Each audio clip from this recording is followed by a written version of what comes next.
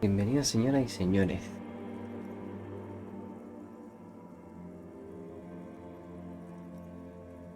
a lo que viene siendo un experimento en la naturaleza humana.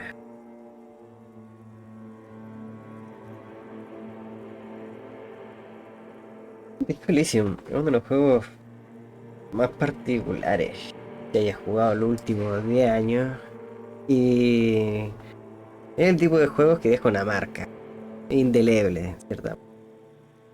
Entonces, estaba pensando en que debería jugarlo solamente para recontextualizarlo. Esto ya lo terminé alguna vez, completo. O no, ya no, pero llegué lejos. Y este tipo de juegos por lo general tienen unas 40 horas más o menos en expectativa. O sea, si quieres realmente explorar todo lo que el juego tiene para ofrecer, que es bastante, que es profundo, y que es como los juegos de los años 2000, los años 90, los años 2000, en los cuales había mucha narrativa. Un clásico, por ejemplo, Planescape Torment, que era como el mejor RPG de tu vida que vas a leer. Ni siquiera que vas a jugar. Mejor juego RPG de tu vida que vas a leer. Algo así. Tenían razón. Pero toman tiempo. No todos los cristianos están adaptados a esa perspectiva ya un poquito más elocuente, weón. Y lo que tenemos a día de hoy, un ejemplo de lo que es revitalizar el género, diría yo, es Disco Elysium. Entonces, combina lo que es la narrativa con la diegética, como la presentación y la interacción de los sistemas o de como lo que le ocurre al personaje introspectivamente como objeto dentro del juego. Entonces vives dentro del juego. Muy bien construido. Y la verdad es que estaba haciendo un experimento que después van a darse cuenta de cuál es. Y las primeras 5 líneas de texto ya son suficiente justificación como para que yo empiece a grabar. De hecho voy a bajar... em, voy a bajar un poquito los subtítulos para que se vean los textos, porque me importa mucho grabar esto para poder verlo yo mismo después. A que vean a dónde van los tiros. Porque toda esta wea siento que está tan bien hecha que vale la pena tener un respaldo. Porque cuesta encontrar lo que voy a hacer yo ahora mismo, que es un gameplay más o menos completo. O sea, más completo de lo que debería. Em, También no voy a ocupar el VTuber el día de hoy. Lo siento para los que son fans del VTuber, pero ¿cómo se llama? El chibi pequeñito. Pero hoy no va a estar, porque me tapa la pantalla y quiero ver todo, a lujo de detalle. Lo único que voy a permitir van a ser los, ¿cómo se llama? Los subtítulos, que ya es para el ambiente internacional, por supuesto, pero la prioridad es el juego. Creo yo que vale la pena capturar la perspectiva de lo que tienen estas personas, lo que sea que hayan logrado hacer, lo hicieron bien. Y no sé, bueno, disfrutarlo y ver. Muy buen juego.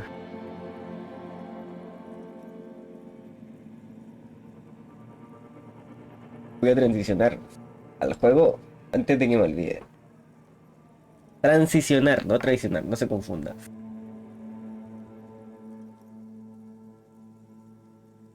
Lo más probable es que también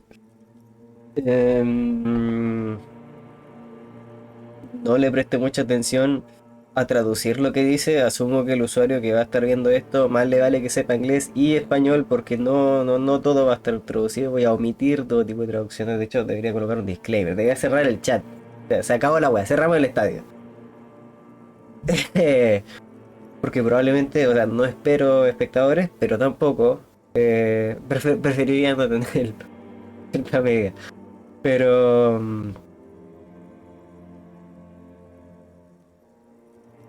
pero lo vamos a lograr.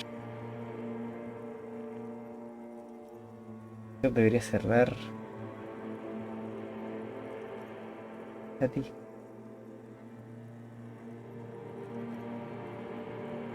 Y nos olvidamos de absolutamente todo.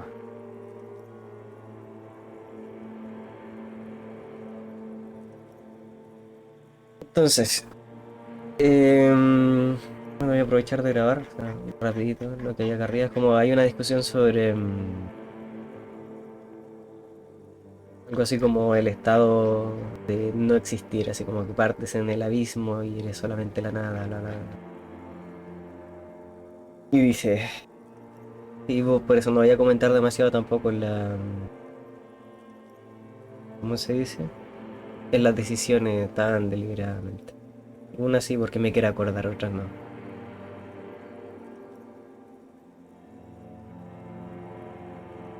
Esto, acá me quedé pegado. Em, que entiendo que tiene como tono medio sarcástico, pero no entiendo, no termino de entender por qué.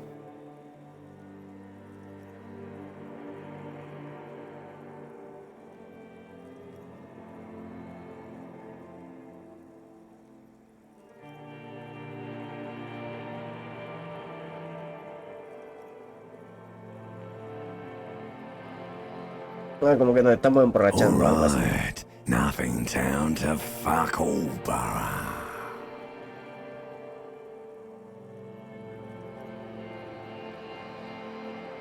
Great choice, Elder One. It has always been like this, and it always will. The song of death is sweet and endless. But what is this? Somewhere in the sore, bloated man meat around you. Like a fly to the ointment, your conscience sticks to it. The limbed and headed machine of pain and undignified suffering is firing up again. You can take it. You're a champion.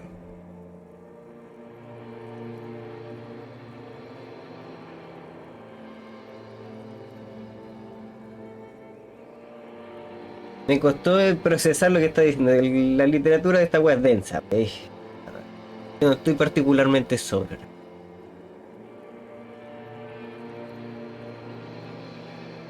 Demasiado poética esta cosa. A ver.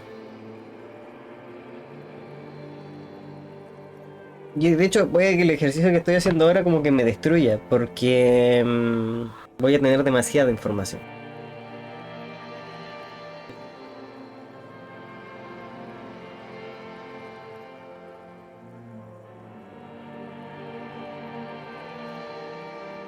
The stench of liquor rises from your mouth, and with it, an ungodly headache.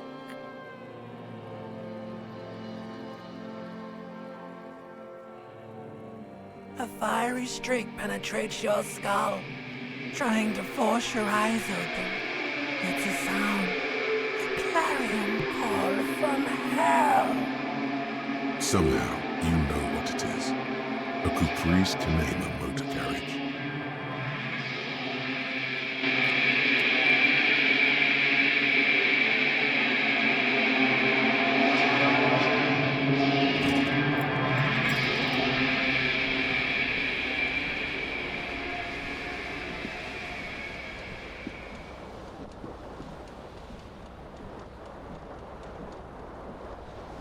Y bueno, para variar un lunes. Buenas tardes. You hear a jingle. Keys are clinking in the pocket of your flare-cut pen. It says, whirling in rags, on the aluminium keyring. There is a single key on the ring. The whirling in rags is a hostel cafeteria on the urban coast, frequented by dock workers.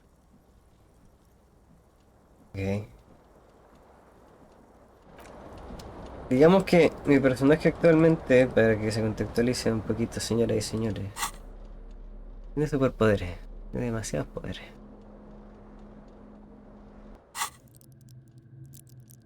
Voy a levelear, creo que tengo puntos. En algún punto vamos a tener 1.000.000 de puntos. No va a ser como en 5 minutos más. Significa que podemos hacer muchas cosas.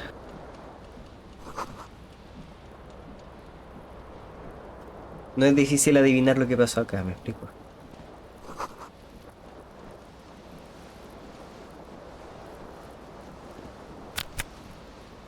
Ay.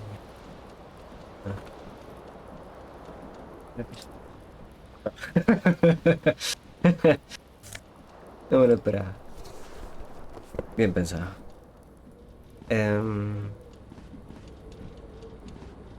Esto puede ser una mala idea. This fan has two chain pull switches. One ends in a tiny fan, the other in a light bulb. A truly horrific necktie has somehow attached itself to one of the blades. Or has it been consigned there as punishment? You feel as though this creature is your friend and wants to reattach itself to your neck so that you may continue your adventures together in this strange world. No. Quiero mi chaqueta, viejo. Ok, mejor, peor, mejor. Debería prestarle atención a lo que piensa mi cabeza. Ah, no, no debería. Botellitas, cosas varias. No voy a entrar. No hay idea, por lo menos. ¿Qué pasa? Unas pastillitas para el dolor. La mierda. The window stands broken in its frame. Cold wind blows in. The shards face outward. Whatever broke this window came from the inside. A fine Me web rompí of con las manos. scarring covers the back of your right No. hand. More likely a projectile than a held object. There are no fragments on the floor from pulling a tool back in after impact. Ah. Espera, ¿qué perra estoy haciendo? Something you've done before. Ah, It sí. is too Sí, sí, large sí, sí. for a bullet, yet too small for a piece of furniture. You're looking Algo for pesado, something más heavy grande and que tu larger than you. puño. The single green shoe you found fits the hole almost as well as your foot. It would have also been heavy enough if thrown with force. Un Congratulations. zapato. You smashed the window with your own shoe. Now you only have one. If you're lucky, you could still find the other one. A cool wind gushes in. Voy a ir a buscarlo ya. Tomen en cuenta que esto va a ser parte de la experiencia. Porque, como les comentaba, esto es mucha información. Pero eso también significa que puedo justificar todo lo que veo. O sea, si presto atención a las cosas, digamos, puedes decidir a qué escuchar. Puedes pasar de largo también. Un dinero.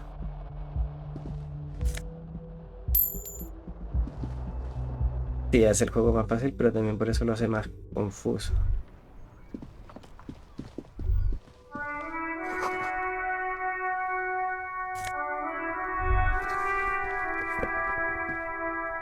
¿Cuánta facha?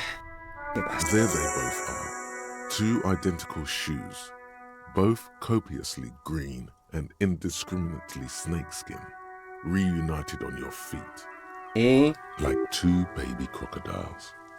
No entiendo. Go ahead, just as long as you don't discard those crocodile babies. Ok. Tenemos buenos zapatos, por lo menos. O sea...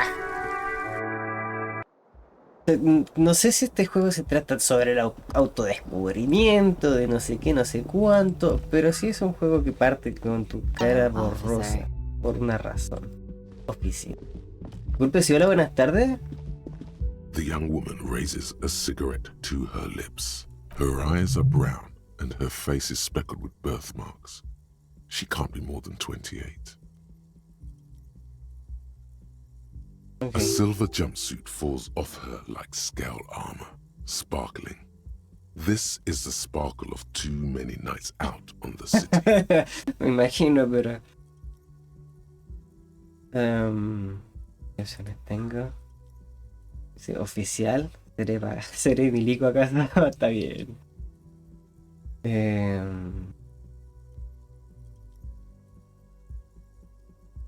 O irse. No. There's only one solution to this. You're a businessman.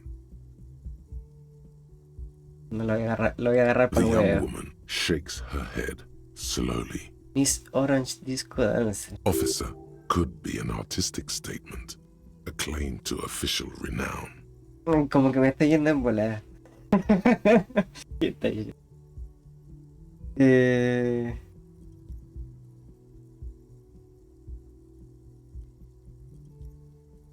No, No, vamos a irnos más you're a en bola. police officer, sir. Are you sure? I am, yes. Unless you've been feeding us a set of very well-rehearsed lies all this time. Está bien, está bien. You've been here for 3 days. 3 días. On official police business, no less. Y le he contado a Couldn't usted de say. casualidad qué mierda In estaba haciendo truth, acá yo. so far, mostly drinking. You have no doubt Fíjate. about the drinking. But No, do no, you no. strike yourself as a tight-lipped drunk? She must Yo have heard something. no estoy seguro. The expression on that. I don't know you want it. No. Tranquilo.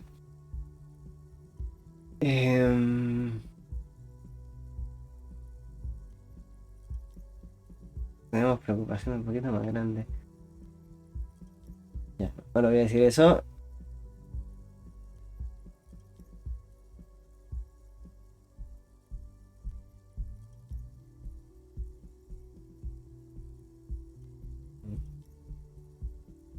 Don't be so harsh on yourself.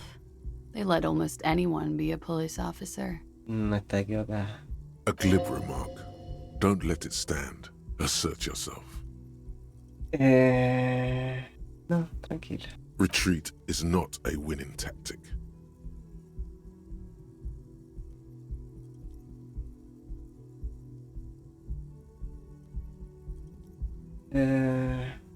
Of course.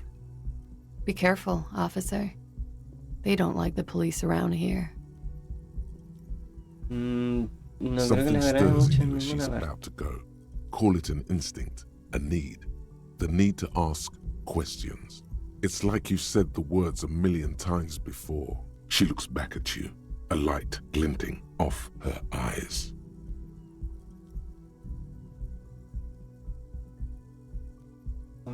She's about to go.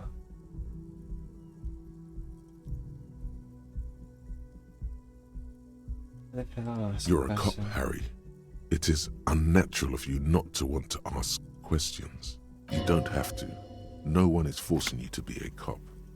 Quizá esta gente pensó en este tipo de... Bueno, pensó en lo bueno es como yo. Y hay una razón por la cual esto existe, creo yo. No sé si es posible estar, por ejemplo, en las condiciones de... No sé, de 6 y 6. Bueno, quizás sí, probablemente en teoría supongo que sí. O 5 y 5, por ejemplo. En estas dos ramas para que te salga esa interacción de inmediato. Supongo que el juego desde un principio pensó en que todos los usuarios tenían que poder tener cualquier build posible y que las interacciones tuvieran que pasar. Entonces simplemente lo pensaron todo a nivel de 6 y eso significa que podemos jugar el juego a nivel de todas a nivel de 6. Así es como se pensó quizás. Qué locura. Porque claro, las personalidades internas del usuario tienen un montón de interacciones, ¿cachai? Son caleta y les vamos a ver todas. Esa es la wea. Que se va a volver largo el diálogo interno y es como parte de lo que estoy como pensando es ver qué es lo que se genera entre medio de esas tantas personalidades. Porque todas tienen un punto válido.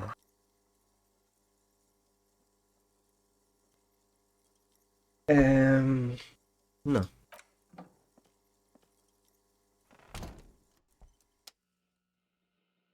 ¿Qué fecha? Marzo del año 51.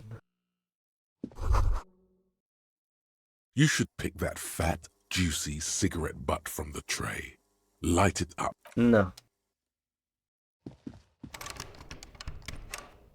No deberíamos entrar a las habitaciones de personas que no conocemos. Creo que eso es gratis. Simplemente.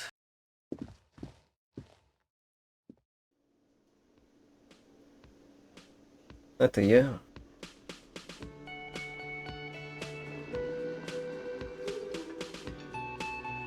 Ah, buenas tardes.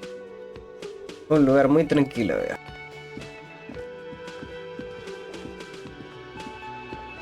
Caballero, buenas tardes. A man in his late 20s stands behind the counter, inspecting a stuffed seabird. As you approach, he gives you a sideways glance. then looks down again. That was disdain in his eyes. Even now he's purposely ignoring you.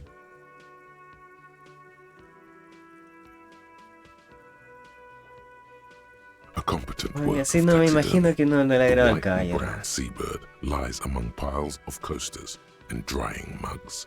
One of its wings broken. The man is trying to mend it. Looks like the bird was ripped off the shield that was used to mount it, most likely on a wall. Okay. This is the great skua.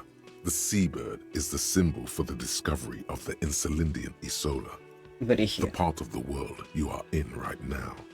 Ok, es como un pájaro que podemos reconocer. The small steel tag says as much. The It's- great skua. Something Okay. about it makes you feel bitter. Teacher. Ese que es cool, Look, your Yeah. buddy is over there. Como que me está echando así.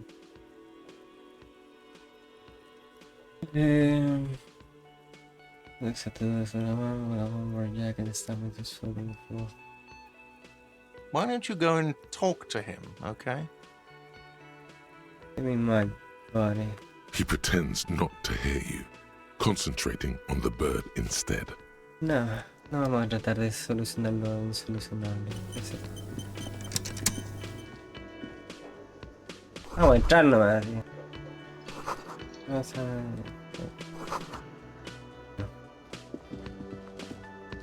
supongo que vamos a dejar que las cosas se enfríen tranquilamente. Vamos a dejar que no se formen. Alguien en la puerta.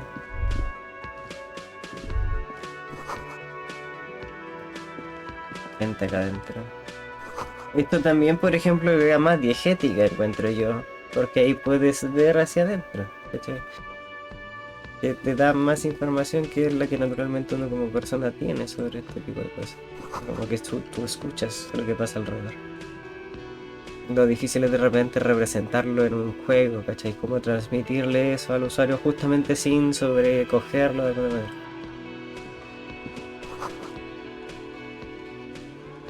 A Este bespectacled caballero. man in an orange bomber jacket is tapping his foot on the floor. As you approach, he narrows his eyes and extends his hand in greeting. If an assault were launched on this building right now, if the windows came crashing down and the whole world descended upon you, this man would hurl himself in death's way to save you.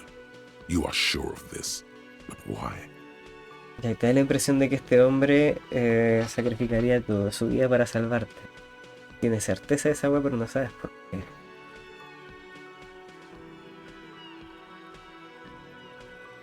On the sleeve of his bomber jacket, as well as on its back, are the same enigmatic white rectangles as on your blazer. Ya ves, eso yo no lo alcanzo a ver. Acá no se ve, pero lo puedes ver acá, digamos, se manifiesta. No lo voy a pensar demasiado, ¿cachai? Voy a darle la mano. Hello, I'm Kim Kitsuragi, Lieutenant, Precinct Okay. 57. You must be from the 41st. You realize he's waiting for your name. Sí, me imagino. This is your chance to come up with a really good name for yourself. Get creative. Conceptualize.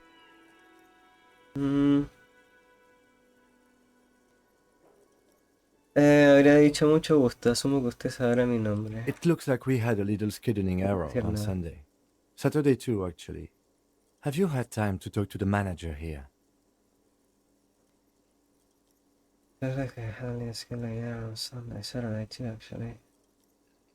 What he no, means no, no, is, realmente.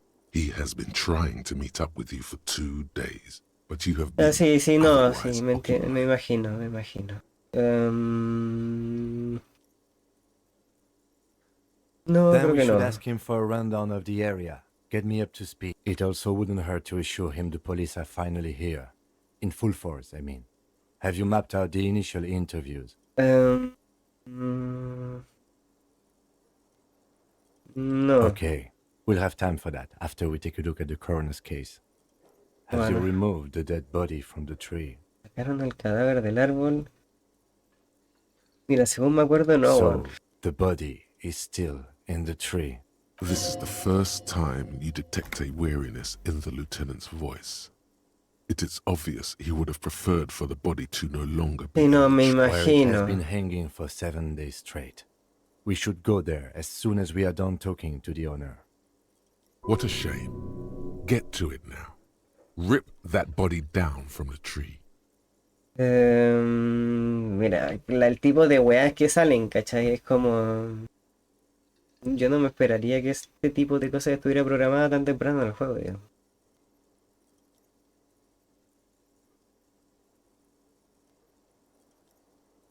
Musical instrument.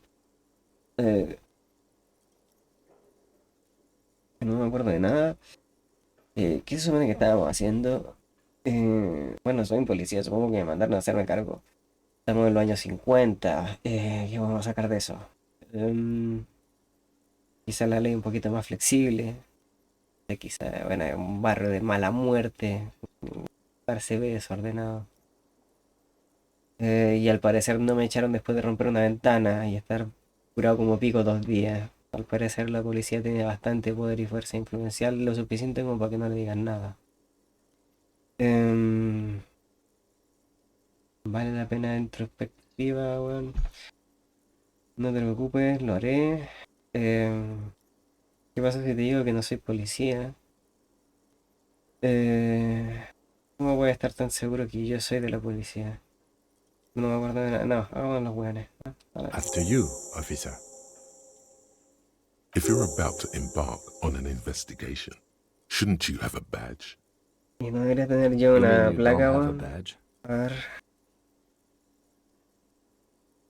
No la tenía Losing your cuando la identification encontré. card is a serious matter.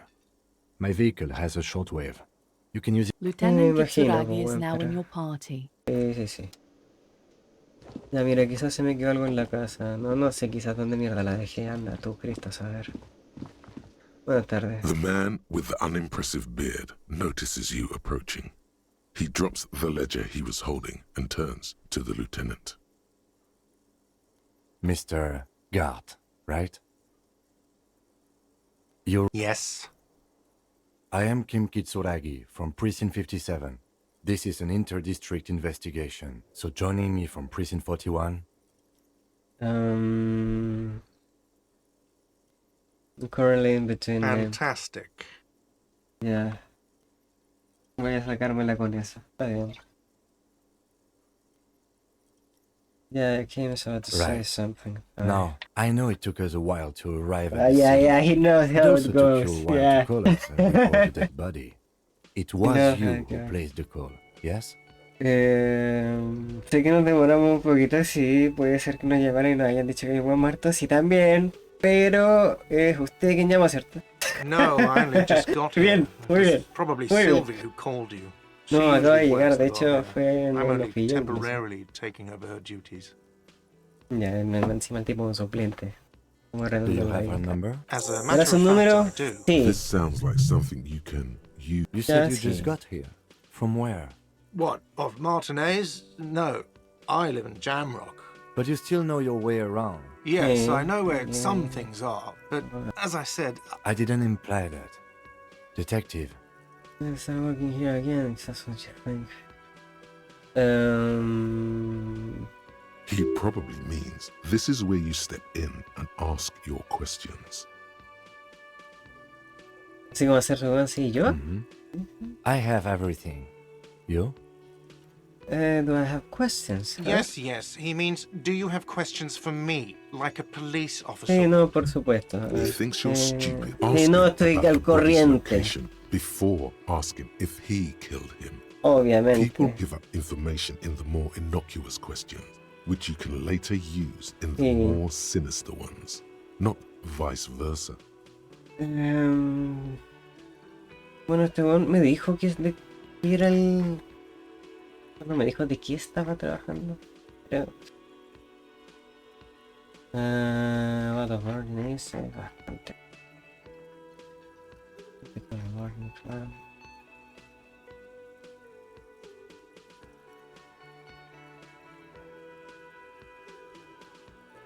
Tú nos llamaste, no.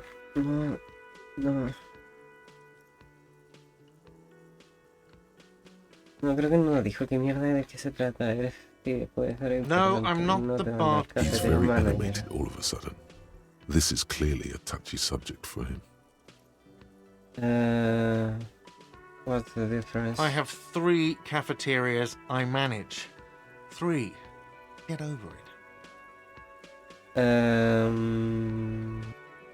Behind this building, there's a courtyard. They hoisted him up on a tree there. Detrás de este edificio, en un patio, hay un... Ya pasando a la cocina, digamos. That's easy. See that door there? First you exit through that. Then to your right, you should see a big hole in the fence. A really big one. You can get to the courtyard through there. Okay. This man means the heavy cavalry of the innocents Franco Negro, sweeping over the plains and nations of the enemies of mankind. 5th century style. Unified currency and the concept of cool came in their wake. They wore lamella and carried guns. But first and foremost, Franco-Nigerian heavy cavalry was really wide. That hole in the fence, does he want you to feel guilty of making that hole? It's implied in his voice.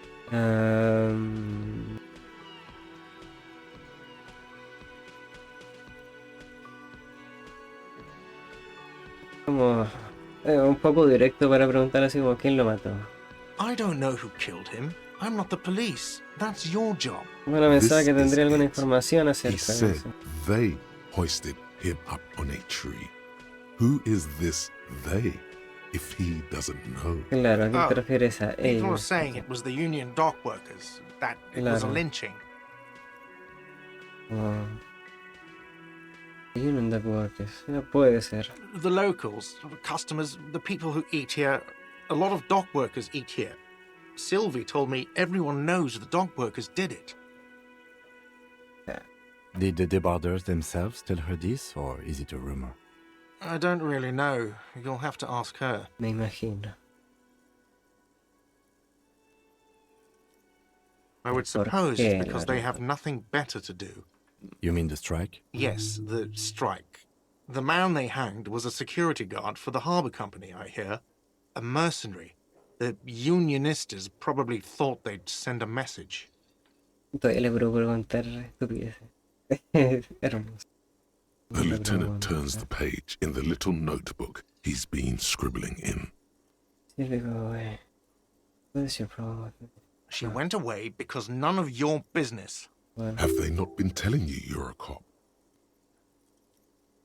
Extra fine. Let's go. Not so fast. You owe me 130 real.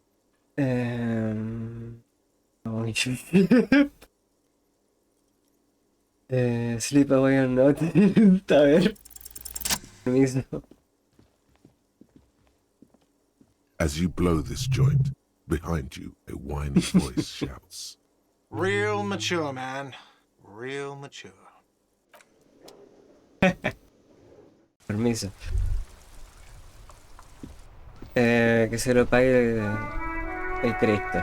All around you, rain falls on the great city of Revachol. Rain drips from the eaves and floods the gutters, washing the filth away. The spring thaw must be here. The snow is melting. Looking up at the sky, Esto es cold ciber. water dripping from your hair. Grey sky like great battleships, clouds colliding with one another. Rain falls down on the world. The shoulders of your jacket grow heavy. The cold finds its way under your skin. You shiver, and the city shivers with you. Brígido. You're not dressed for this weather. You should get an overcoat or a patrol cloak. El norte, claro, me sirve la idea.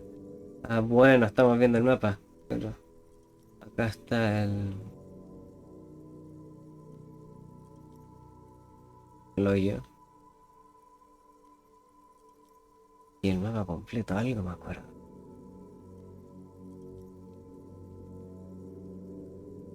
No veo lo que hay al norte, veo lo que hay al este. Bueno, no veo lo que hay al este, pero este sí. Al sur, norte. There's a frit on the corner.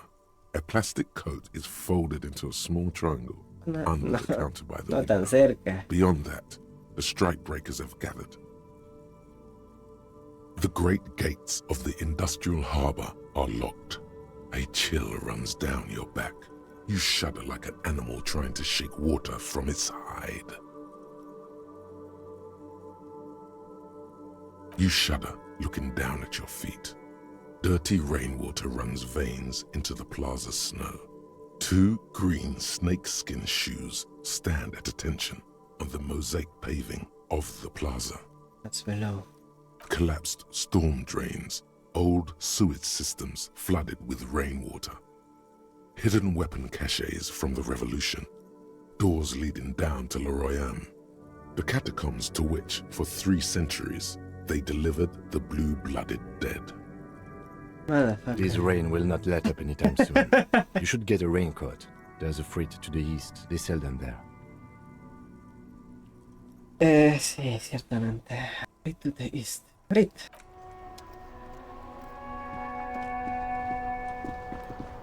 Quizás no deberíamos mezclarlos con los locales todavía.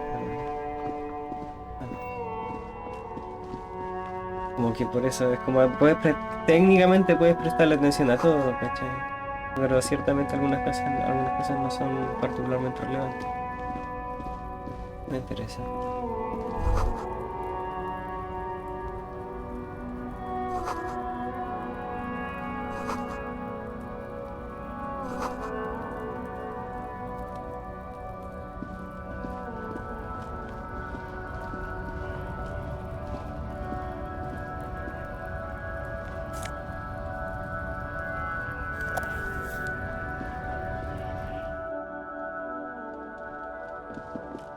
Buenas tardes.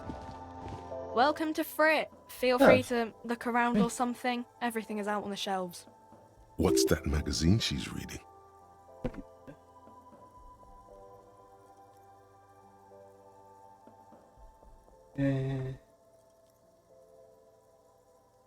You mean this? This is Pop Stars. It's got, like, famous people in it. It's not for sale. Looks like it also has something called Police de la Mode, featured on page 34. This speaks to you.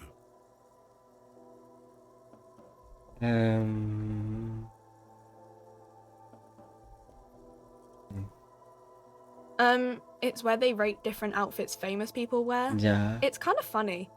They're kind of mean. Es It's mi about who's imagen. the most stylish. Claro.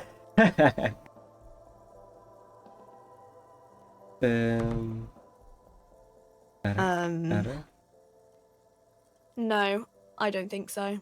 We are not the fashion police. We're the real police. Sí, está claro. Continuamos. Okay. I'm not really supposed to be chatting to anyone, but ¿Me podrías decir algo sobre los caballos? I don't really know anything. I mean, I know it's there, but I haven't seen it, so Do you know the man? not really. Really? No, I didn't know him at all. Claro. Gracias por su ayuda. ¿Una camperita no tendrá? The tear machine stands in the corner. A ¿Qué es esto? Oh, that's the tear machine. ¿Qué It's es eso? a machine for tear.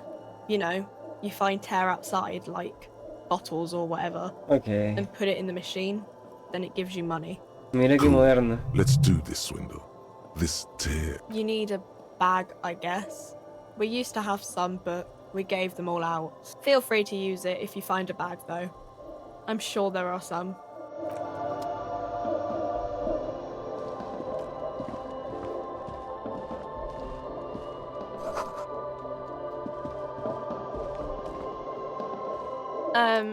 Is this about... No. No, esto no. A small cabinet on the wall is filled with various Their logo is the bloodless rose. Just ask me if you need anything from St. Baptiste. We don't stock prescription meds, but... No. You see several packaged raincoats fill a low shelf beneath a display of croissants and juice bottles. The raincoats the packages are small, discreet, sloppily stacked, making them easier to take unnoticed. No need to worry about knocking over a display.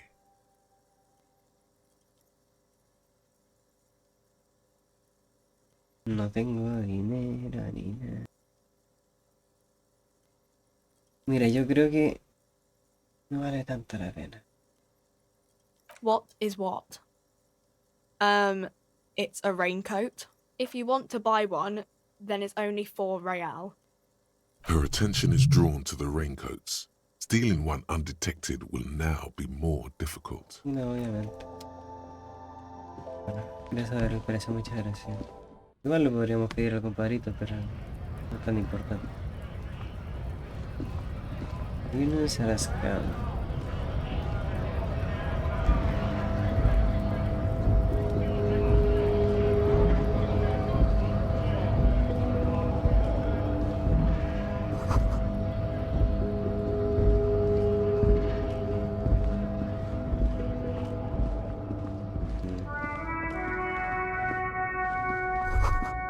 A Stars Riker, one of the finest Zimps.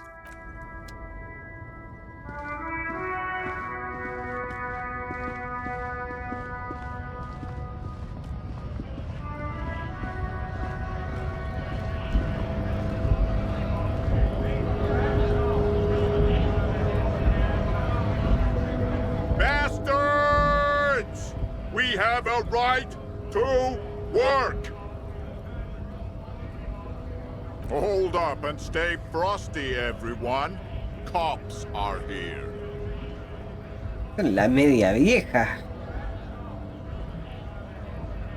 You here to fuck with us? Beat the honest worker down. No. Good. We're fighting for a cause here. Right to work! Right to work! Esto, por ejemplo, se vuelve cada día más relevante. Este creo que es un juego del año 2016. Besides, we're not that different. It helps if people see us talking, cops and strikebreakers together. Sí. Shows authorities are on our side. Builds confidence. Sí.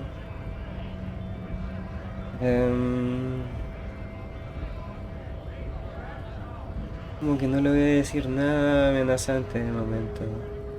Como tengo algunas preguntas para Maybe you hacer. should ask them the questions. Like, why we're not allowed to make a living here. Shame on you! We have families to feed, you piece of shit. Sí. So do we, Scott. Sí. Oh, this strikebreakers. ¿Cuál es tu objetivo? We were promised work. We'd be in there, working, if the bastards hadn't shut the gates. Y no pueden entrar. Main gate's locked. Would take heavy ordnance to bust it open. And try to get in through the secretary's office. Door's locked. The guards blocking the way to the access panel. O sea, no And I estoy don't seguro mean de the si scrawny pueden. mess punk either. I mean head measurer. Or whatever he is. Al medidor de cabezas.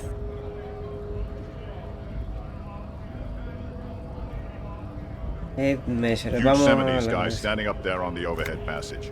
Won't let anyone by. Es un The tremendo access mastodonte panel más is grande que right este que está acá. Bad. Sí, pero... Standing on a narrow bridge, he's got a strategically advantageous position. Claro. And he's trained. I Sí, don't no know es how the cualquiera. Union has a trained killer up there.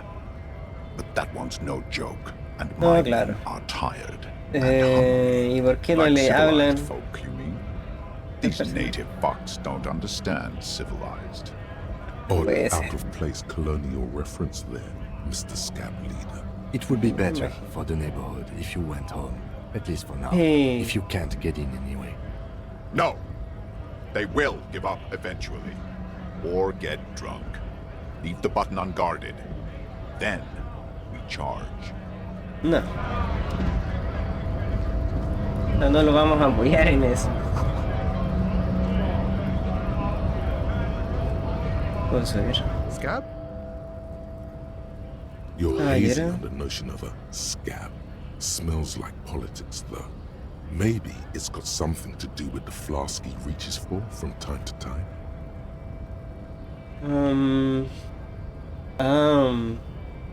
What is it? A kind of a worm, content with mere survival. They come, they want to do our job for shittier pay, screwing over both themselves and us. Everybody loses.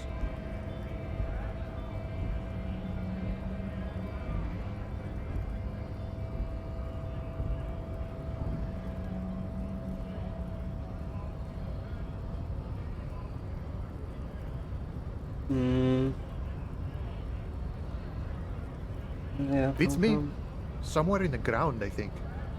Gotta be bloody stupid or freaking evil to scab. Or I guess scared, maybe. But scared of what? Of who? Personally, I'd rather beg than scab. If the gentleman shouting on the street came begging, maybe they'd have gotten something.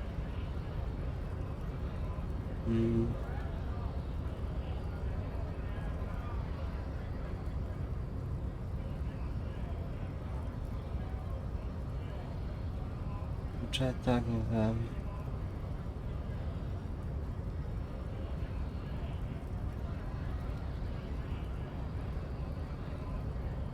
Puta, no hay un punto intermedio, no estoy seguro. Mm.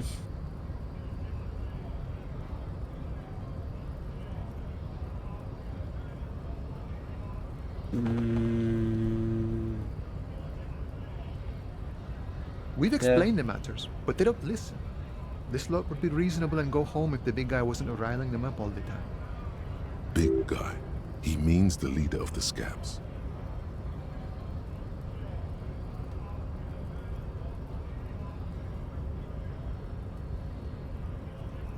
Let's go, I'm a cop. I was just messing with you. No one's ever seen a cop scab. Imagine, you cops going on a strike, but then another cop comes in and says, let us cop for less money. Lo hemos visto, ¿no? Speaking of, what brings the RCM here? To the Wild North? Come to see the strife?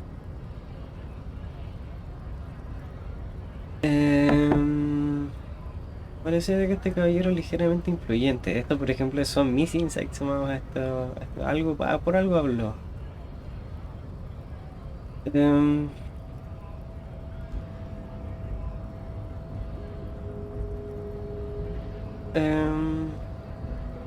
Let's try go. You know, serious business. I'm sure the big boss will be glad to tell you. You'll have to ask him first. Algo mañana.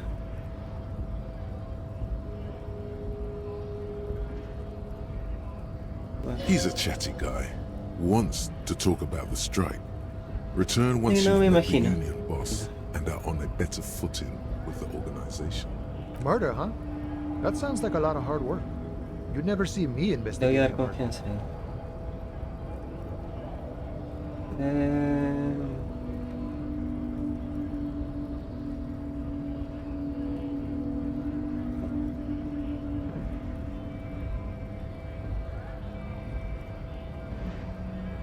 Yeah. Probably not.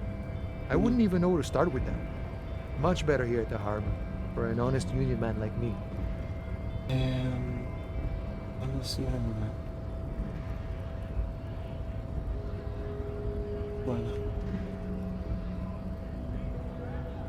Bueno, gracias por su tiempo, caballero.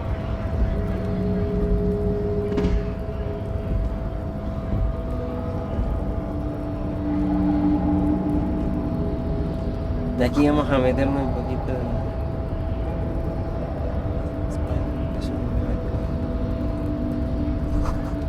Ah.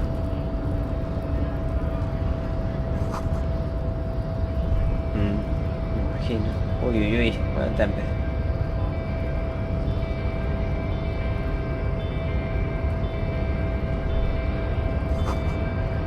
The Great Rebachol Industrial Hub.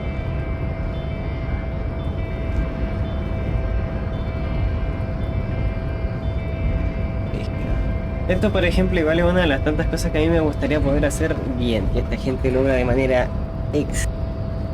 excelente, más allá que excelente incluso. ultra diegético, qué sé yo. Usan la perspectiva para darte más profundidad. Mira el fondo, ¿cachai? Esto claramente es como un cuadro. Intencionalmente, y esto también lo vemos en Hyper Light Drifter, que hay planitos que te colocan ahí justamente de forma deliberada para que tú camines hacia ellos, para que tú te pares ahí. Y nada, los efectos son espectaculares, weón. Poca gente sabe hacerlo en un juego y cuando se ve ese no. La cinematografía nomás. Un muy buen sentido de la cohesión de la visión de un dibujo. Calidad en el arte. Y si quieres representar diversidad, tienes que hacerlo también de manera deliberada. Caballero. Your body betrays your degeneracy. Ah, sí. Yeah, Measurehead. His body totally betrays his degeneracy. Your body does not betray your degeneracy. That's a lie. Don't say anything. Size him up first.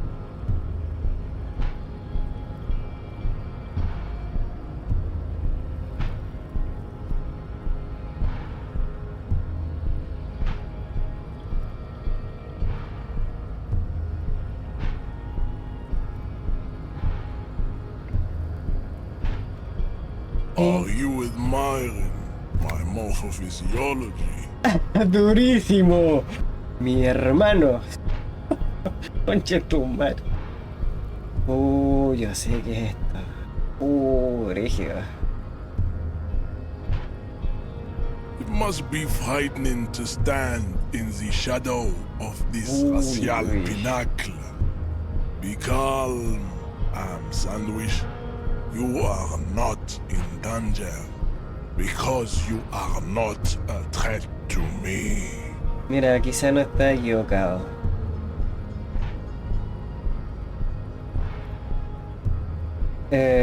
Soy parte de la policía y necesitamos entrar a... That is precisely the negligence that has led you to succumb to Al Ghul. Al Ghul, ¿qué es eso? You reek of it. An invisible soul alcohol from your throat. Sí. You cannot see it, but others can. It is making the woman in my company sick. It's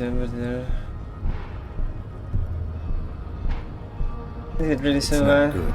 It's like a rat crawled into your stomach, got drunk and drowned.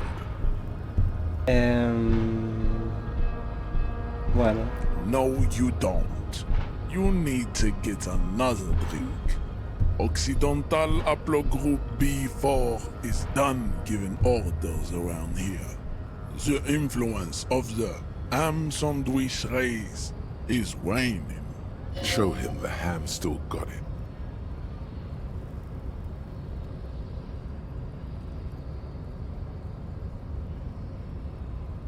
Willingly calling yourself a ham sandwich, how far the Occidental Haplogroup has fallen.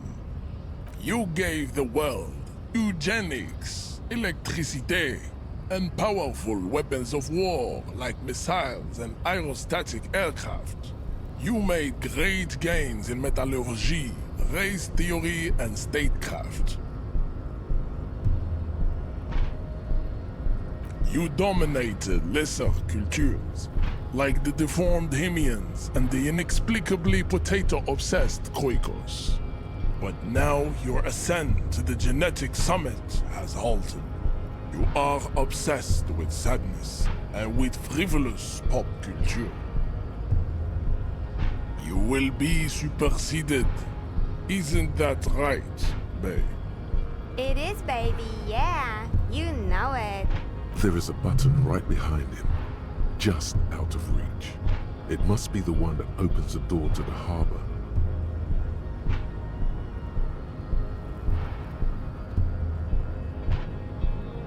¿Qué me dice? No me necesitan acercarnos. No.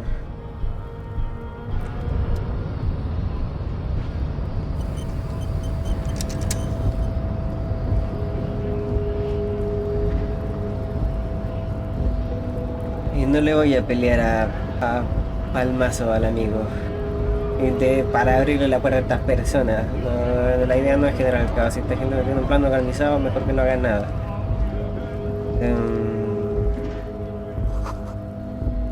Bueno, teníamos una ruta para abajo. Eso. Vamos a correr, por favor. Tremendo show, hermano. Tremendo quilombo. Buenas tardes. Alto. Folks.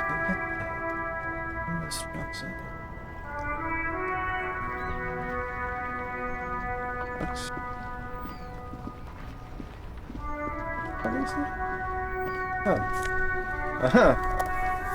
No, güey. Ahorita que te vean.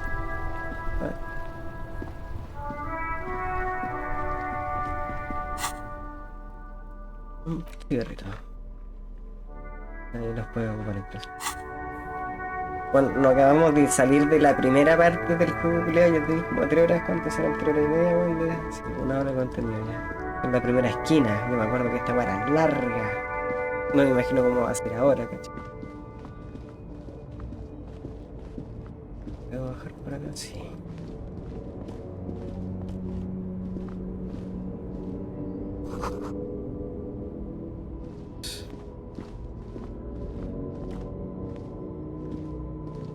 Yes? Oh, no, weón. A ver, espérate. Cuéntame algo, a ver. Espérate. Yes? Y creo que debería contarte que yo no me acuerdo de absolutamente No response. nada. He's having trouble processing it, believing it even. Creo que tomé demasiado. Have you tried concentrating on something other than your personal affairs?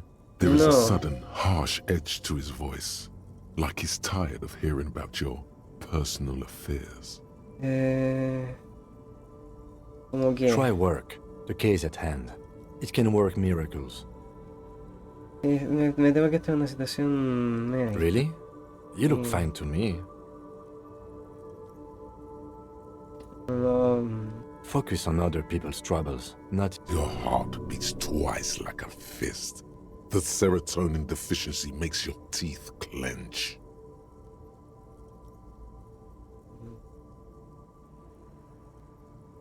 ah, The lieutenant glances at his electronic wristwatch. A moment passes.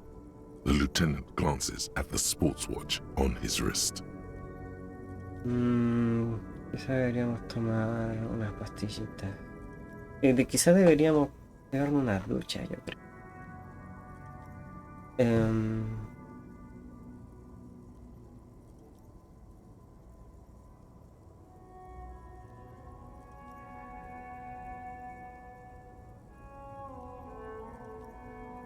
What do you want to know?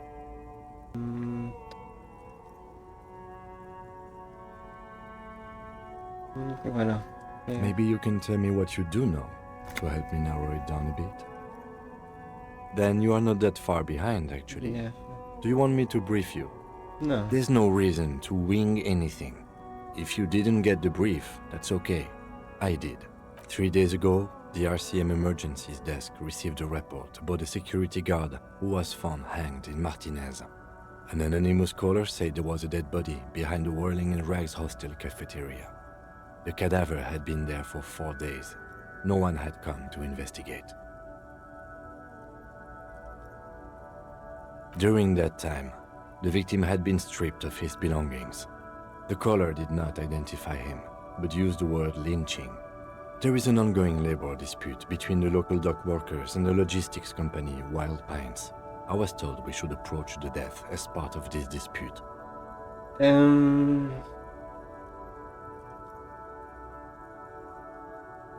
A security guard or worker of some sort, hired by Wild Pines. This was just hearsay from Martinez, of course. We need to find out the truth. Guardia.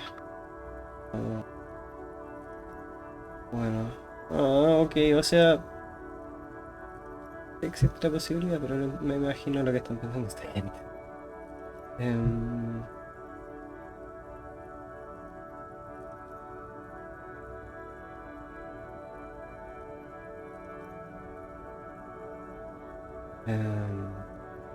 They didn't identify themselves in any way.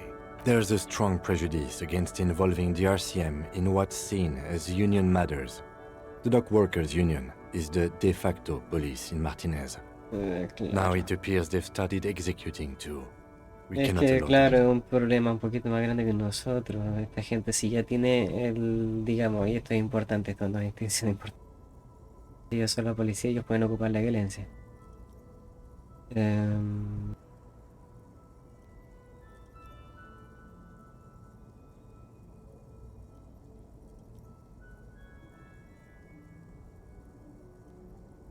Just to be clear, we are police officers. It's our job to find the killer. That's the case. Me Uncover and imagino, arrest the pero killer.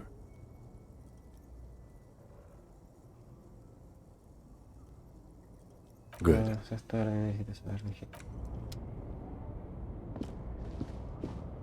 An old monument stands in the middle of the traffic island, pointing toward the sea. It Vaya. looks as if it's been reassembled piece by piece, secured and mounted in the air with the aid of numerous ropes and rods.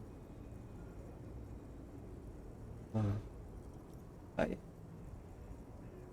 A silver plaque on the statue's pedestal reads, "I am Philip III, the Squanderer, the greatest of the Philippian kings of Revachol, son of Philip II, the opulent, father of Philip IV, the insane."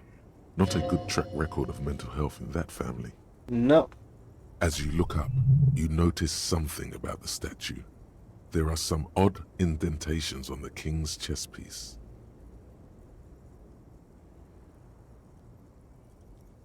Indentation. Something with great kinetic energy seems to have impacted the cuirass, around where the heart is. Someone shot him in the heart. Interesting. The monument stands high above you, mute and indifferent to your sightings. Even by the standards of the Philippian kings, old sumptuous Philip was known for his profligacy. ¿Qué puta es eso? Este es el tipo de juego que te enseña vocabulario. Es de los pocos que estoy dispuesto a jugar.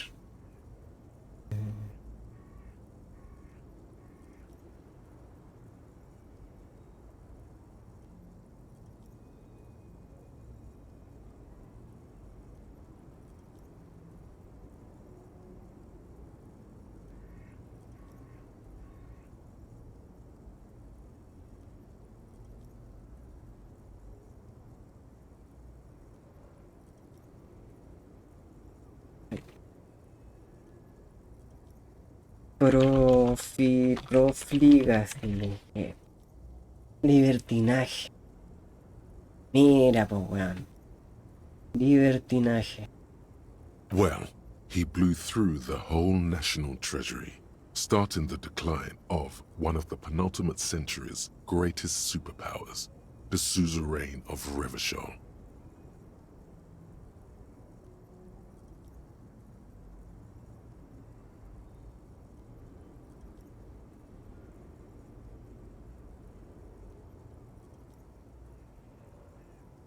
His own maladministration foreshadowed the fall of the monarchy during the anti-centennial revolution, an end to his family line and the monarchy on the Insulindian Isola. Stories have it that he had his bedroom converted into a treasure chamber where he stored unfathomable wealth. Krugerrands, bars of gold, ornate weaponry, armor, and various chalices. He called it the Sol Aurum. It was obscene. There were whispers he slept on a huge pile of gold-dipped feathers, like some obese dragon, instead of a bed, like a normal person.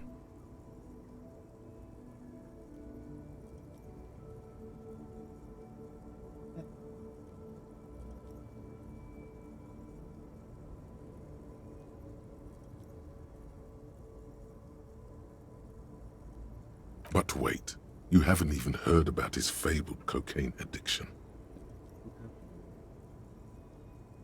No. Philip III's ludicrous bronze likeness looks...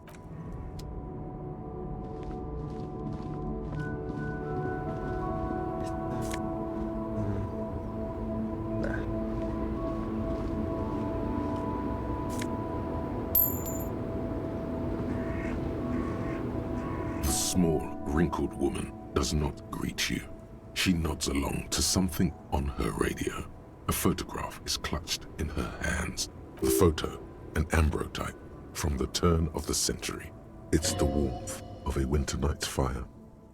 Maybe she could give you comfort and shelter, some cigarettes and food money. Maybe she's your... Nothing. Her smile just keeps widening. Her hair is gray like lead. No, this one is a monster in disguise.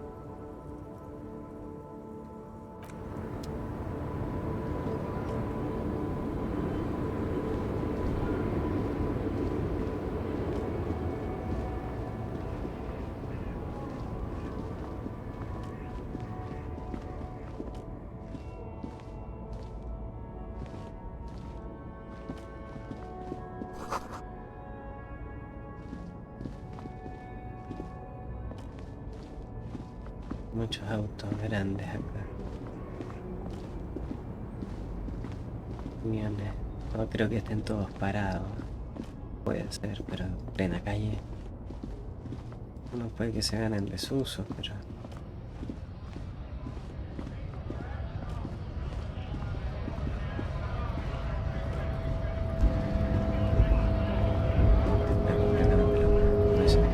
¿Qué pasa?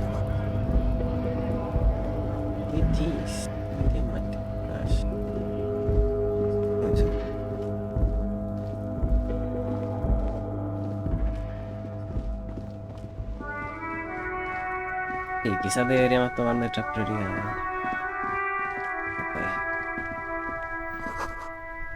Okay.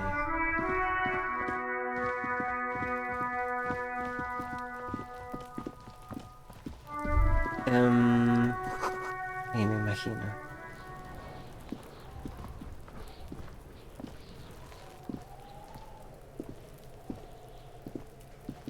There are several footprints in the mud, left by work boots. Anywhere from 6 to 12 pairs have walked here. Maybe more than 12. No, 8 pairs of boots have shuffled back and forth in the mud. 1. Standard work boot, steel reinforced toes, number 46. 2. Standard work boot, steel reinforced toes, number 44. 3. Hobnailed work boot, steel reinforced toes, number 43. 4. Standard work boot, number 45 or 5.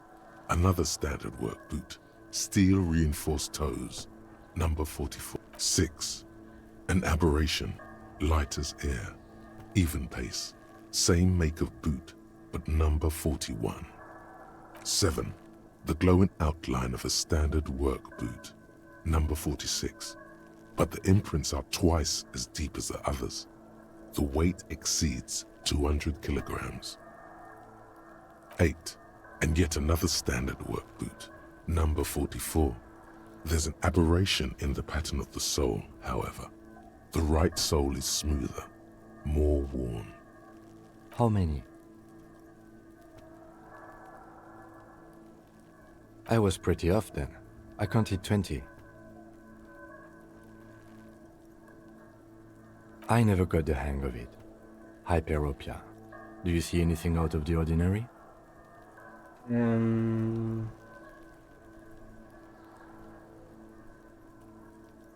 Claro, al ojo no sé si podría yo hacer esto. O sea, se podría ver, yo creo que sí, pero en este caso como que me fijaría quizás en los dibujos o en las marcas para diferenciar cuáles son los pies que van para dónde. Y por lo general si se puede hacer una estimación hay una regla matemática que te permite decir, no sé, pues dentro de creo que es un pie, o el perímetro de un pie en una región del suelo. El total de pisadas que hay dentro de eso, no sé, por lo divides por la mitad, algo así, te dice el total de personas, básicamente. Se puede calcular eso, no es tan complicado, se puede. Y ahora tenemos fotografías, por ejemplo, que podemos sacar 15 fotos y no sé, una IA te lo hace, bueno, y te dice exactamente la medida, no sé, la dirección del viento cuando esté lloviendo para arriba o la izquierda, no sé, bueno, se puede. Sí. Ah, bueno. Algo...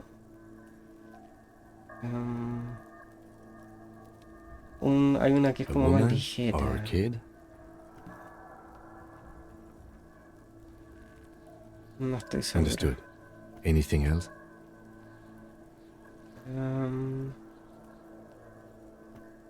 Uno tiene que haberlo traído para que lo cuelguen. Por razón. Sí, Interesting. Ese sí que está Let's name it difícil de the pillarlo. Old Soul. Pero no sé. Someone operating a workbench with a pedal? Like a joiner at the harbor. Yeah, Or maybe yeah. a drummer? Yeah. He regrets it the moment he says it.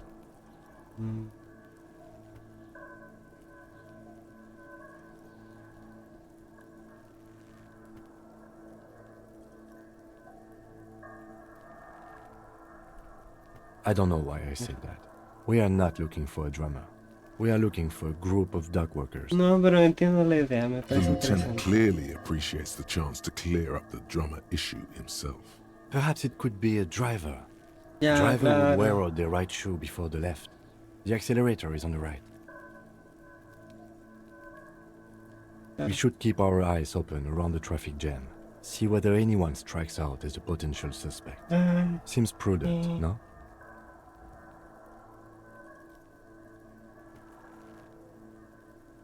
Claro, o sea, la gente como que va a estar al tanto de que...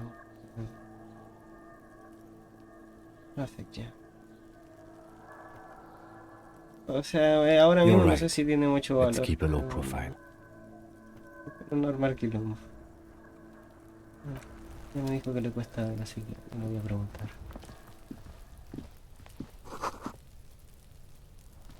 Un lugar más o menos abandonado.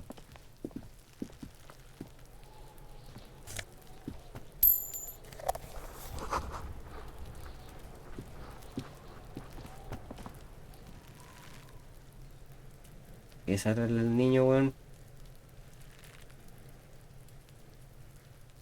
Mira, te recomendaría que no estés acá, weón. Pero yo sé que este weón me va a mandar a la mierda. Kuno's got this. If there ever was such a thing as an ugly kid, then this is it. Y me He's imagino. Oh yeah, Napa Gumpy, Kuno! No, no me interesa.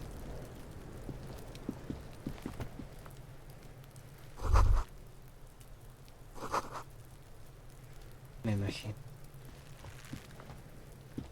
The corpse looks at you with bulging white eyes. The face around them does not look human. It's swollen and ready to burst. Sí, no me You seem imagino. to be holding your breath. A cargo belt twists his neck at an unnatural angle. The body below appears stiff. It's letting out an ungodly rot. Sí, como que están The smell pintándolo seeps bastante in de que sí even through your fue... clenched nostrils. Vale, y ellos no han dicho lo contrario, que eso es lo peor. Acá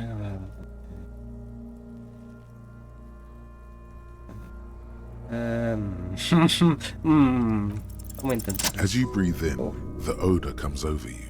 It's a smell of the No, yo lo mind que haría sería telling you to pescar un run, trapo, and your stomach to wring itself empty. algún tipo de With your perfume hands o at your alcohol o cualquier cosa sides que and tenga your aroma eyes y squinting, cubrirme la cara you antes de stand llegar acá. No lo haría así, ni cagando, ni cagando.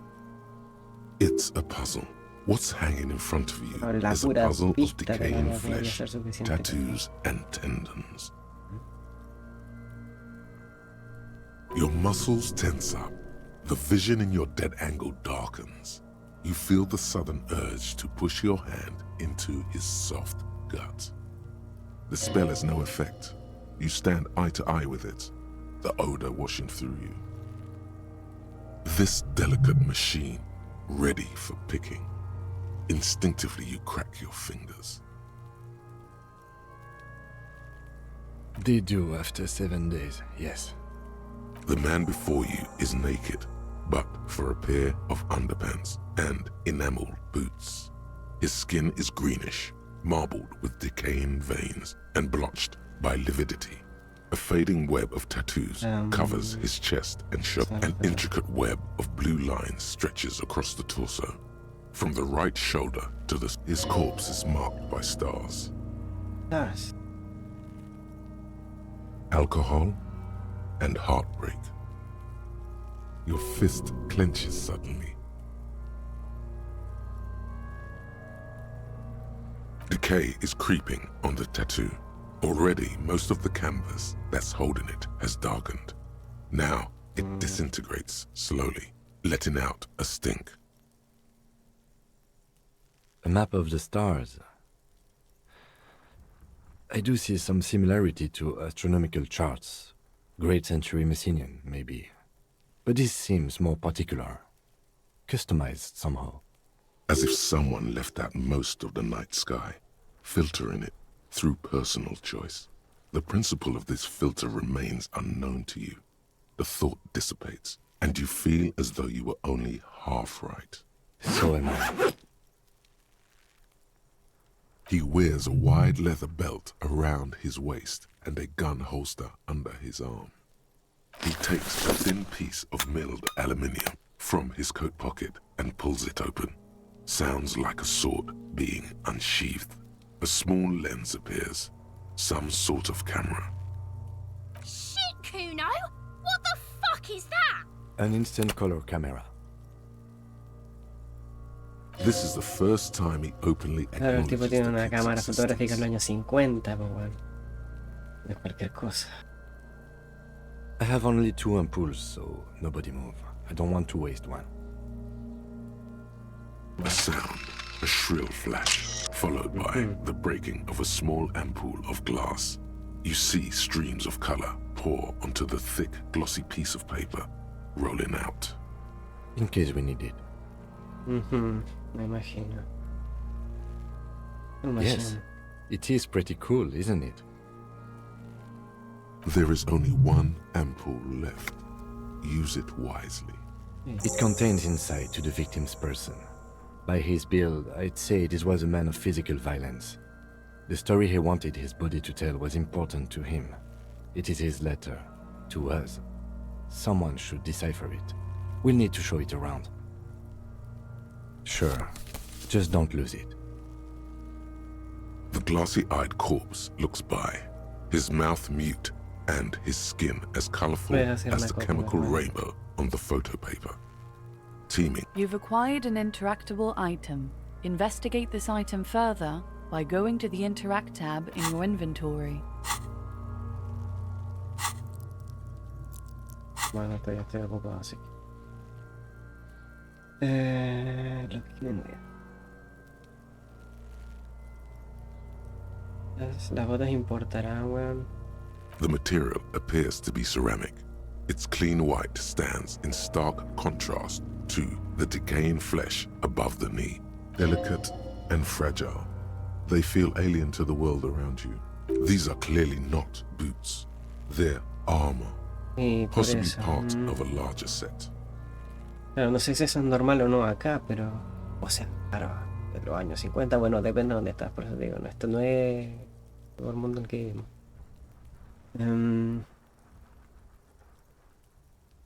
Sí, son pedazos. Indeed. Technically speaking, these are sabatons, not boots. Sabaton. Oh, the lieutenant uses a memo technique A6. That's not just any notebook. It's a classic. Memo technique A6. It's clearly some manner of super armor. Or future armor. Super future armor. Ceramic plate. Zirconium Well, dioxide, most likely. This is where the make would be. Under the heel. Fair weather. Fair weather model T500VE. I'm guessing that's vitreous enamel. This is advanced stuff. Ah, pero... ¿Qué antecedentes tenemos de este hombre? Era un soldado oficial, supongo que los soldados oficiales ahora son ellos. Pero... no entiendo, me falta información acá.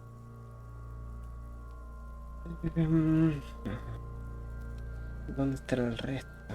Bueno, me imagino que me dijeron que se lo llevaron pieza por pieza. Me imagino que con justa razón. Y se ve un poco extraño. It is. It's expensive. Sí, ¿por qué no se lo habrán sacado también?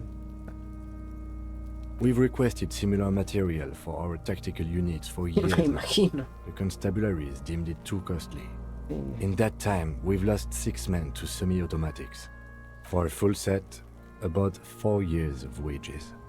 For the northwest region of Revachol, an officer's average yearly income is 5,500 real, unadjusted for rank.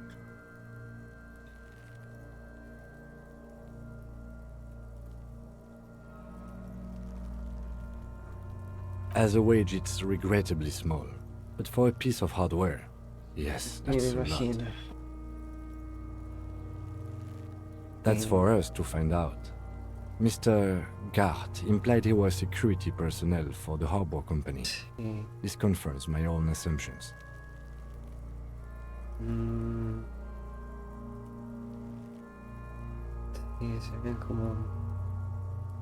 I agree. This equipment is way beyond what a guard can afford.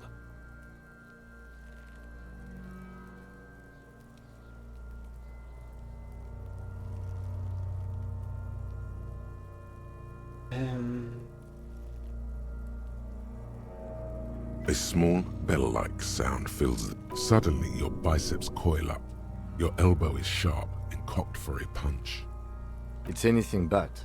This material is a kinetic redistributor. It spreads kinetic energy horizontally, from plate to plate, dissipating it entirely.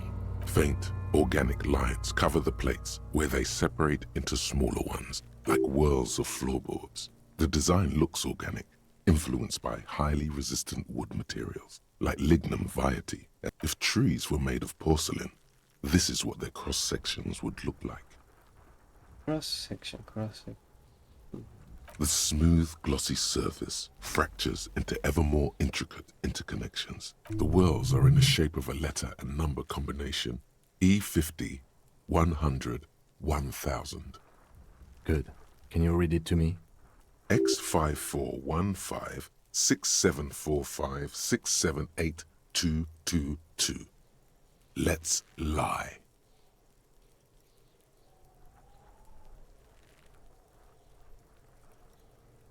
We have a make and a number. That's something. We can use the radio in my kinema when we're done. Either station can chase it for us.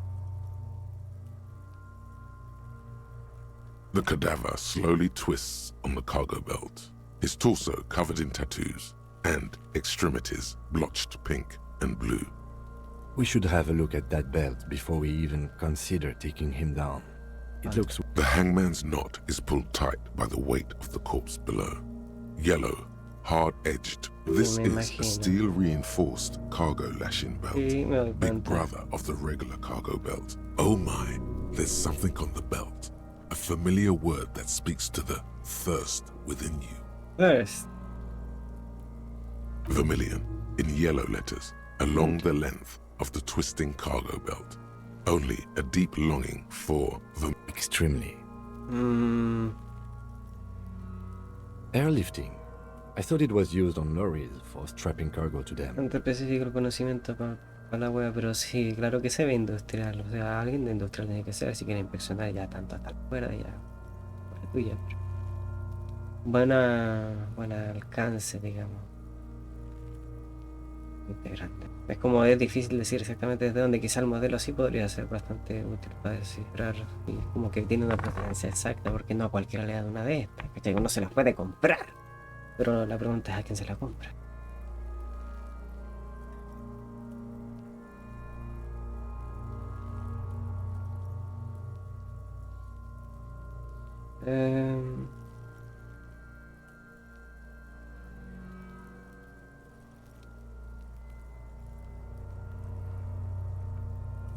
O sea, no, sí, no es un poco más grande. Sí. The local harbor uses 6 rotors to shuffle containers around. I get the sense they use whatever was on hand, without paying much attention to not incriminating themselves.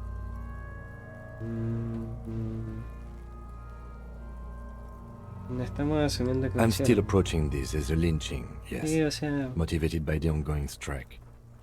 No, you feel like it was something como else. Obviamente no estaríamos jugando este juego si eso fuera tan sencillo. Siento que es como... No estoy tan Yes, seguro. it often is. This bell worries me. ¿Por qué?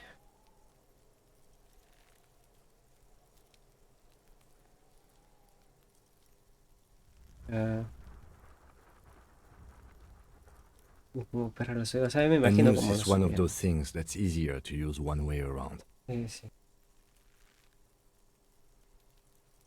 That ladder can't carry a grown man. I Sí, didn't esa see es any la weá. Me splintering imagino either. que ocuparon Did un you? lazo. I think they Could be. No hay The nada shape nuevo. of the branch supports the theory. Eh, The cadaver hangs from the cargo belt, limbs limp. Bueno, ¿estamos Are you listos? sure we finished the preliminary examination of the cadaver? We might miss some of these things once he's done.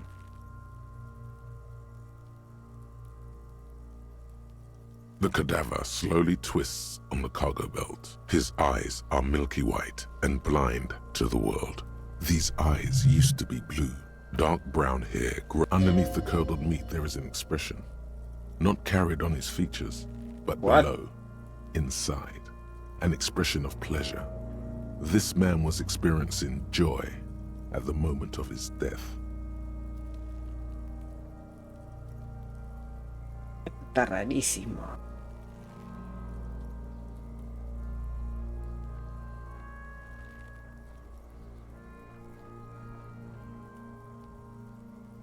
Está rarísimo. Las dos son rarísimas. Why do you think so? Oh no. Nice. Good. The victim is of Occidental descent. Light brown hair, blue eyes. When he says Occidental, he means white. Originally from the Occidental subcontinent on Muindi. Bueno. Esta wea, vamos a ver qué mierda es esto. The corpse Fuck. is dead silent. You have no idea why you just said that. Who is he? He is male, 40 to 50, with an athletic build. The corpse looks right through you as you distance yourself from its stench. Eyes like a shark. As you narrow your eyes, the monster before you blurs into a violent mess of green and pink. This is a trick. You've done it before. Pink is where the blood settled in the first hours post-mortem. You can use it to see if the corpse has been tampered with. Does his position at the time of death match the discoloration? Only the lower extremities are pink with a dash of blue. His fatted hands, thighs, and his neck, just above the noose. The rest of the corpse appears dark green in the cold spring air.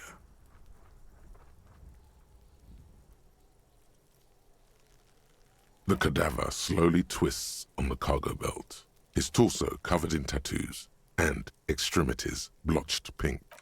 As you narrow your eye, this is a trick. You've done it before. Only the lower extremities are... I see it. His neck too. The lividity goes right up his chin. We have good, well-pronounced discoloration here.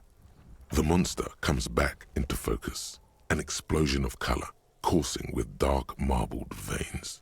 His stomach appears pregnant with something. Black liquid streams down his thigh and onto his boot. So, what do you think? I think he's dead and about to explode. Sí, eso mismo. Y no siento que esté como...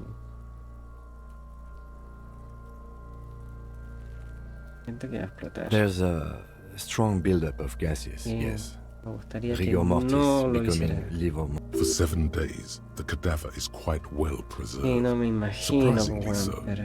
There's no deflation. Podríamos poner no una apparent bolsa, flying weón, over lo in envolvemos that. así un poquito de lo rápida y lo hacemos al revés la weón, ¿no se le ocurre esa weón? Good. Death does not care for your smart Alekin. It reeks and disintegrates in a feast for cadaverine bacteria.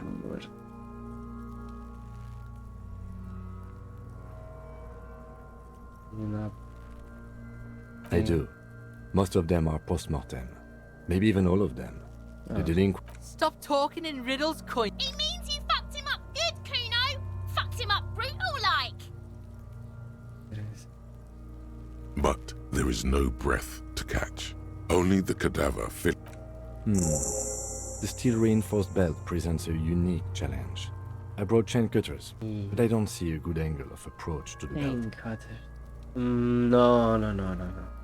He doesn't actually think the challenge is unique. He thinks it's frustrating, annoying. The cadaver is a good 1.2 meters up. Neither one of us can reach the belt without assistance. There's no question. There's only cutting. An acrobatic maneuver would solve this situation. Nothing can go wrong with a good maneuver. Podríamos serruchar la rama. O sea, podríamos dispararle o... O sea, podríamos, pero...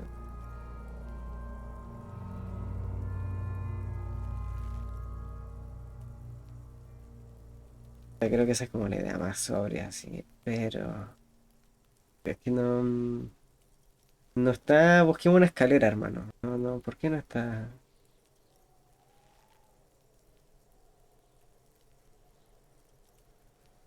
Claro... I have thought of that, yes. But the tire tracks would compromise the scene. Any prints would become illegible.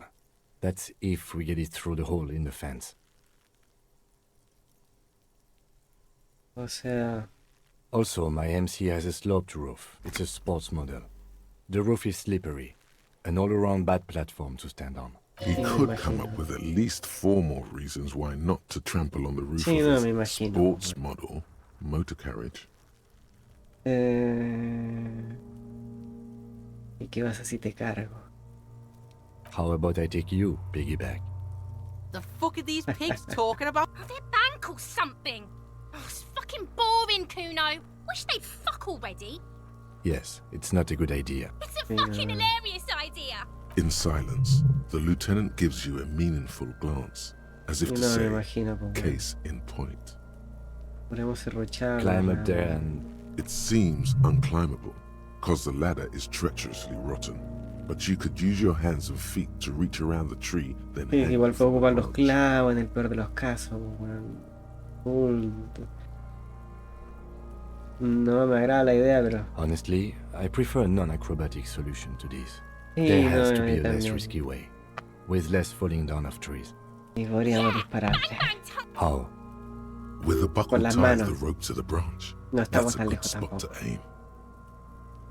La cuerda está tensa, así que cualquier quemadura la podría rajar de a poquito. Ahora, vamos a ver si se raja la primera.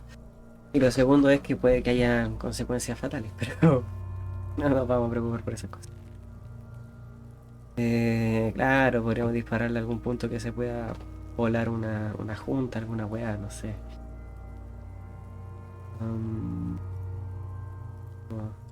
Where? Ah. Yeah, now we're talking. Don't miss. The lieutenant is undecided. On one hand, he wants to shoot some gun. On the other, it's an awfully stupid idea. Silence. With his elbow sharp, the lieutenant unzips his jacket and produces a lightweight firearm. He drops a paper cartridge in the barrel, separates the scouring stick, and gives the cartridge 5 tucks, securing it in place. That's a Kiel A9090 Armistice, mass-produced muzzle loader, ascetic, frugal, one of the most common firearms in the world. Una Glock. He then steps back and assumes the fellow's desk position, taking aim. The corner of his eye twitches. His finger is on the trigger. He's gonna fucking miss! The kid's voice is drowned in a shrill blast that echoes off the walls of the... God damn it. Hijo de la perra. A lot of things were wrong with that shot. The fellow's desk was the wrong choice. His shoulders were raised. Sí, sí, es el problema cuando es una mierda. Oh my god. That was so many types of wrong. Who taught Four Eyes to shoot? He feels bad about it. About his eyes mostly. Fucking idiot! Kuno could have hit it easy, but then Kuno's not fucking handicapped, is he? I have to say, it's beginning to look unlikely we can get him down without assistance. You know, you don't feel like too bad of a shot yourself.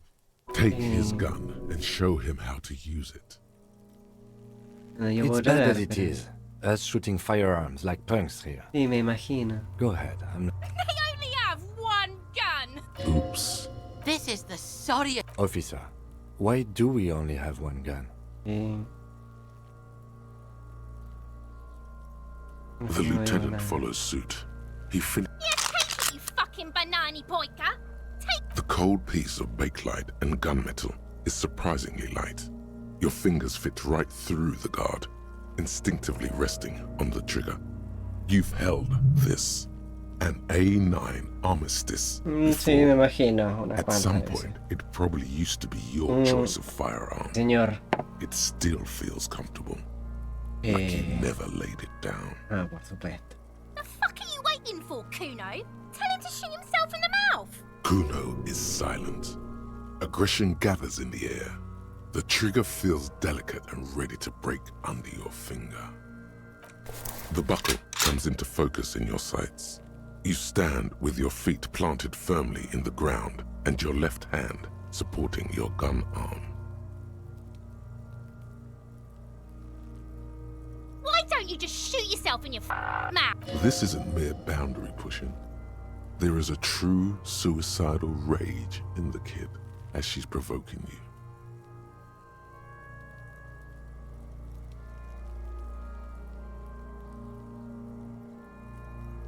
Your field of view narrows. The branch slowly moves, becoming entirely two-dimensional. The metal buckle glimmers, catching the morning light as the corpse slowly rotates. The slow movement of the branch in the wind and your shoulders directing the gun sync up, dancing hypnotically as you wait. Your breathing slows down. Some mosquito-like organism buzzes in your peripheral. Look, he's crying. You gonna cry now, fucking faggoty?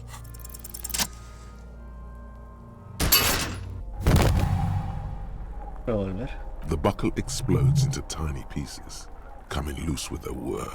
With your hand numb from the recoil, you look at the body slump down. For a moment, the man appears to kneel in front of you, looking straight at you, helpless, trapped within itself. Communism. It takes a millisecond for the association to flash within your cortex. You have then the rigor in his muscles gives up, and he smashes sideways into the spring mud, letting out a horrid stench. By being a damn good shot. Ace is high. The Ace is High, a custom invented by the aerostatic brigades during the revolution, is used to celebrate success in Revachol, especially in... You could add an Ace's Low to it, if you like, by turning your back after the high and wait.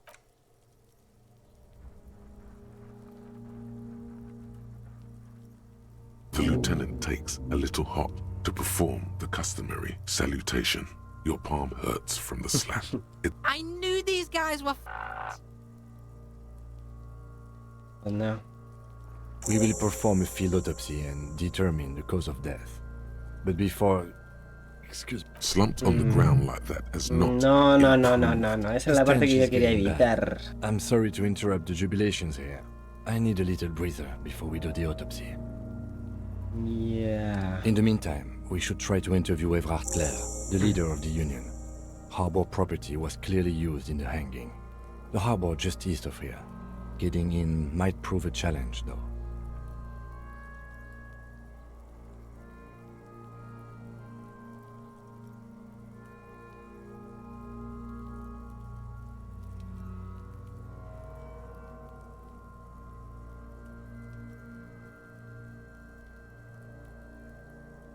Or we could ask around for the representative of the logistics company.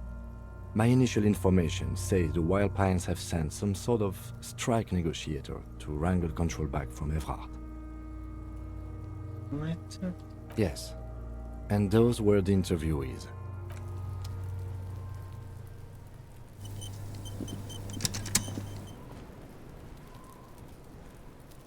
Pero me dice, bueno, este es un buen momento como para hacer un break. en teoría.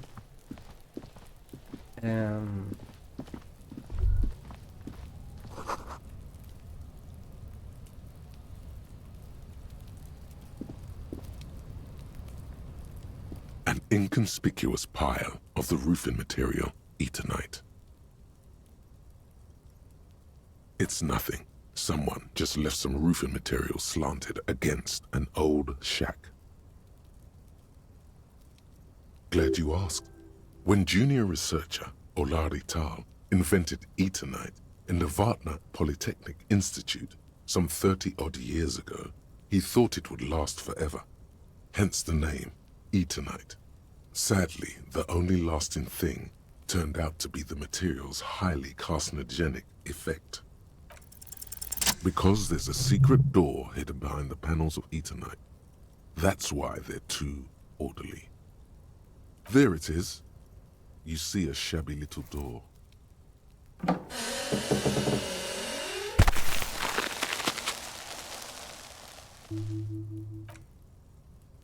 What is this then? A tool shed? Let's investigate.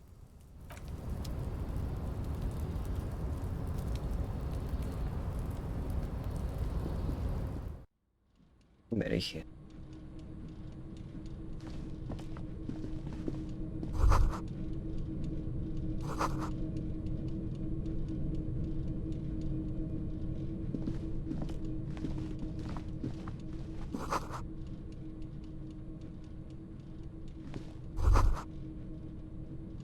Be still, my beating heart. It's amphetamine, sweet amphetamine. The lieutenant isn't studying the powder in the mirror. He's studying you. There's a good vague way to ask where he stands on drug use. Professionally, I mean.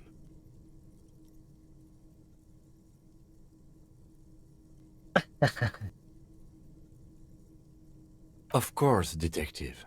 Swift justice. Don't worry, we don't have to investigate every trace of narcotics. Sí, me imagino. Yeah, swift, lightning justice. Faster, harder. See that ladder there? It's probably another way into the industrial harbor, no? A secret path the local kids use. Puede ser.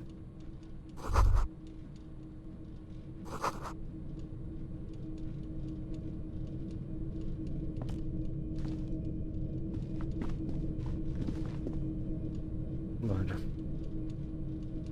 A ver. Uran.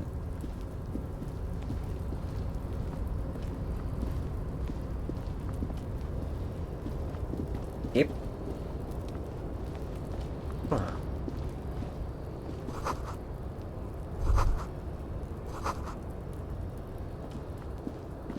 Me imagino.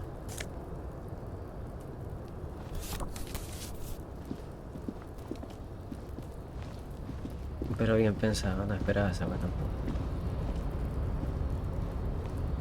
Para subir.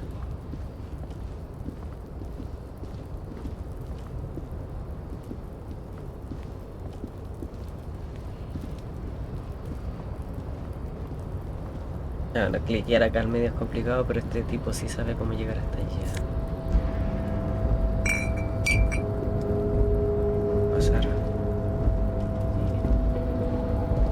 A la mierda, ¿dónde llegamos?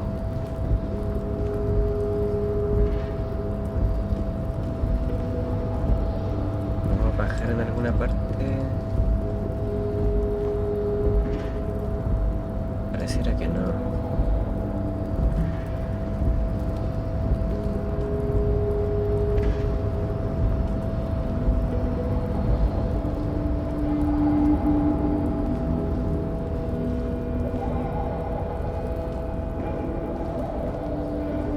Looks like someone left his tarpaulin cloak hanging on the railing here.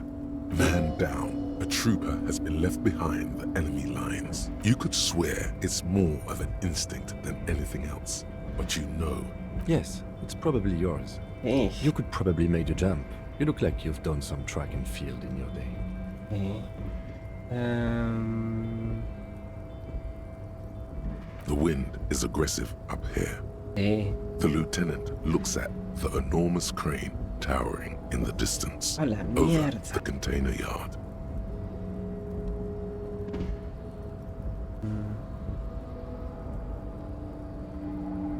¿Cómo que funciona?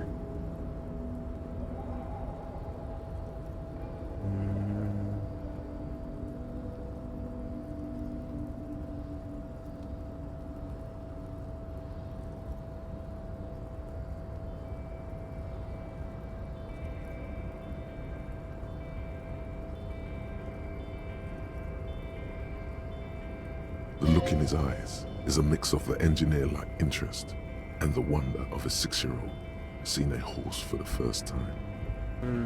That machine is a Kvalsund 1020 HK.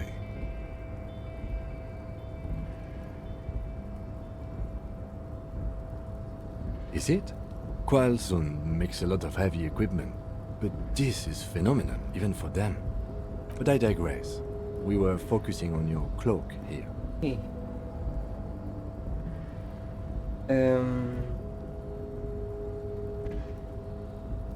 The cloak? I do think it's yours, yes. Well, it doesn't seem too dangerous. The cloak looks like a bag of goodies floating in the wind. Who knows what its pockets may hide? Chaqueta, güey. I wasn't an imp, or it could. He's thinking you've forgotten where you are again. You know.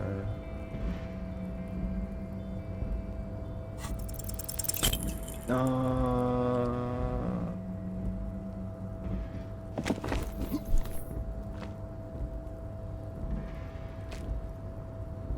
Nope, no. That's still too high. What were you thinking? Sure. Just be careful, okay? Looks like you almost strained a muscle there. No.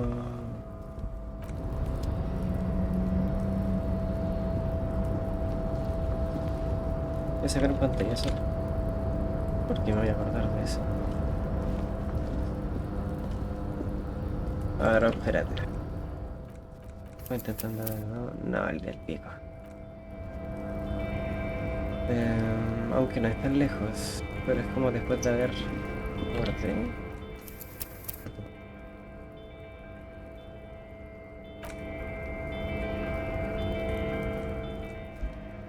Hicimos la salida.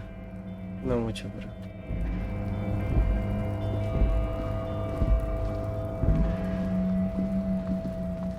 Nada por aquí, nada por allá. Ok, tenemos que venir a buscar.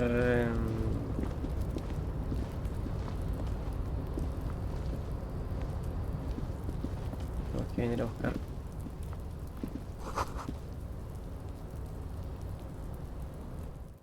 Cadáver igual, así que. Ah, pero espérate. Quizás tengo puntos desbloqueados. Quizás subí el nivel. Ah, esto es como. Claro, puedes como hacer introspectiva acerca de cosas que te han pasado, una wea así. Bla, bla, bla.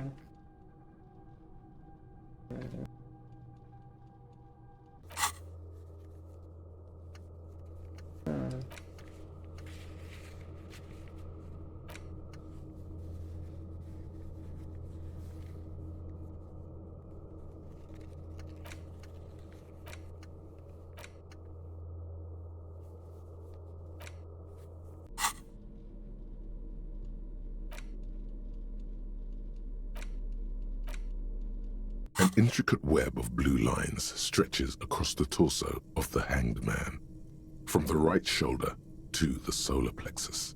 Each time the lines intersect, a small white star is formed in their crossing. It still kind of looks like a map of the stars in the night sky.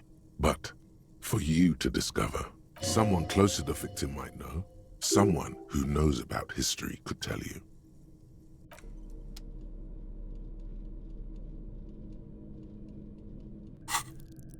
Tengo puntos, tengo 2 puntos.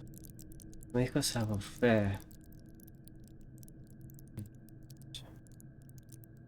Vamos un poquito, vamos a ir para arriba.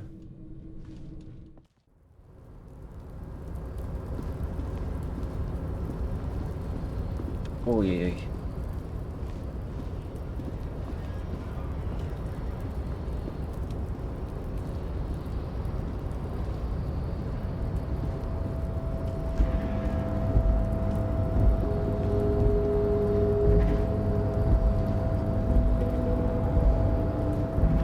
tarpaulin cloak with possible RCM markings is still...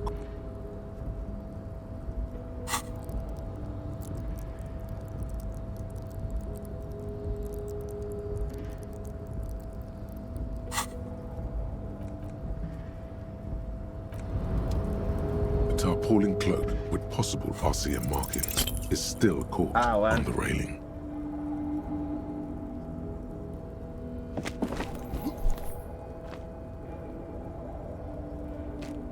No.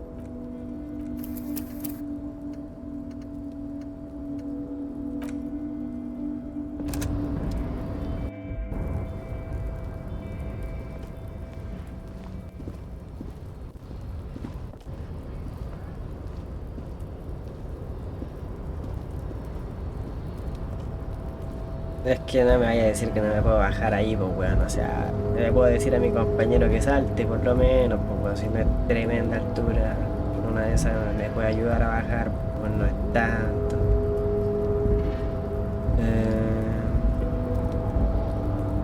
Voy a borrar acá. Quiero mi chaqueta, weón. The tarpaulin cloak with... Me conformo con sacrificarte un puntito. Realmente tengo dos. The tarpaulin cloak with possible RCM markings is still caught on the railing. Me cago. As you leap in the air, a chilly breeze engulfs you, sharpening your senses. Ankles tingling from the tension, blood roaring in your ears. You are ready for your rendezvous with the concrete pavement. Martinez goes about its daily routine as you soar through the air. The loud voices of protesters mix with the engine sounds from the traffic jam. Waves crash against the pier and dense, salty sea air fills your lungs. The corpse is dominating the yard and the stench is nauseating. Even so far from the epicenter, it brings tears to your eyes. We'll take care of that body too. We'll take care of all of it. As the concrete floor welcomes you, you realize it's been a while since you felt so alive. Hell yeah. My climbing might not have been as disco as your jump, but can we still get an aces high? With your feet firmly planted on the concrete, the noise of the harbor rushes back in.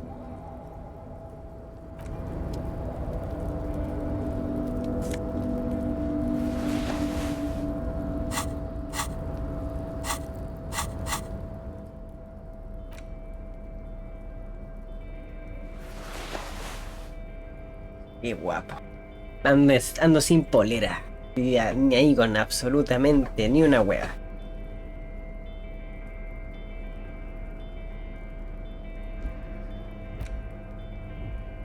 No, está un poquito en la mierda esa wea, ¿qué quieres que te diga?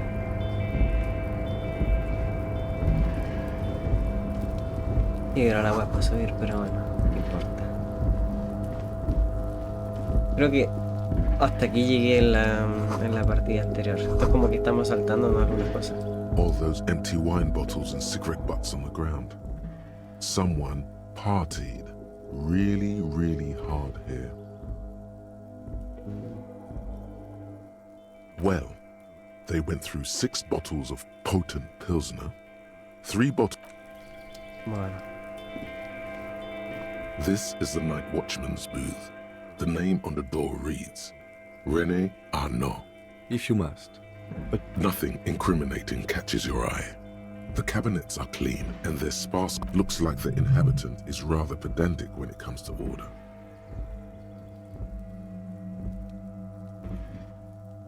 It's a black and white photo of a young couple out in a street fair. The man is young. The young man looks happy as well. He's about to smile. Right after this moment. Why did you take that?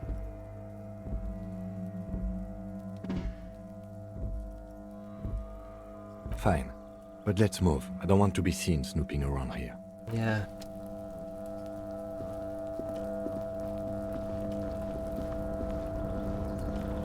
No sé si queremos bajar para acá, porque no... Vamos a ver más allá. No sé.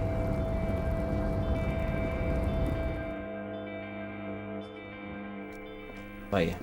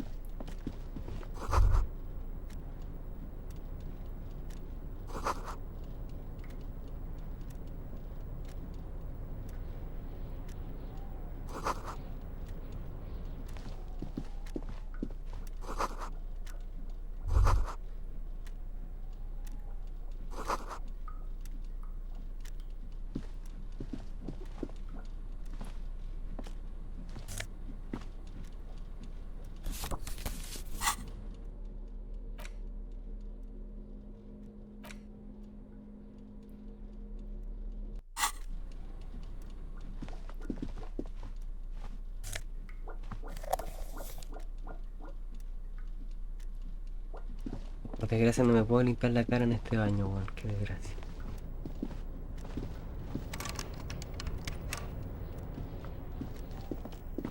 Bonito el lugar, no te digo nada. Pero, a ver, mierda, ¿cómo me voy a meter? Creo que no tengo muchas opciones.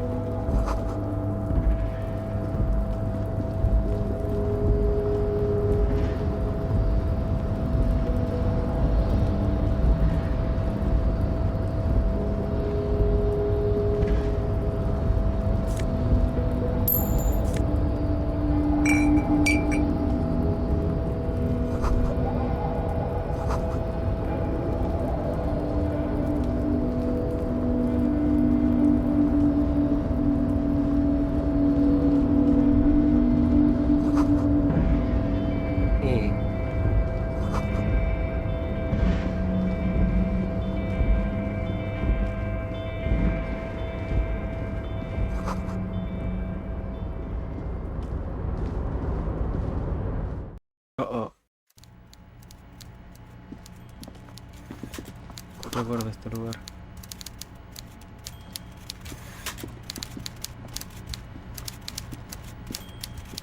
Before you is a walrus of a man seated behind a large desk.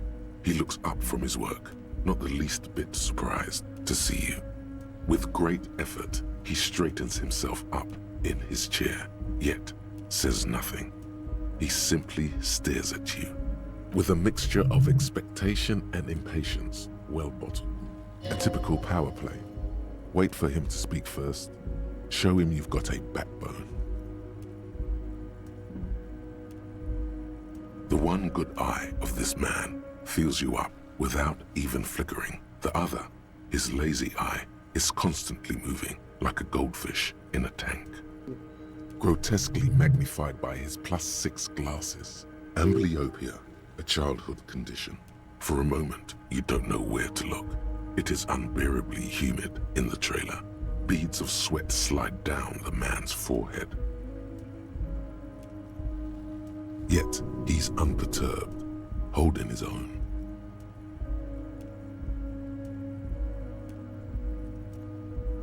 His look goes from steely to inquisitive. A broad, self-satisfied grin crosses his wide face. You hear the wet smack of his lips. Welcome, Mr. Dubois, Mr. Kitsuragi. It's good of you two to stop by. Please, have a seat. I'm Everard Clare, head of the Debarders Union here in Martinez. I'd offer you my hand, but unfortunately my health prevents me from getting up. He looks extremely comfortable. The tiny folding chair, on the other hand, looks like a torture device. You go ahead, detective. Whatever he has in store for you, it can't be good. Forget about that. What's with this Dubois stuff? You're getting some seriously bad vibes from that name. Please, Mr. Dubois, let us converse in a civilized manner. He's trying to throw you off your game with this Dubois nonsense. Don't give him the pleasure. Very well, Mr. Dubois. I respect a man with strong convictions. I too have convictions. One of which is that I will not engage with any man who won't face me at eye level. Should you find yourself more amenable in the future, I'd gladly resume our conversation.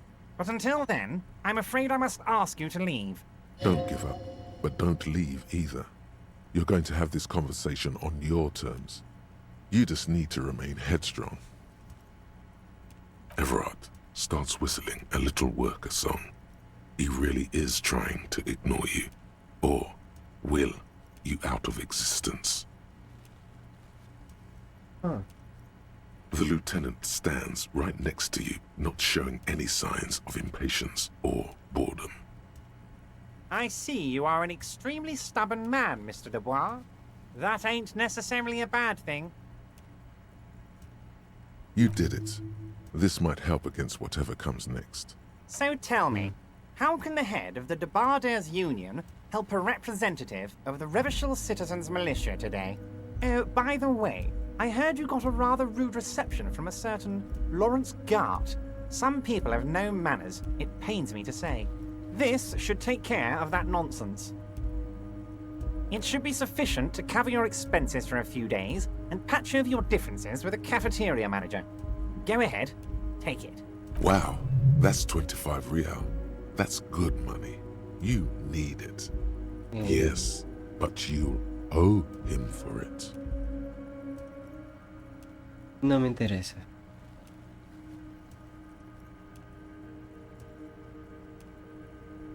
Is there anything you'd like to say to me? Or... No. Cool? I wouldn't go that far. I'm sure there are cooler things than delivering a comically oversized novelty check to a cafeteria manager. Well, it's But, fun. sure, I realize if you that's have what's money. cool nowadays. Y, o sea, entiendo que para usted esto puede ser limosna. Entiendo que es una forma de apreciación, pero la verdad es que ahora me sirve. Now, I'd like to set your mind at ease about one other matter. Your lost gun. Let me assure you, Union people are on it as we speak. I've got my best hounds entonces creo looking que for era that. usado. His slug-like lips move, but all you... The world is swallowed by a black... When he said, don't worry, he actually meant, be very worried. Are you all right, Harry? You seem anxious. It's not like you left it loaded. You didn't lose a loaded gun. Local children... Oh fuck, it was loaded. There were 2 bullets in it. You always keep at least 2 barrels loaded. Don't panic. Who does this guy think you are? Ronnie the Rookie? You ain't worried about no lost gun, or unpaid bill, or forgotten name. You're the bad. You cross your legs and yawn. The fat man does the same, sinking deeper into his chair than one would think is physically possible. He seems to be enjoying your little display. Good. Now lean in with some corrupt. That we do, Harry. Let them say what they will about you and me. We're both born fighters. Yeah.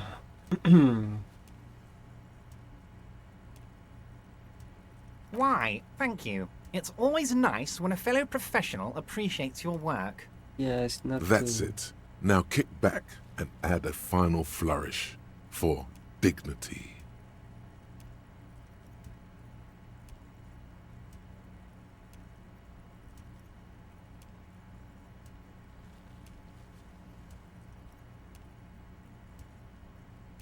You strike me as a reasonable man, Harry.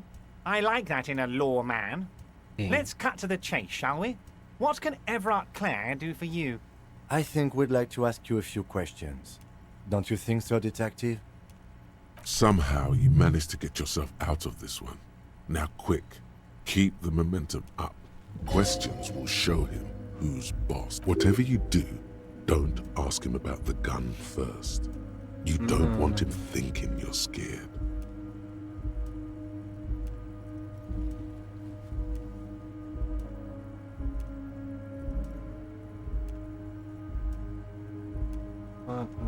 Oh, of course. That's your Ni main siquiera sé quién es este hombre. That's why you're in Martinez. I know everything that goes on around here, Me and I would imagino. love to discuss it with you. I mean, it's no secret that the lynching is connected to the strike. So much to talk about. Honestly, it's been weighing on me so heavily. I understand you need to interview me. But there's a thing that's been keeping me up at night. I want to talk about the hanging. I mean, if we could just calmly talk, exchange information, we could blow this thing wide open. Yes, that sounds good. Let's do that. But I can't think straight with this thing weighing on me. You're police officers, aren't you? I have a crazy idea. You guys are basically door-opening machines, incredibly talented at opening doors. Yeah.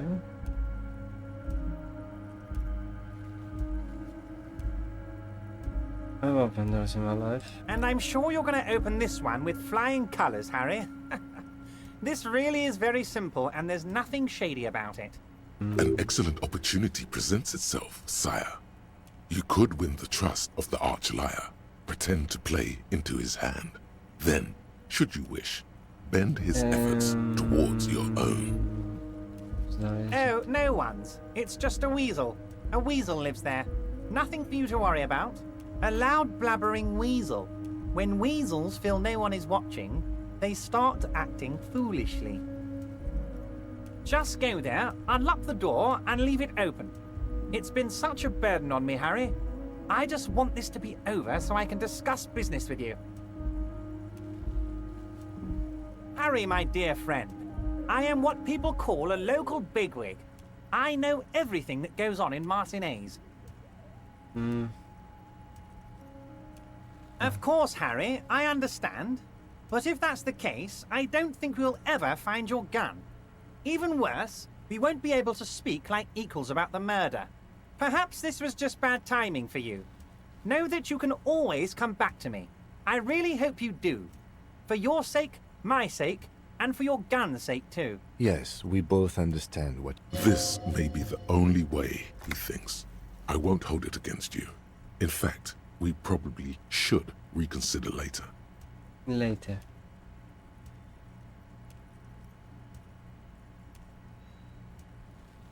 Become a Mr. Dubois. Of course. Let us dispatch with the formalities. You call me Everard, I call you Harry. My God, so it's true. I didn't want to believe it, but you are a fantastic science fiction amnesiac cop, aren't you? I think the Yo ni odds of siquiera le he that dicho a nadie eso, are very Cuidado. low. It might be a good idea to hide your confusion. So good to hear that, Harry. Apparently my sources were wrong. However, if you did have a spot of memory trouble, I could help you out. With my big fat folder. Words flow like a river of honey from his lips. I guess word has already reached him. It's just a brown folder. You can't make out. Are you trying to tell me you've gotten hold of some of our documents? Mr. Kitsuragi, would you mind? Me and Harry are talking about his lost identity right now. Asking too many questions will make you look weak. Don't just jump to the folder. That's not smart. Shows you're on the edge. Do some probing first.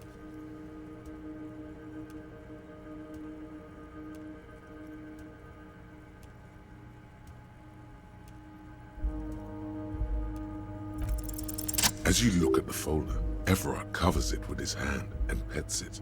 Is he trying to hide that it's not a real RCM folder? It certainly doesn't have the RCM stamp on it. Okay, Harry, you got me. This is from the Census Bureau, not the RCM. Those Census Bureau people are absolutely corrupt. You should do something about them. He got the name from the Census Bureau, and everything else from your actions here in Martinez. Sí, me imagino. Yes, Mr. Kitsuragi from the Census Bureau. Like I said, now I'm actually a very busy man. That means he doesn't really know anything about you. A pity. The mystery of you will have to remain a mystery for the time being. No. Yes, that's what I said. Try to keep up, okay? Let's move on. No. Wait. You need this to get in and out through the gate. Oh. Here, you're one of us now. A real red and white Union man. No. Interesante. Vamos a algo acá.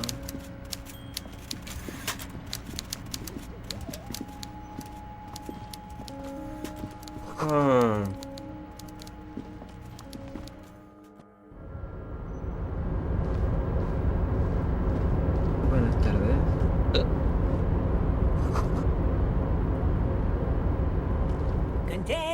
Container, I'll turn. The lyrics to this container song are the accent is so thick, it's impossible not to notice he's Ubi. Container, used to be well. Y no está demasiado feliz este hombre para que vengamos a amargarlo con nuestras pelos en tu PC. Vamos a ver.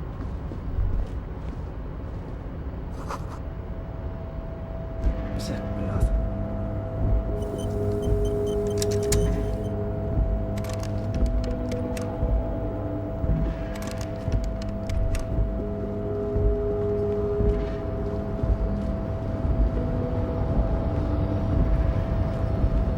Vuelvo a la tierra de donde yo nací, bueno. A rusting control panel with several knobs. Marsh. On. The crane stands tall, proud, with a loud grind. The crane shifts overhead, moving a massive metal container through the air.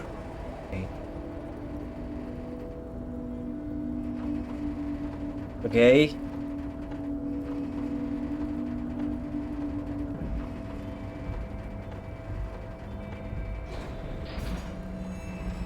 Uh-oh.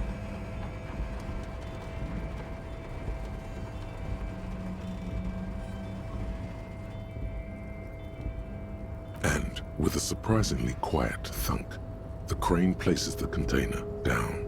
This crane was built with a purpose, which has now been fulfilled.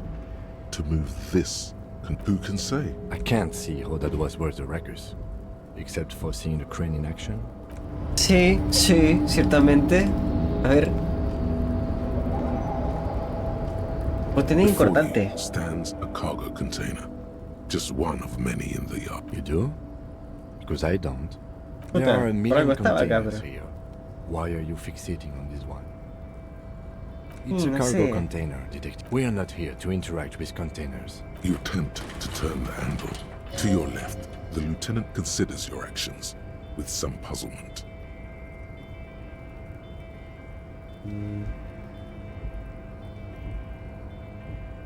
No reply. The knock produces a hollow ring of metal.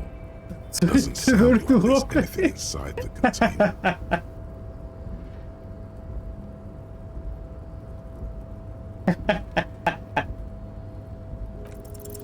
Why are you even trying to open a door with rhetoric? Why are you what? Are you satisfied?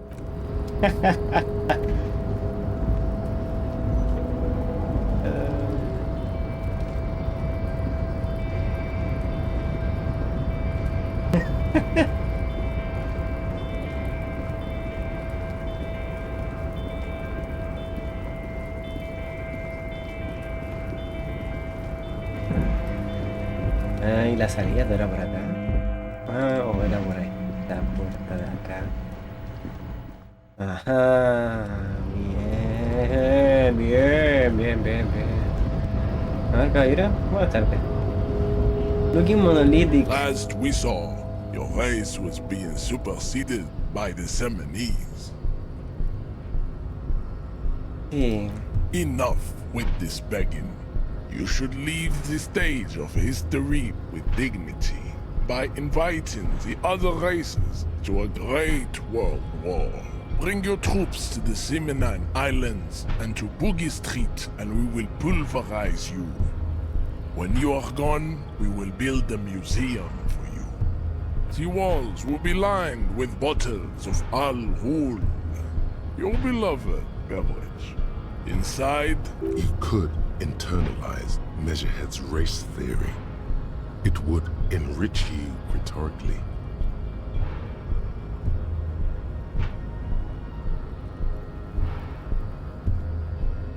Well, not as such. What you do with a mastery of advanced race theory is up to you. You could reject the findings, sure, or accept them. Don't be vulgar. White or not has got little to do with this. The race enigma runs much deeper than that. There must be some friction there. He's keeping it well hidden, however.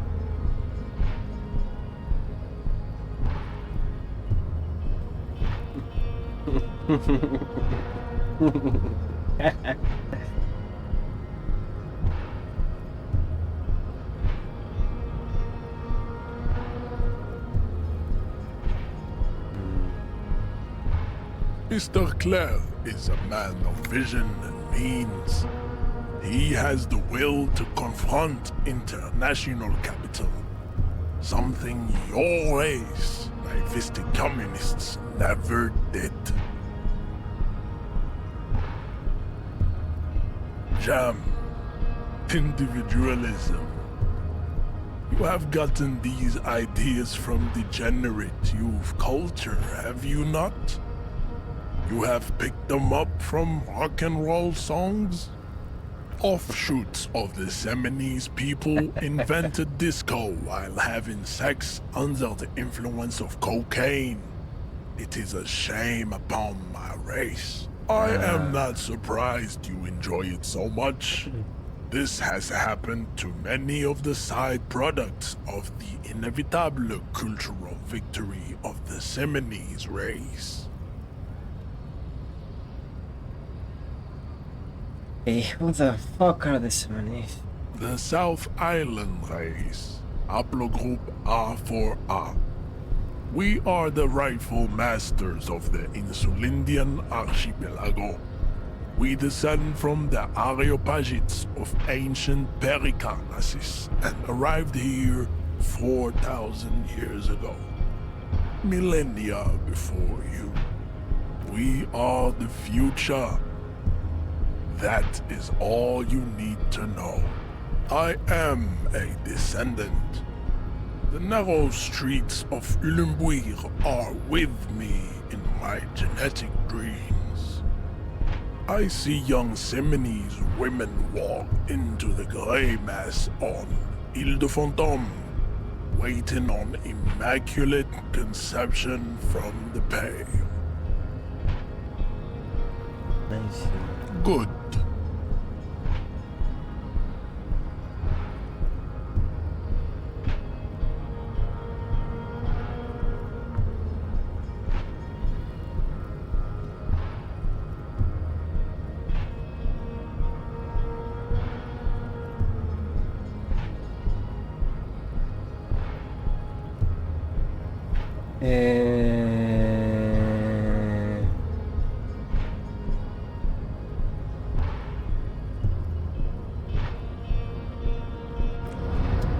No, bueno, tengo que seguir hablando, no voy a pasar de largo de eso. Tengo muchas cosas que hacer, bueno. Como me acuerdo que es bien grande.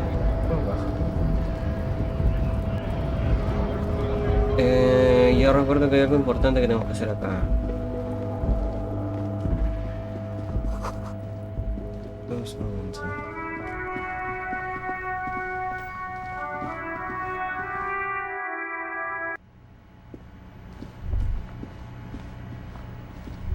The theme on that pinball machine is a standard royalist theme, used on everything from pinball cabinets to clinging to a picture book version of the past century, waiting for the king to come back and cast out all the profiteers and homosexuals. Basically, imagine a yellow plastic crown with a liquor brand emblazoned on it.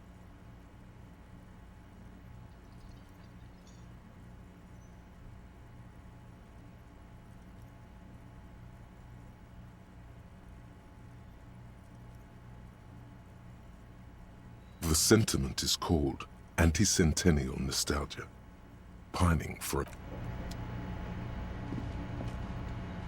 Hello, sweetie. Wait, who's sweet? She is appraising you scientifically, the way she would an exceptional zoological specimen. It's not like that. You're a handsome man, officer, with your mustache and your chiseled jaw and that silly dimple on your chin. But dear, you're not for me. I'm too old. In another time and place, she... You must forgive me. I'm getting so scattered. I'm Lena. My husband Morel and I are staying with our friend Gary just down the street, but I come here for tea when they're away. This Lena is wacky enough for the motley crew. Hire her on the spot.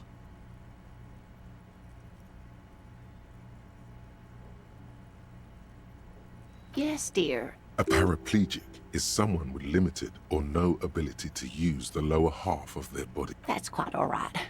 I'm used to people asking questions. There is no bitterness in her voice.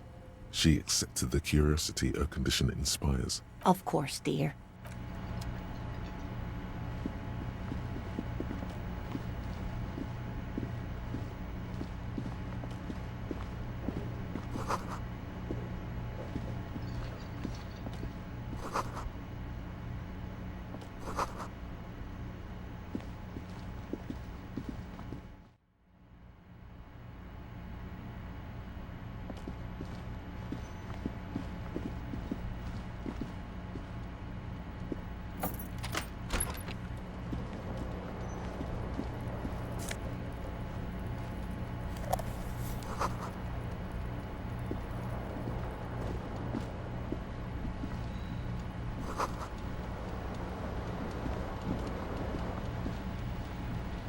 The bed is cold and not particularly inviting.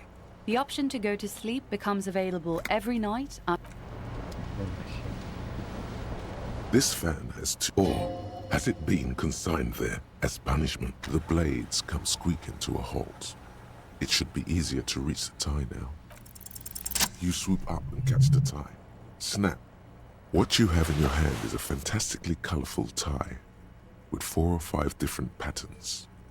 If it's your friend, why was it up there? An ominous foreboding.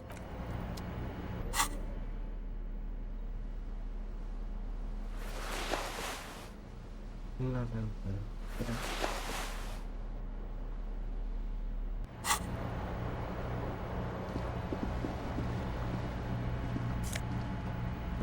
que estaba buscando. Sí.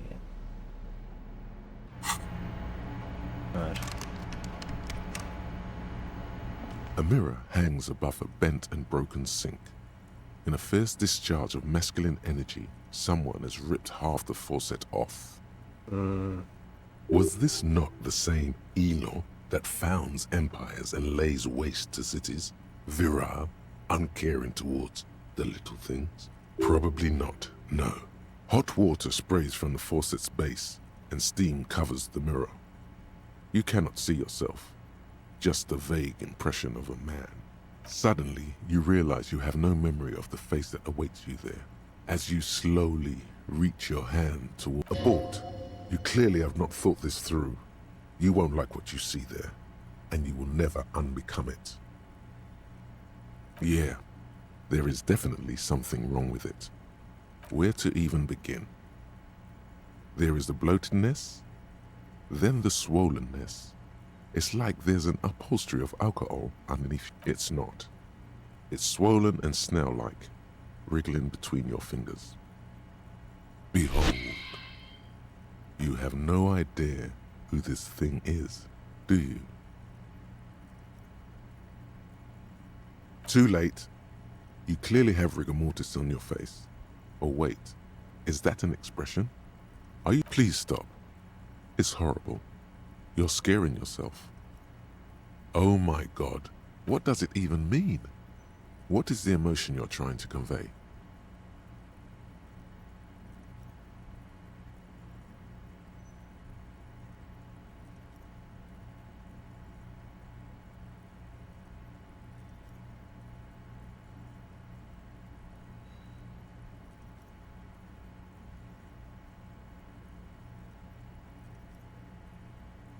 There might have been, 10 years ago. It's little more than a cadaverous spasm now. It belongs in the new, the 3rd decade of the current century. Enough time had passed from the failure of the revolution that, for a fleeting moment, free market economy seemed like the ultimate, uncontested way of life for our species. Things were good. It was smooth sailing. People made gold and champagne-tinted interiors and facades to suit the times, calling this the new style. But more importantly, disco happened. For Revachol, your city, that meant only one thing. Guillaume la Million. If it doesn't rhyme, you're not pronouncing it right. Out of the dazzling swirl of disco music, in an open-air boîte de nuit, somewhere in Revachol West, Guillaume's blonde mane appeared on the screen. He sang some bullshit. Then he made the expression.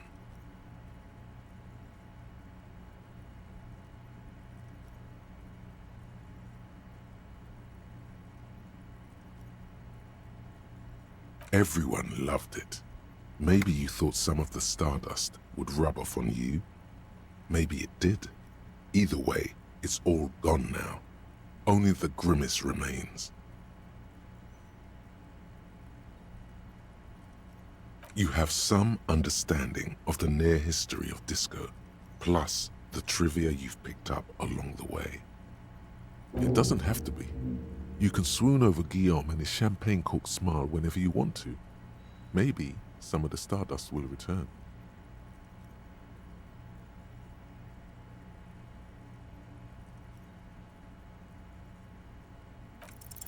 It's too late. Like an image on film. The expression belongs to your primary motor cortex. It would take a minor neurological miracle for you to cease producing it. Yeah. Kim also tries not to look at the pile of taped viscera on the carpet, or the weird suitcase on the hat rack, or the potted plant dying in the corner. The man is finding it hard not to trip on the tape, and not to send any of the bottles rolling across the floor, where unidentifiable sludge makes it hard for him to breathe. Smells of vomit in here. Claro, como que en cierta medida el juego como que te pone a ti mismo a investigarte a ti mismo. Ese es como el primer caso que tienes que solucionar. ¿Qué te pasa a ti? Una esta especie de tutorial. El tutorial del juego, ¿me explico?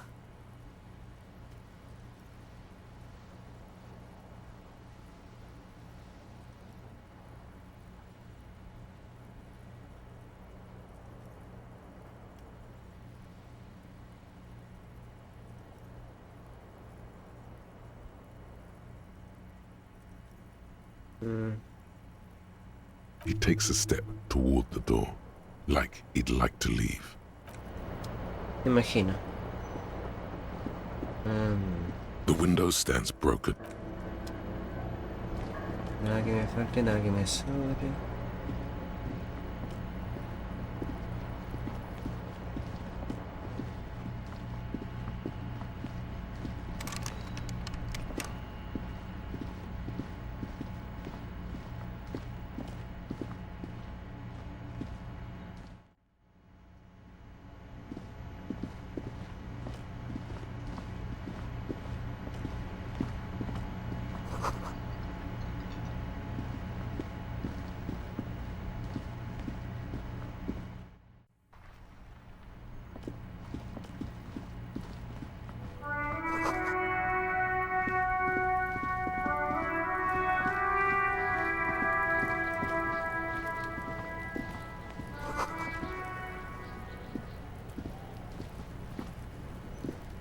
This trash container is locked. The sliding lid has a padlock that says, "Whirling in rags." There's something in there, not necessarily connected to the case, but still, the body is downwind from here. Maybe you prefer the smell of garbage to the smell of death. The lieutenant leans in to inspect. We could try using a pry bar. Did someone say pry bar?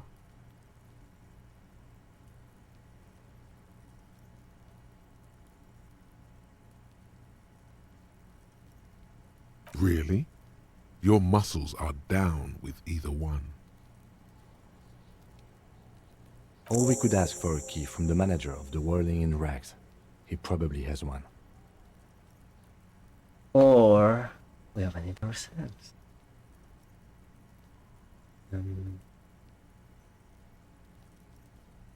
He might also have information. This is better than the pry bar idea. Ask the manager. Bullshit. Go straight. No. Pero ¿por qué no me consigo una ganzúa, mi hermano? The rotting man lies on his side with his eyes looking straight through you. The belt is still around his neck. His body. The lieutenant adjusts his glasses and takes a deep breath. Come on, officer. You know what a field autopsy is. You've done 100 of them. What you do know is, at 18.9 kilometers, the dormant shield volcano, Corpus Mundi, is the world's highest summit, and the failure of the 38 single, Et puis descend, to crack the top 20 was the death knell of disco. But what a field autopsy is, you have no idea.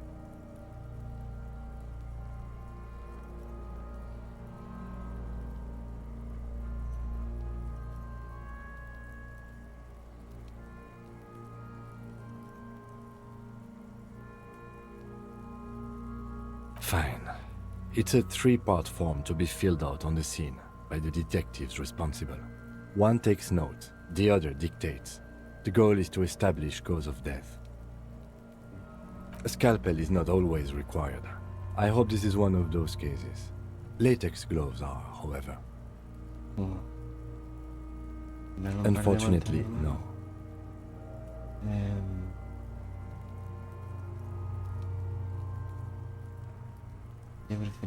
Let's not go glove hunting, please. Let's use division of labor. I perform the anatomical side, while in your paperwork, officer, just fill out the field autopsy form. Now they only have one paperwork. Officer, what haven't you lost?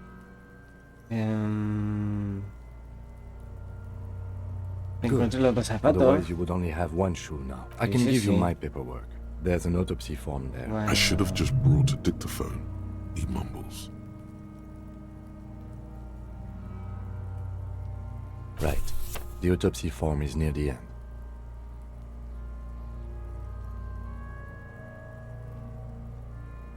The dead man stares in silence as you crack open the ledger. The bright red paper is covered in boxes and lists, describing the condition of his skin and organs in 3 parts. Above those, an 11-field info form needs filling out first. It begins with, that's you. Por lo menos eso sabemos. The corpse is indifferent to your scribblings. KK57. Next, NA. Next, NA. Roughly 50. Dry 40. The damage is so extensive, it's better to err on the young side.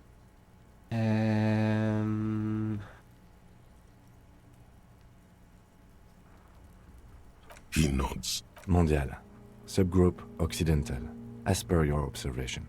The pudgy mess looks neither mondial nor occidental. As you read it, you think, that leaves out dark-haired Mesk, Sal, Sarah Mauritian, Kedratic. Lighter-skinned occidental means this man could be Vespertine, Oranese, Messinian. Those 3 are on the table. A solid guess, Mr. Racial Profiler. Also of note, your unconscious racial profiling machine ruled out Messinian before. Despite all the Copperoonies and Kobos, that leads Vespertine or Oranese. Oh my god. Fucky! Male. Pigs can have sex! Nor does he look male, with his pregnant belly and indistinguishable face. We're still going with March 4th. What else? 9. Body identified by is non-applicable. 10. Case number is the same as the coroner's case. KK57. None. At least not after the initial examination. A strange word. Treatment.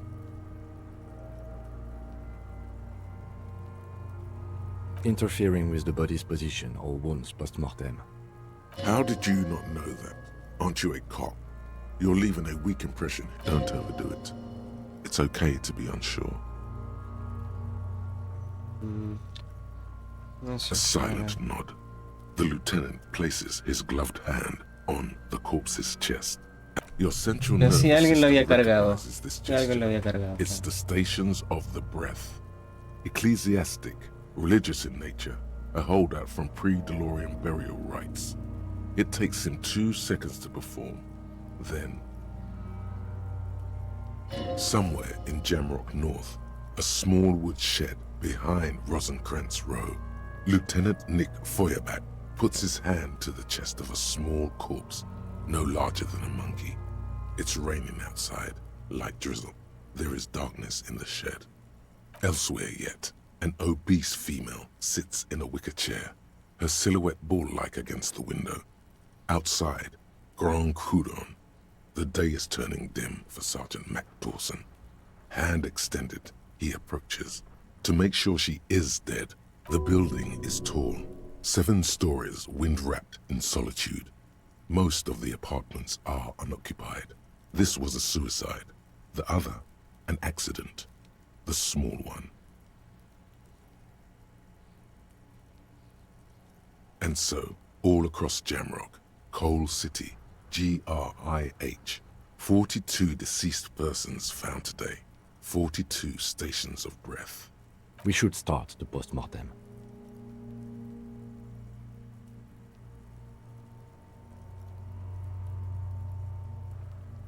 The corpse cannot feel Kim's hand on his chest. It no longer meaningfully Clothes. The deceased wears armored boots and white briefs. The make of the briefs is Babrodine, I think. See, it's up. Babrodine, yes. Inexpensive. Size M. Color white. The disappointment is palpable. The red-haired thing was expecting something more lurid. The boots are ceramic. Vitreous enamel. They are fused to his skin from blood flowing downward post-mortem. Removal of the boots is left for processing. The boot has a serial number. It's E50.100.100. The lines between the plates are in the shape of the alphanumerical. The number is purposefully concealed by the design.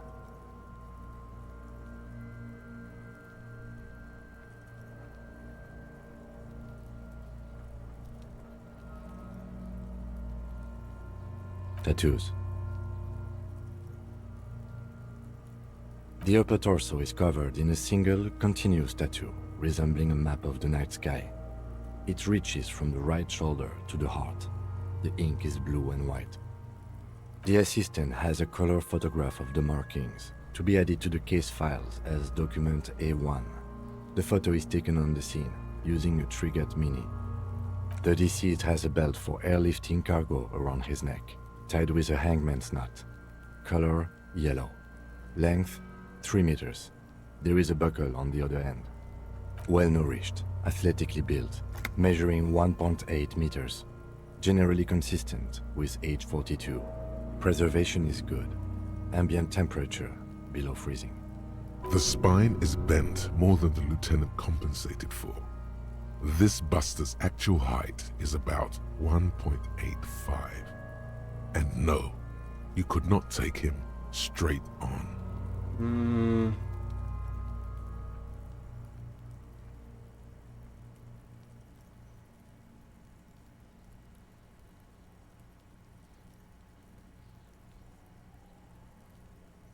Of course, I undercompensated. Body hair is light brown. Distribution is consistent with age. The deceased had male pattern baldness. Hair is combed back, short.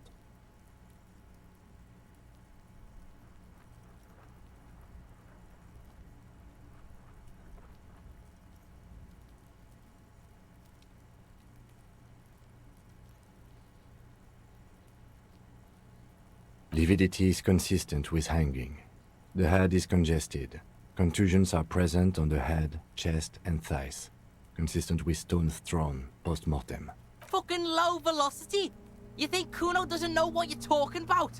Talking shit about Kuno's velocity. In addition, there are bite marks on the face, scalp, and chest, consistent with predation.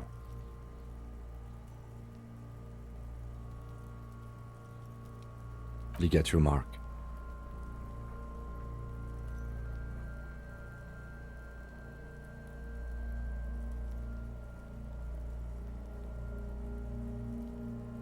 The steel wiring. There's too much of it. We need to remove the bell so we can get to the ligature mark. We get chain cutters, then try with those. I have a pair in the toolbox of my kinema. Damn corpse. We had a good rhythm going.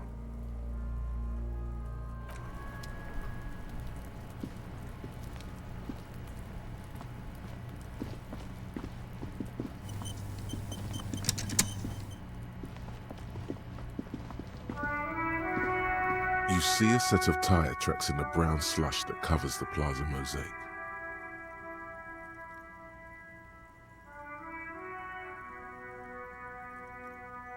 Hard to say. Your vision is blurred and you're having difficulty concentrating thanks to your relent cop habit. This isn't case related, you think.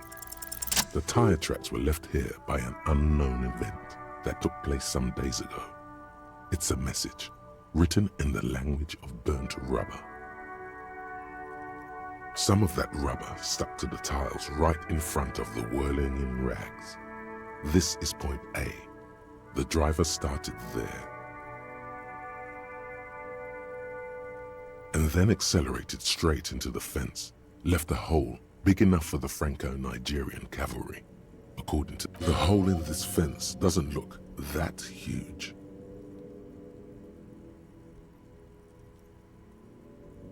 The driver proceeded to back out of the yard, barely stopping before hitting the adjacent building, before heading south. Must have been in a hurry. You are correct. This is a rather motor carriage-friendly city. Somehow that makes you feel scared. I'm not sure. There are plenty of traffic accidents waiting to happen in Martinez. You could follow the track south.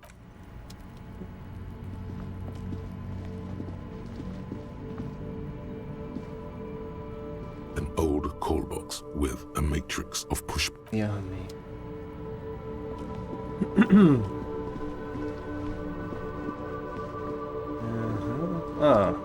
Algo me acuerdo de esto. Pero antes.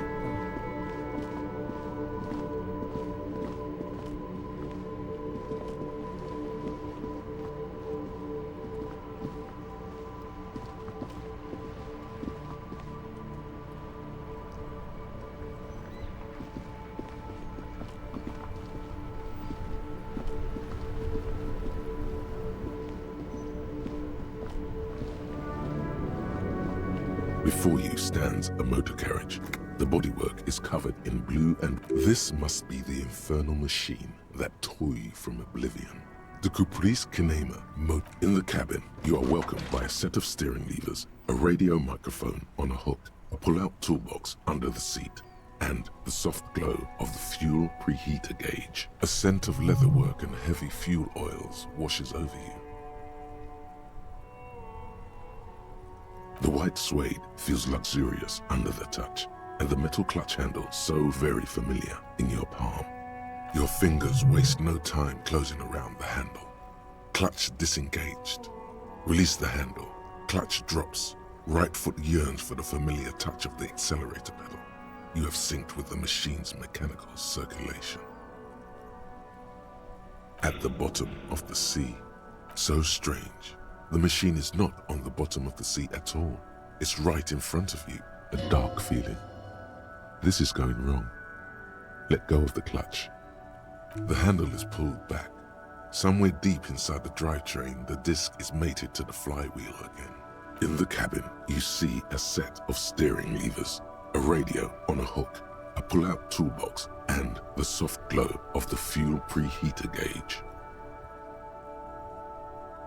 A metallic drawer slides out from under the seat and clicks into place. The tools inside are neatly organized. Take what you need, officer. It's going to be a long case. He's clearly a little protective of his tools. But what can you do? Work is work. The handles are long and sleek. You can do good work with these. Cut chains, locks, and ropes, especially belts.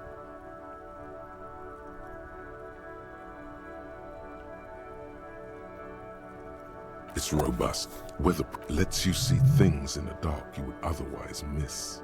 The pry bar, cold and useful for opening all sorts of doors, and the pull-out toolbox slides back into its nest. Preheater gauge casts a warm glow on the steering levers and the radio on its hook. As you tap on the gauge, the indicator pin jerks as if startled. It's in the large orange sector, indicating the engine is warm. There's no use pressing the heat button. It won't start without the ignition key.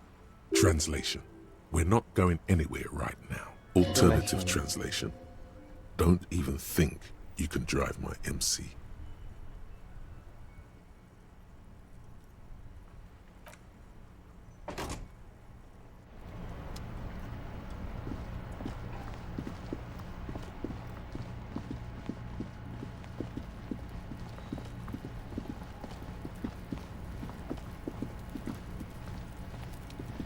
The rotting man lies. The lieutenant adjusts his glasses and takes a deep breath. See, my... No, he ain't. Your pig's a boring fuck.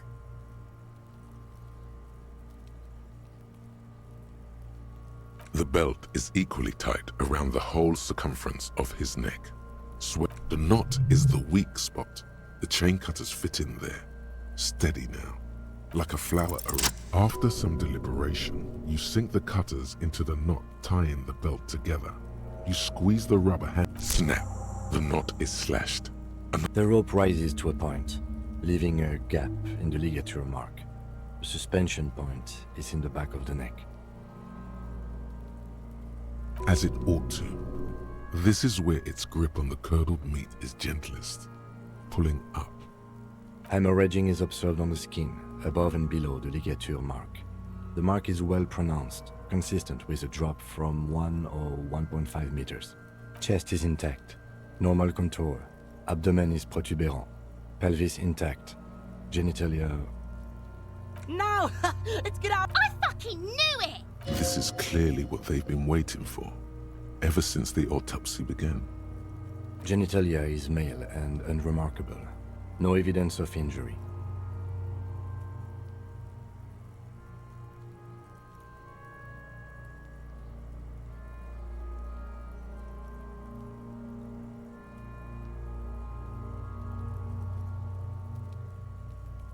Back is symmetrical and intact. Upper and lower extremities are intact, but asymmetrical. There are combat injuries on the right hand, thigh, and hip. Bullets have bitten little pieces out of him. It must have been excruciating, especially the hip. Before you is a temple of pain that knew little tenderness in life. In addition, I see smaller, residual scars, too numerous to count, covering about 30% of his skin. From wounds sustained over 2, maybe more decades, dispersal and accumulation indicates long and active combat duty. Last item, hands. Hands are clean. No sign of a recent struggle. Maybe I'm just not seeing them. Honestly, the stench is making... Working so close to the fumes coming from the corpse must be hard. You realize... Ooh. That's all for the external. Well done. What next? Central nervous system. I have nothing. Do you have anything on this man's central nervous system? Of course, there is a moral to be drawn from it. A moral to this story.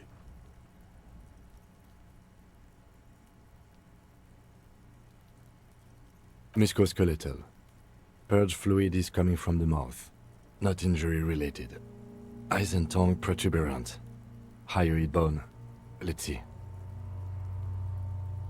With his eyes almost closed, the lieutenant puts his hand on the dead. You hear cracks as the lieutenant moves his sharp. Yeah, Jack! The hyoid bone is fractured. The rest of the musculoskeletal system is intact. Unremarkable.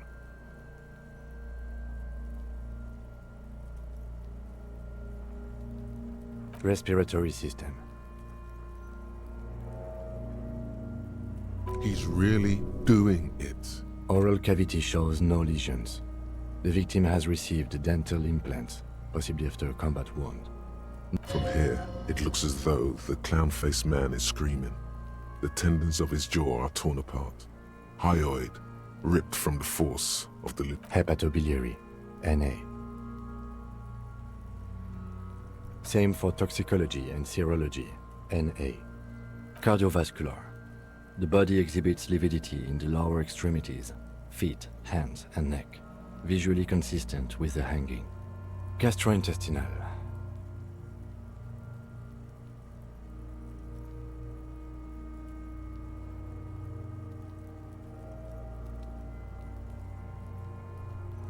This will do.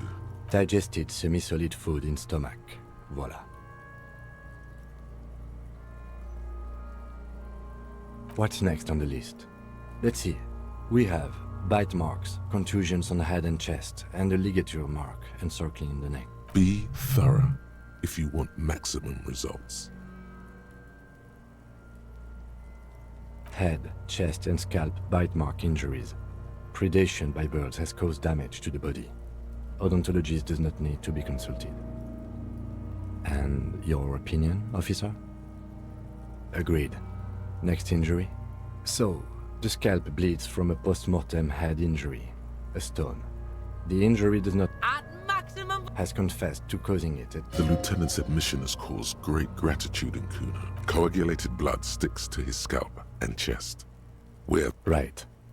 Next.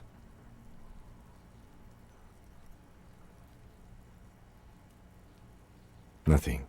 Just in case. A dark red abraded ligature mark encircling the neck, with a... I see hemorrhaging on the skin, above and below the ligature. Below the note, 2 customary boxes wait to be ticked. Think for a moment. There's time. Don't rush. What was that about no chlorine around the neck? You'd be chlorine for your life.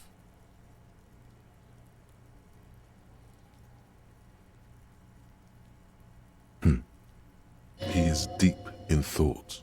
A column of cold air encircles you, rising slowly upward in the shape of a courtyard, bordered by cracked plaster, windows, seagulls per a small green enclosure in the middle of a corral of tenements, Cape-side apartments, whirling in rags, and the fortress wall of Terminal B. Above it, a thin blanket of coastal stratus clouds. Higher yet, Coalition airships guard over the 21 cordons of the zone of control. The air is crisscrossed with radio transmissions. The hair on your neck rises.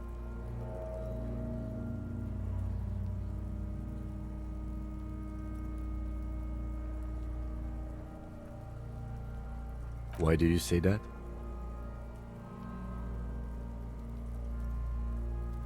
Okay. Why don't you think it was fatal?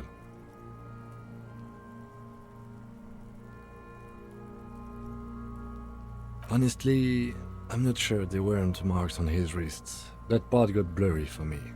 The stench. Let's wrap this up. I pronounce this field autopsy over.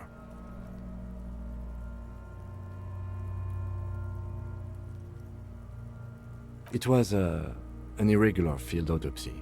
We did not establish cause of death, which is supposed to be the goal of an autopsy. But, personally, I do not see this as a parameter for success. Then, given the state of decay here, I consider establishing the victim's ethnicity a minor success. We were thorough with the list of injuries too. We described them all in detail. What is there to say? Given the circumstances, it was a professional field autopsy. Oh yeah, well done, Master Detective. Maybe a drink is in order? Now we put him in a body bag and I drive him to Forborg for processing. The lieutenant looks at the dead man one more time. He's thinking, did I miss something? You tilt your head, also looking at the corpse. I'm sure we didn't get everything. There's always something.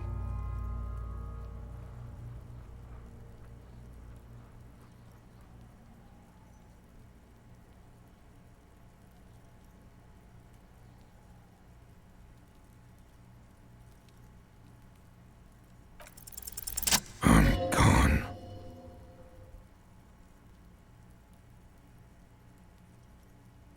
Into the wild pale yonder. In the past, way out in the west. I'm a joke. Look at me. A killer. A motherfucker. And a killer. Takes one to know one. Go ahead, Cobbo. What do you mean? It's the power of your imagination. Yeah, man! Don't be crazy! Inanimate objects and dead people can't really talk to you. Your wild imagination is doing this. Ask some more of those questions you love so much. He loves those. Because you're a copperoonie. Look at all of them go. Do you want more questions? Coming right up, copperoonie. This is getting upbeat. Now come back later, Coppo. Amuse yourself with my frank manners and my memento mori features. If possible, also, see me in your dreams.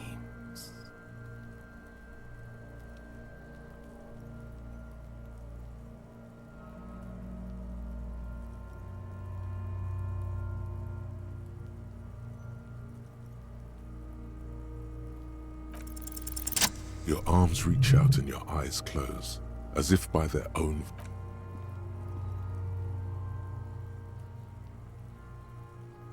His face, his cheeks, his nose, his fat, swollen lips. Like a spider, your hand crawls over his features. You pick it between your fingers. The mess feels large, very porous somehow. Keep crawling.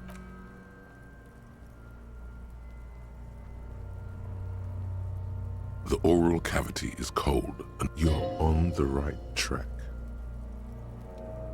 A vision of black and dark red death, pried open by your naked hands and studded with teeth. Looks like you see a hole, barely visible to the human eye. An abrasion collar. This is what we're after. I see it. Kuno is silent. A black trickle of liquid runs into his throat from the... Your index fits right in there. A tight tunnel of flesh opens up. Tissue damage. Wide enough for 2 fingers. As you push both in, you reach through his mouth, right into his brainstem. The fuck is happening? Ah, shit, see?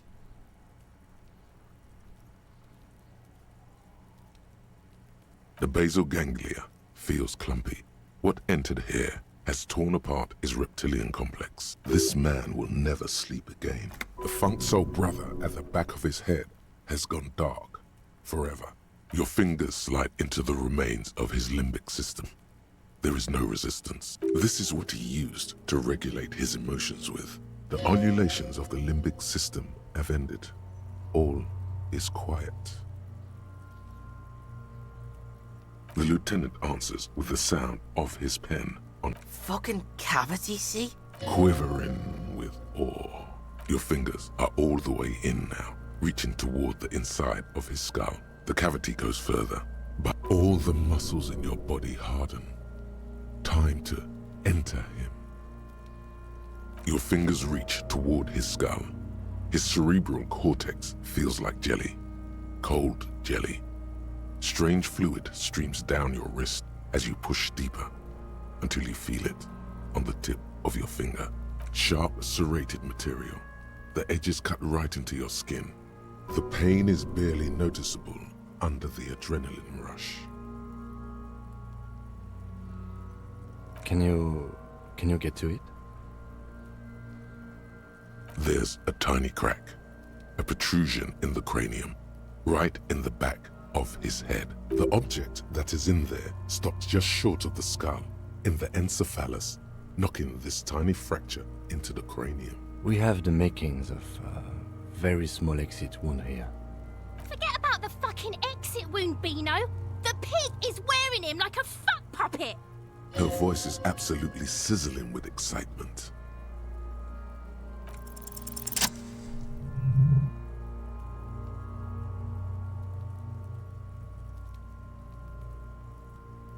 You pick the object between your index and middle finger.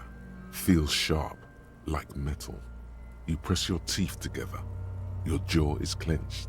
The inside of the head feels cold and smooth, like a glove. Sweat with a plop. Your hand emerges from the mouth, covered in blood up to the wrist. Between your fingers, a small flower. A blossom made of lead. Fucking beautiful! A bullet.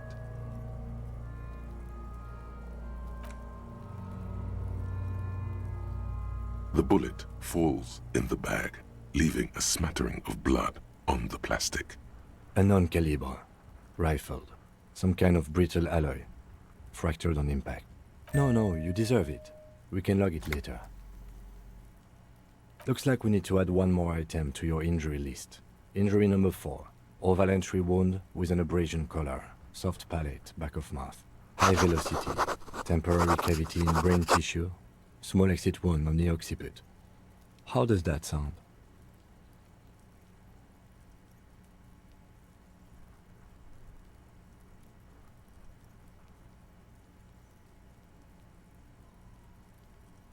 Opinion, fatal injury. And one last thing. We can now fill in injury number 3. Ligament mark. Opinion, non-fatal. Post-mortem. Treatment. He's proposing the bullet was the real cause of death, and the hanging an attempt to conceal this fact. Yes, and the belt around his neck. The hanging. Even dragging him to the yard. All of it was done after this man was already dead. I have had my doubts about this since you told me he was doing something else at the time of his death. I don't have that kind of intuition. I don't usually trust it. But it made me doubt. There have been other signs too. Small things. We were right not to assign hanging as cause of death, as the perpetrators expected we would. No such luck for them. We didn't fall for it, he thinks. There's pride in there. There is, of course, the very real possibility he was both shot and hanged.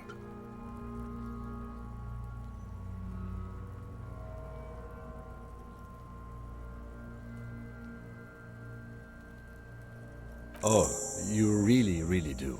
I am glad to hear you say that. Your room in the Whirling in Rags should come with a bathroom. Be sure to make use of it in the evening.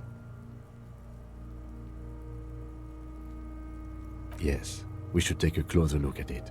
This little thing could reveal much about the weapon that shot it.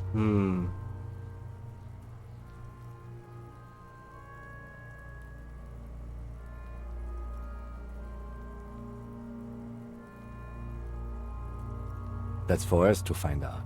To hide something. We put him in a bag and I would drive him to processing, but it's too late to do that. One more thing. This was really good work, Detective. The word lingers in the air of the yard. As far away, dogs are barking. Further yet, the sound of motor traffic. Detective.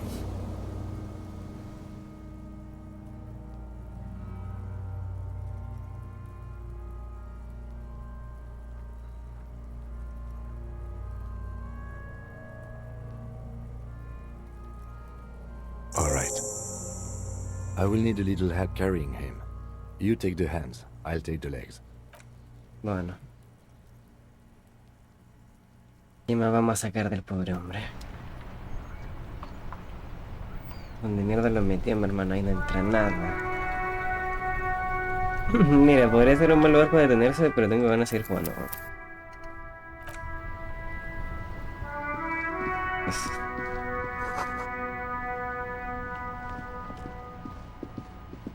Igual me gustaría pegarme una duchita, sí, cuando llegue me la pegue, pero... Ah. Vale. Déjame.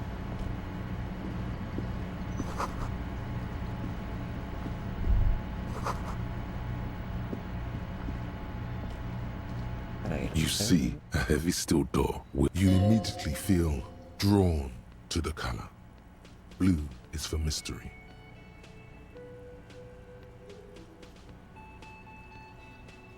The cobalt blue surface feels rough to touch. Old cobalt paint, rough on the fingers.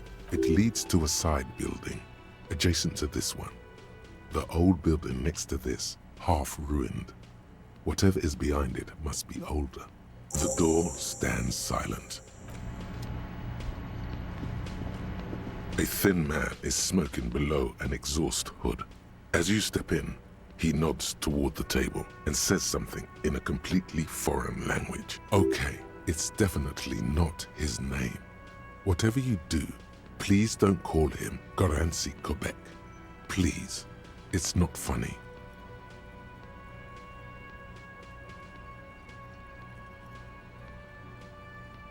The man puts his cup down and replies something, his left hand drawing arcs in the air. He smiles and bangs his ladle against each of his pots in turn. It's almost like music, especially with the sounds of assorted dishes boiling and simmering on the stove.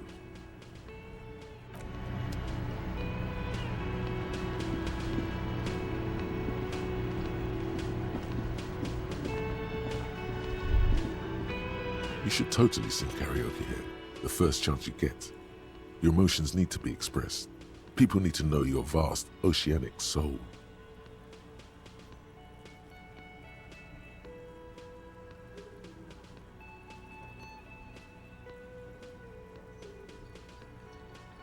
Utterly.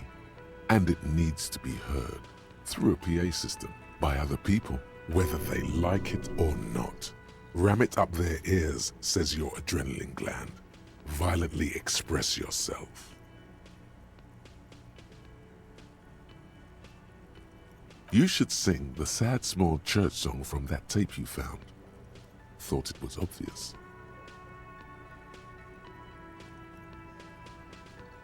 Serves them right.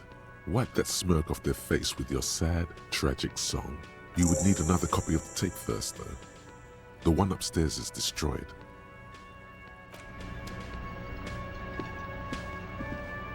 I mean... fair enough.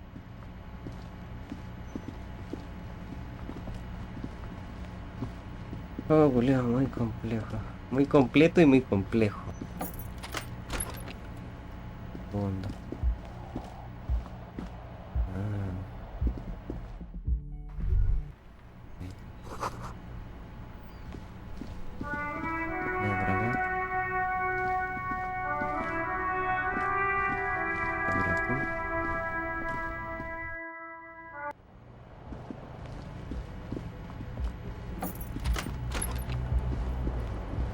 ¿Me puedo pegar una duchita, mi hermano?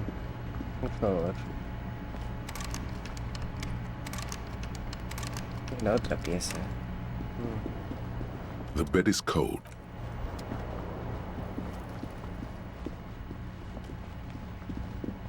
Vamos para abajo. Tengo técnicamente... Real mucho mature dinero. man. What exactly were you trying to accomplish? You do understand you still owe me money, right? Damn, your feet thought we got away. That doesn't seem fair. You demonstrated some serious skills there, slipping away Sambo style. By the way, Sambo, or Samuran boxing, is an eloquently violent set of one-on-one fighting moves, originating from the Samuran Isola. Sambo used to incorporate a wide array of martial disciplines, from archery to mounted combat, but mainly means aesthetically pleasing single combat nowadays. Sambo style implies stealth, cleverness, and cool.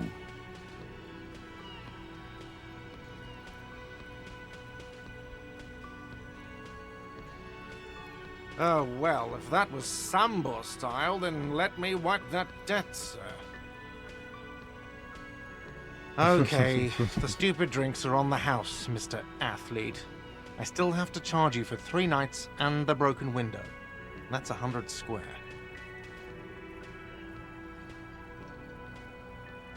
Fine, I'll take it off the bill. Sleep in a post-apocalyptic hellhole if you want to.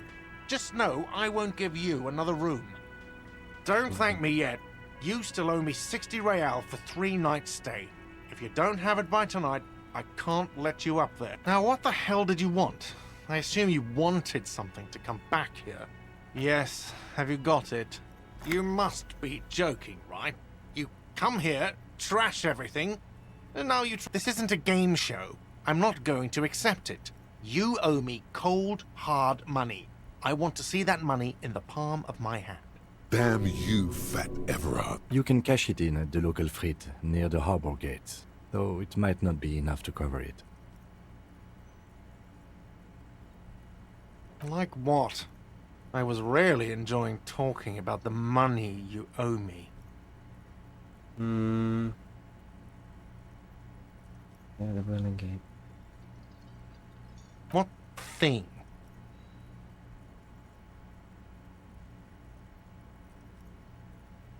Yes, not the whole damn union, thank God. Just the nastiest and loudest faction. They come here in the evenings. He hates the union, but grudgingly recognizes its power over him.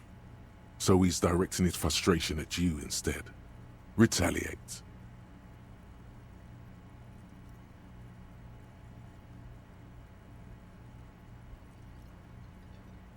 I don't. I'm simply providing a service, or really facilitating the offering of services to paying customers, and... We should find out who this Lord faction is, occupying. We don't. We have to wait. They'll show up soon. There are these things called days. You sleep between them. He's saying they'll come after you've slept. Oh, just making clear you got that. Yes. What? By the way, you should come back to this thing-based questionnaire if you see anything interesting in the whirling later. The whirling. Ni que me está contando mi hermana. A ver, tengo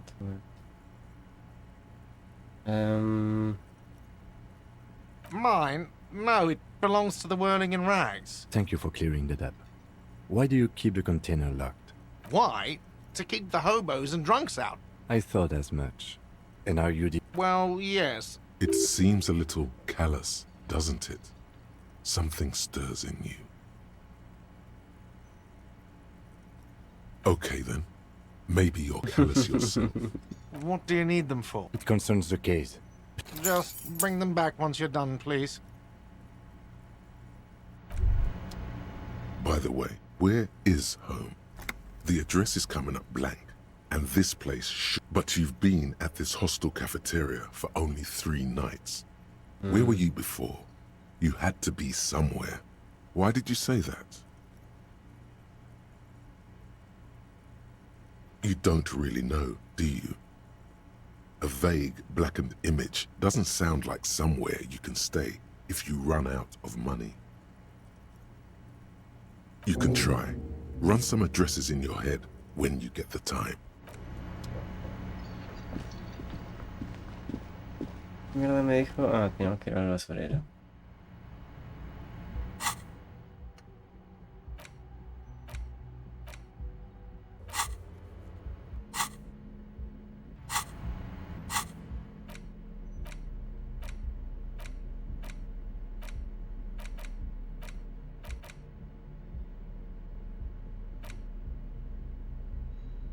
The bullet is safely sealed away in a plastic bag, bearing, beside his orderly handwriting, the bullet looks especially sad, like a tiny, shriveled head of cauliflower.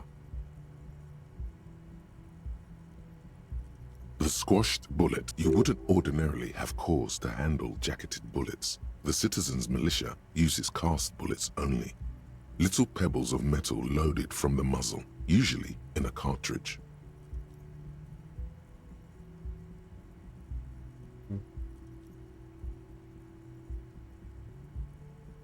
más recontraputísima idea.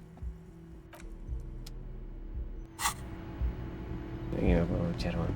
Como quizás las noches, las mañanas. Ah, bueno, y también tendría que pagar. Después podemos ir a cobrar. Ah, eso también lo deberíamos hacer. Estamos... Ah, verdad, bueno, claro, por supuesto. O sea, ahora mismo vamos a hacer lo siguiente. Vamos a hacer lo que vinimos a hacer. Creo que debería tener suficientes puntos hasta el altura. Tengo 3 puntos. Uf, se puede hacer con 3 puntos. Oye, porque la Virgen. Yo creo que sería demasiado incluso.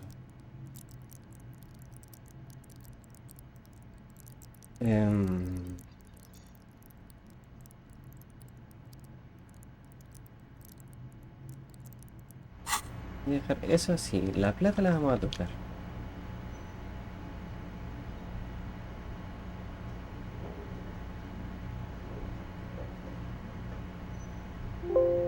Porque no estoy ni con hueá rara. Can I help you?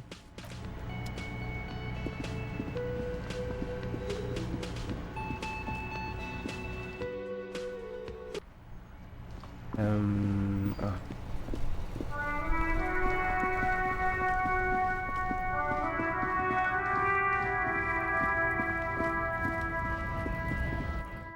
Ah, The Whirling es el edificio. Is this about the questions again? 25 reales. Wow, I didn't know you worked for the union, sir. Anything else I can do for you? No, you don't work for the union.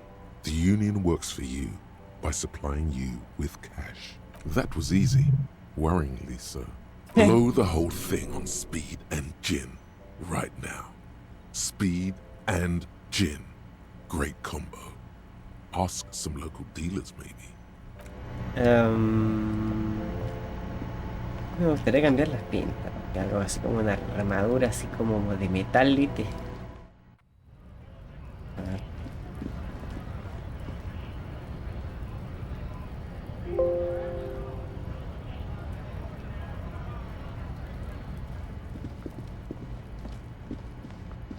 Ah, pero yo estoy buscando, bueno. Provides. No puede ser.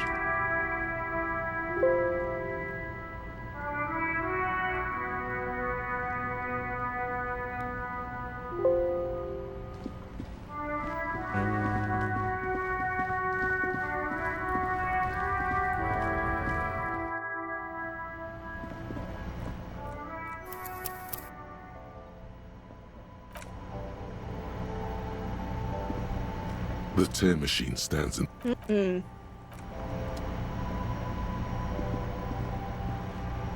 A small cabinet on the wall is filled... Okay, here. I hope Saint Baptiste makes you feel better or something.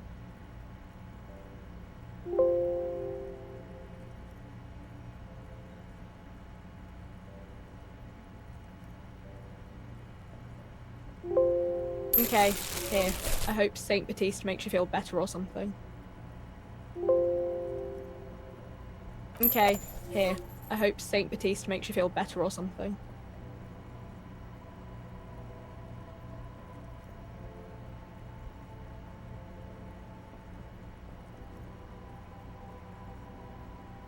Okay, here. I hope Saint Baptiste makes you feel better or something. Voila.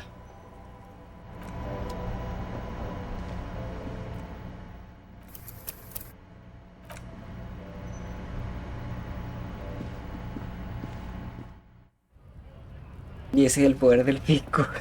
Ay,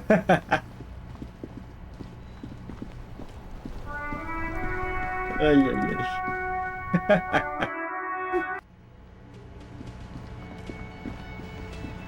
Caballero, le tengo noticia buenísima. Can I help you? Ay, ay, ay. Yes. Have you got it? Well. Mira.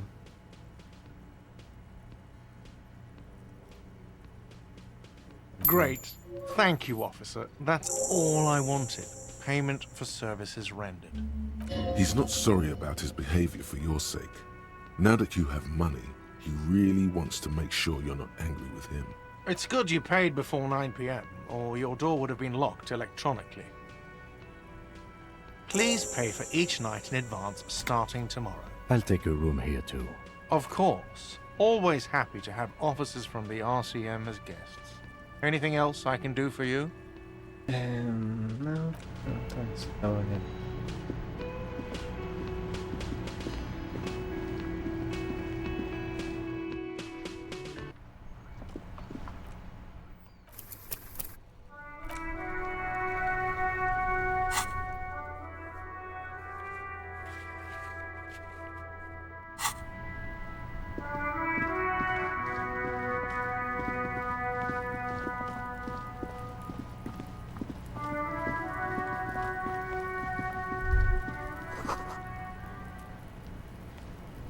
This trash container is locked. The sliding lid has a padlock that says, with a well-oiled... Don't. Maybe you shouldn't. There is, but you won't like it. Sweat forms on your brow.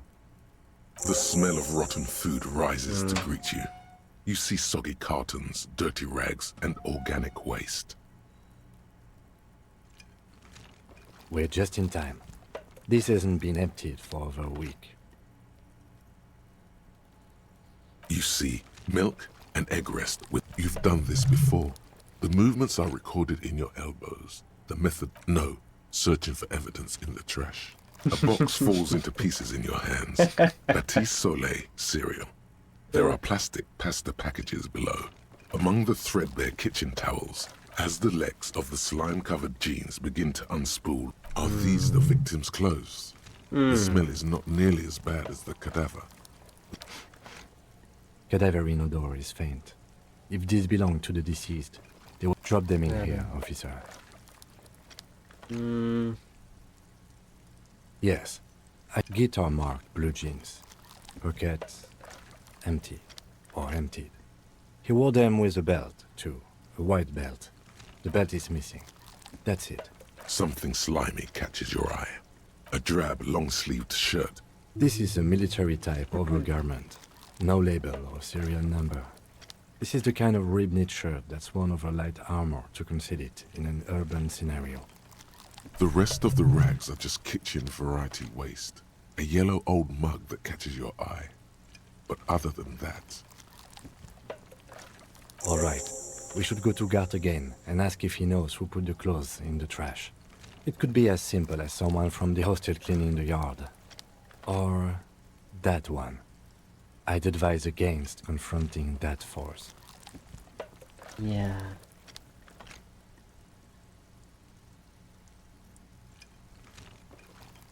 The lieutenant nods.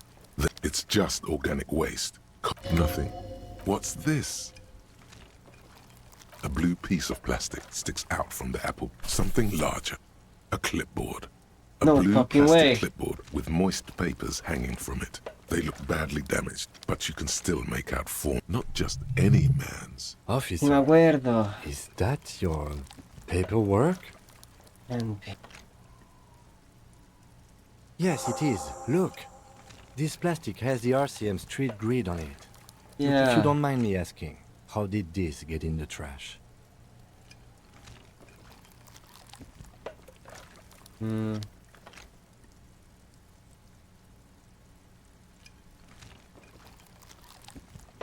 Officer, this is an official piece of paperwork. Sí, me Easier imagino. said than done.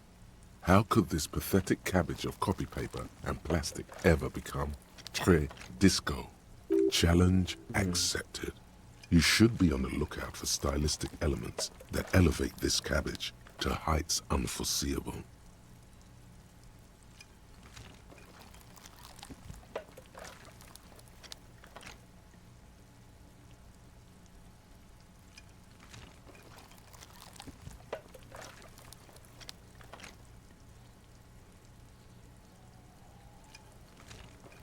What are you talking about?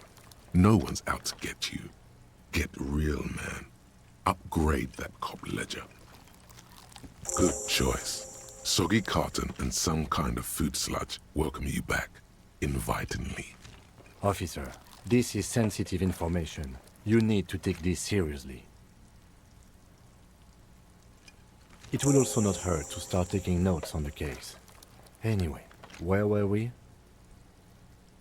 Some items, such as the ledger you found, are interactable.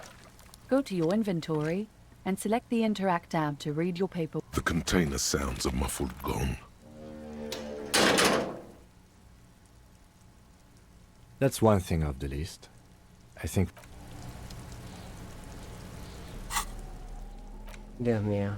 It's the ledger you found in the trash. A pitiful cabbage of white and yellow papers hanging from plastic board, barely held together by a metal clip. This sad display is made complete by the faint smell of urinal cleaner. There's a piece of toilet paper, or is it cleaning tissue? It's a metaphor. Thank you, waterlogged ledger. Below the pathetics, terror. Do not look into its blue heart. It's just toilet paper sticking to the back of the plastic clipboard. You can take it off if you want. Still wet, the toilet paper peels off the plastic easily. All you have to do is shake it off with your finger and voila! The ledger now looks marginally better. An aluminium block runs the width of the board, biting down on the paperwork. Its crocodile teeth are the only thing keeping the papers together. A regular pencil, the tip worn down to nothing, has been attached to the clip. The surface is interrupted by a silvery sticker. It's rectangular, sparkling with iridescence. You don't know how you didn't notice it before. Looks like an official mark, made to be low visibility outside the right circumstances. What? That thing. It's a halogen watermark. We use it for adding information to RCM property.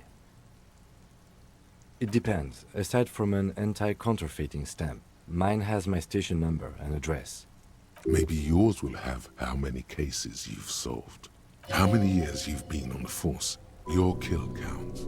Yours will surely have your kill count. Any capable light with the right wavelength will do. All RCM vehicles have headlights designed to reveal halogen watermarks. Mine too.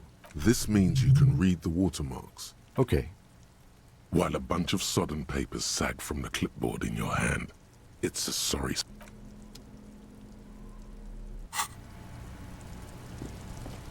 Vamos aquí.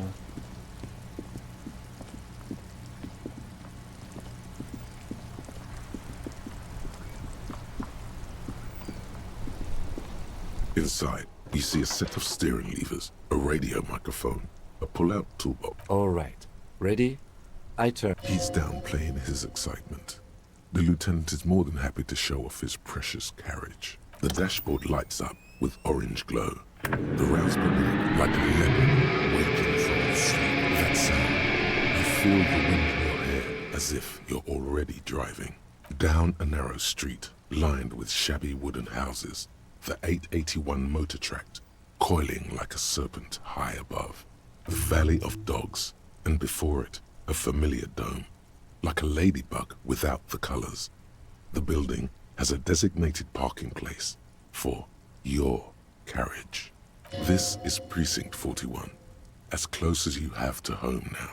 The lights unfold with a little click, casting. There you go. I'll...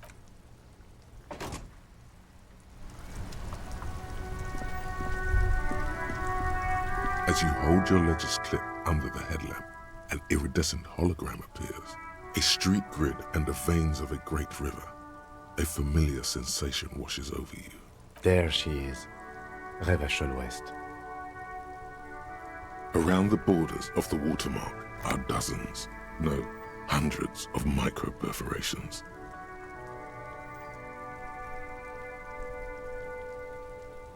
There are many of them, and they are divided into 3 separate rows. The first row has 18 dots. The next is the longest. It runs all the way around the border, and you count 216 perforations. Considering that nice, large number, a wave of pride washes over you. Though you can't say why, the last row has... As you look at them, you feel your index finger reflexively contract 3 times.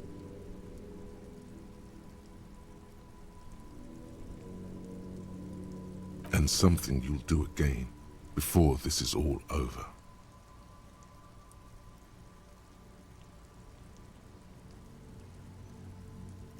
Those are perforations. They represent your record as an officer of the RCM. They are your statistics, as it were. Alpha male officers who are proud of their numbers often do. Son, here is where we score your life performance. The first row represents your years of service. 18 years. Okay, not bad at all. What did you do before you volunteered?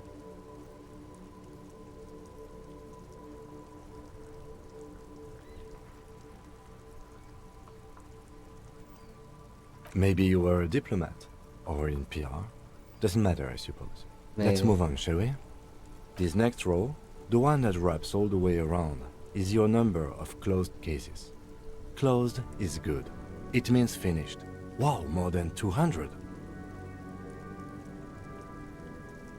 It's quite a lot, even for someone who's been on the force for nearly 2 decades. Usually, clearing more than 10 cases a year puts you in the 90th percentile of all RCM officers.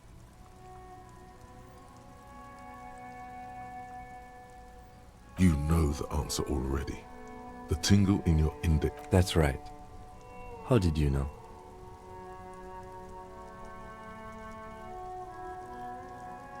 Ah, right. Sometimes the brains for an RCM officer, especially Precinct 41, which is in the Jamrock quarter, it's rather tame. I mean that in... What's it feel like to kill a man, Mr. McCoy? Honestly, babe, says John McCoy, crossing his ankles over said desk. There are certain officers who treat their kills like some kind of ghoulish game. If they do happen to solve a case, it's usually by accident. But it seems as though you are, or at least were, one of the good ones. So we have that to be thankful for. He's sincerely glad you're not a scary predator. Not to say relieved you're competent.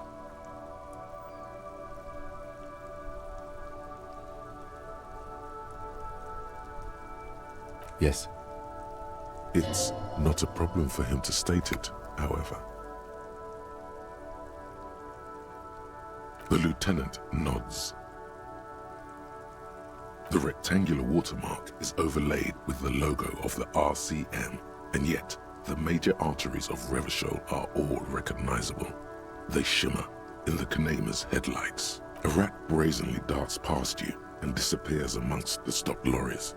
In the distance, a child somewhere shrieks. A woman reprimands her in a voice no quieter than the child's cry.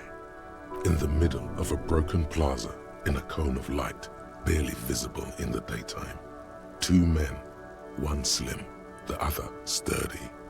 They are on the city stage, but only one of them knows his lines. Ah, Martinez.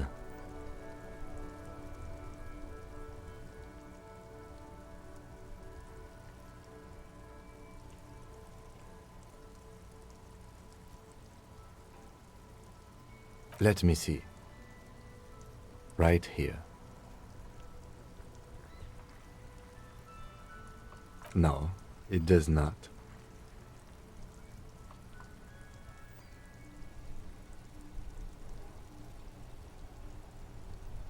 Right. I'll go turn off the lights.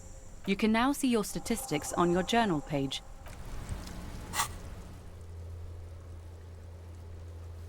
Ah. Otro podcast, uff. Lista brígido. Esto no sabía que existía en el juego. Llegué a ver esta parte. Mira tú.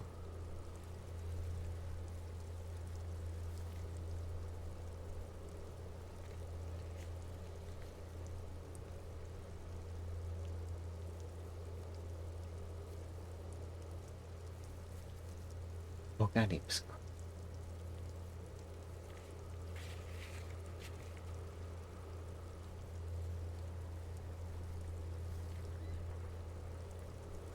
Nor 0. Vale. Mira tú, esto no me lo esperaba. No lo sabía. No me puedes meter en problemas, pero bueno.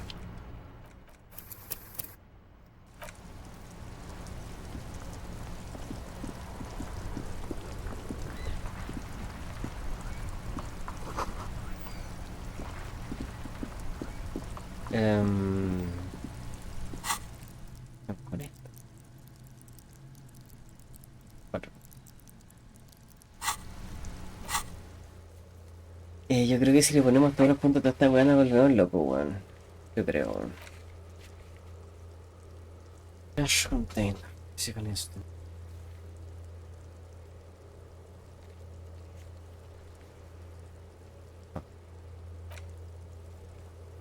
Bueno. Wash. That's other in your room. Once you have some privacy. No me cuesta.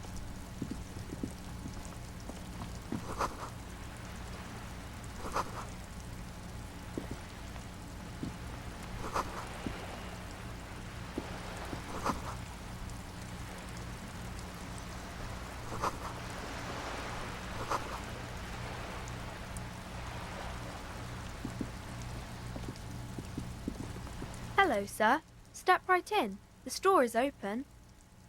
Are you interested in a new and exciting book? It's a bookstore, sir. We sell books, postcards, and some board games. It's called Crime, Romance, and Biographies of Famous People. Books? Postcards? Easy. Even a kid would know all of this. Don't be a fool. As an expert, it's your duty to tell what you know to everyone. Sir, are you okay? You've been standing here silently for a while now. Sí, esto también pasa.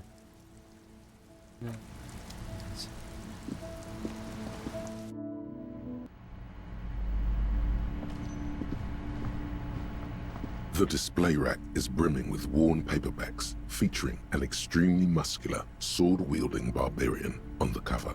This is entirely, completely you. You have found the right books. No le voy a decir hola. Welcome to Crime, Romance, and Biographies of Famous People. My name is Plaisance. Be welcome, and please take responsibility for the energy you bring into this space. A golden pendant hangs around the woman's neck in the shape of what looks like a tiny fish head trapped in amber. Her face looks powdery and painted from all the makeup.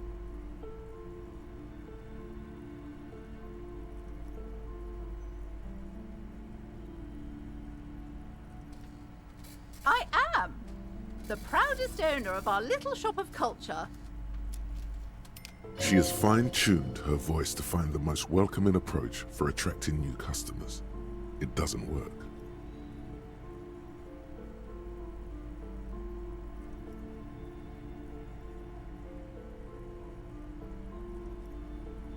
Goodness, you were already doing good, browsing the shelves. Why'd you stop? Don't you feel compelled? Go, go! Get back there. The books await you.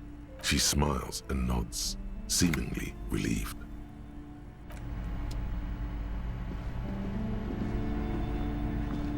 The display rack is brimming with worn paperbacks featuring an extremely muscular, sword-wielding barbarian on the cover. Nearly all the titles contain the word Hyundai. This is entirely, completely you. You have found the right books. Rows and rows of Hyundai men blur your vision. You make out some titles. Man from Hyundai and the Mammoth Riders. Man from Hyundai, maybe 100. Those snow crabs are worse than they sound. Not even close. Man from Hyundai in hell. Man from Hyundai and the Forest of Slaves. A twinge at the back of your head makes you flinch. Your eye starts twitching. Your hand reaches toward a book with glossy cover art of the... She's laughing at him. Between the throne and the Hyundai man lies a bonfire, casting shadows on the wall. The shadow of the woman's headdress looks like a pair of devil horns. The title reads, Man from Hyundai and the Devil Woman. The display rack before you is burdened under piles of Man from Hyundai novels.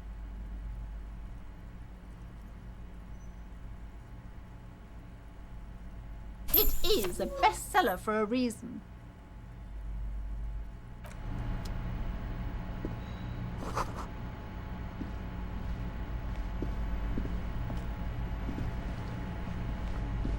A small mountain of colorful board game boxes.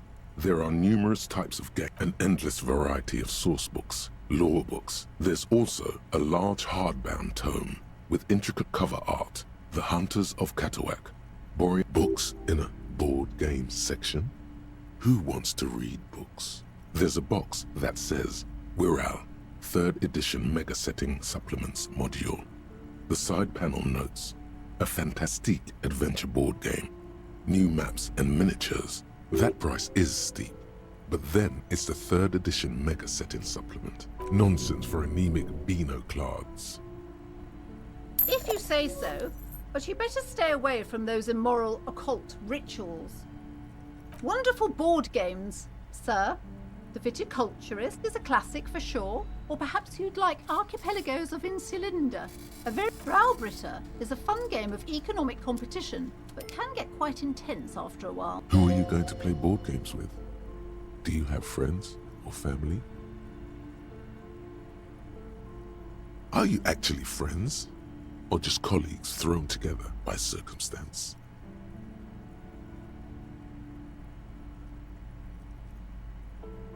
Then you're a lucky man, officer. Children are the greatest of treasures. For playing with friends, I'd recommend Suzerainty.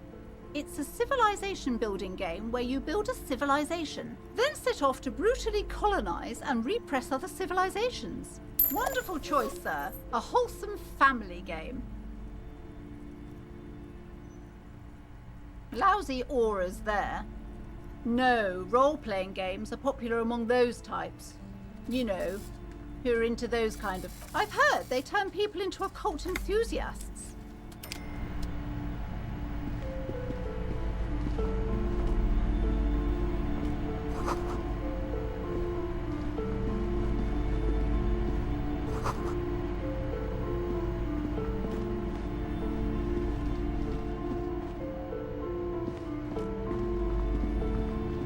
These shelves are overburdened with books from the same series.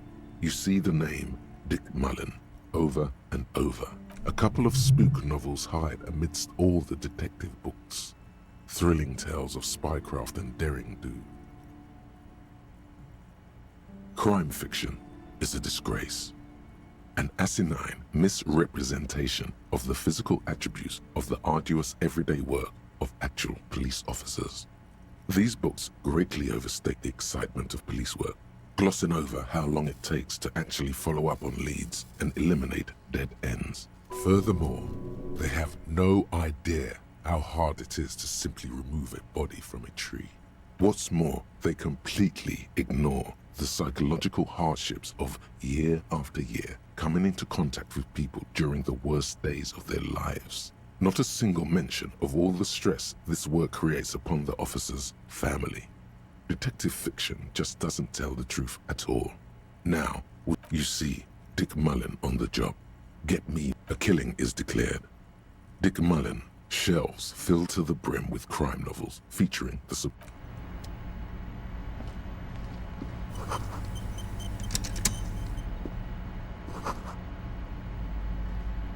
The plaque on the shelf reads, "You will attain a place on this shelf one day, or die trying."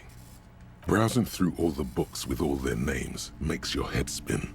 None of these seem important or relevant. Suddenly, a particularly odd title catches your eye.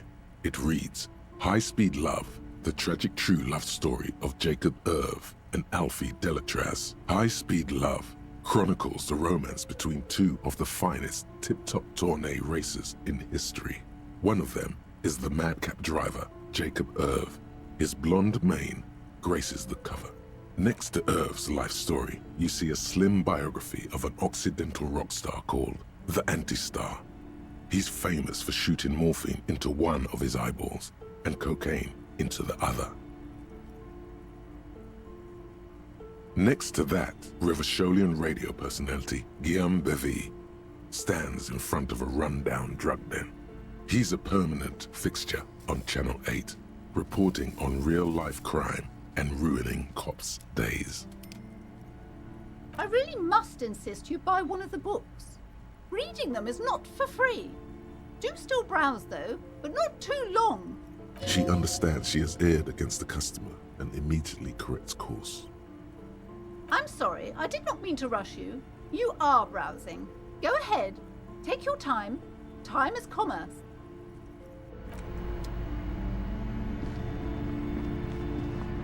Ya le acabo de comprar, señora. Ese correo. ¿Qué pasa? This bookstore is not strictly about crime, romance, and biographies of famous. Amidst the various books, you find one written by someone named. These three things are very important to the working class mind. The point of the book, and many others on this shelf, is to give people medicinal advice in situations where they don't have access to paid health services.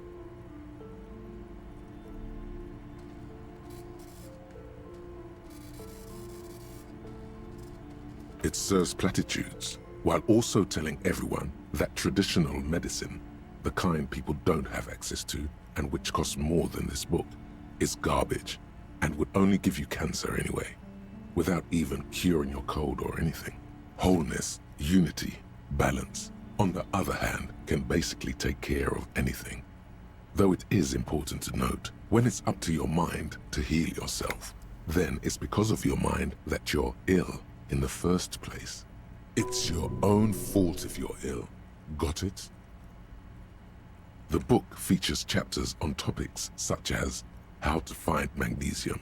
It even lists plants you can harvest magnesium from. How to continue drinking if you're an alcoholic who has destroyed his liver.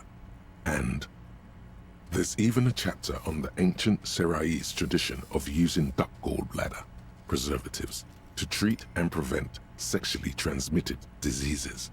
Pre and post factum apply. Nothing worth buying. This is just mundane garbage. What's even paranatural about this? The throbbing in your head increases with every passing moment you gaze at this shelf. Suddenly, as if out of nowhere, a small green book becomes apparent. The book contains descriptions of various pseudo-scientific therapies, alternative medicines, and folk remedies involving the Pale, also known as le territoire. For example, it recommends vigorously swatting one's naked body with a venik or hand broom, made from the leafy twigs of a young birch tree from the near Pale. Even better if you can find someone else, preferably a large man dressed in nothing but a towel, to thrash you while you're spread naked and helpless on a cool slab. It is supposedly invigorating and good for the circulation. It also recommends consuming distilled spirits like vodka or whiskey that have been aged in the Pale. Readers are instructed to cover these among other benefits. It is alleged to restore a damaged liver to perfect health. That seems improbable.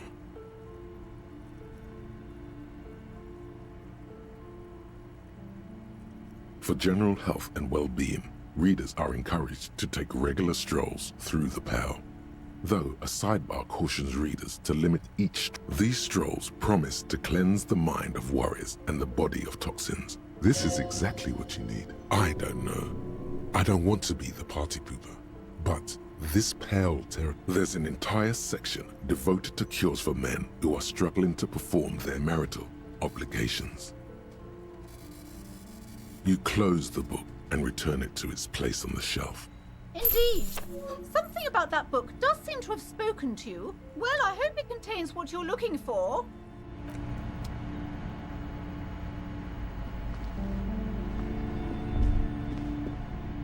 Shelves filled to the brim with crime.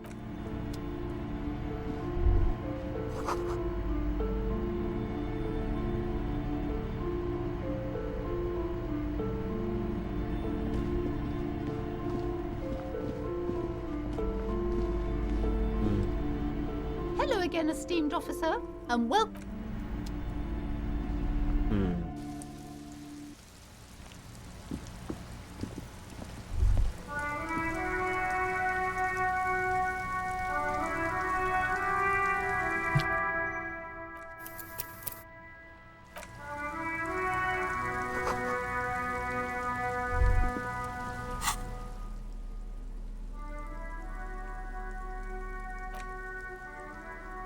Large letters on the front form a title.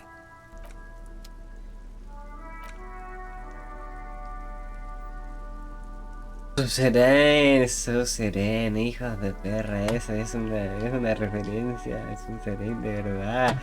Señor, ¿serán los mismos creadores? Puede ser.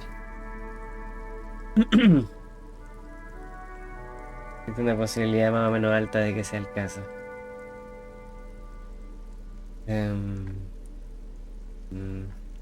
Mira tú.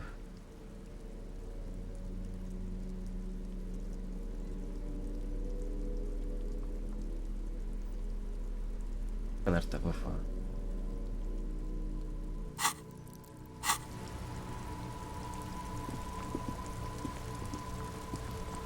This Postlavantorie mail collection box has a faint sticker on the side reads RCM Emergencies Desk number 8100.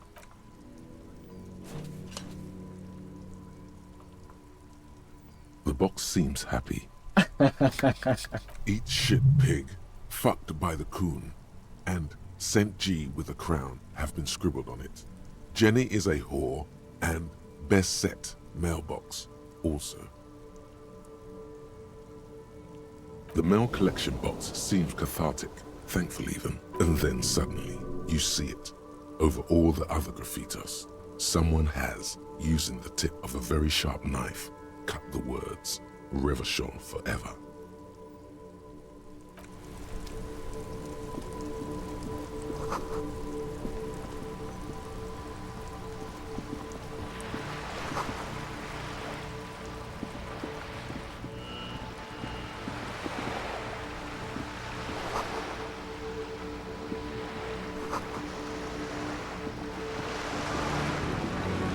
This coin-operated viewer is why place a tourist attraction in the middle of such poverty?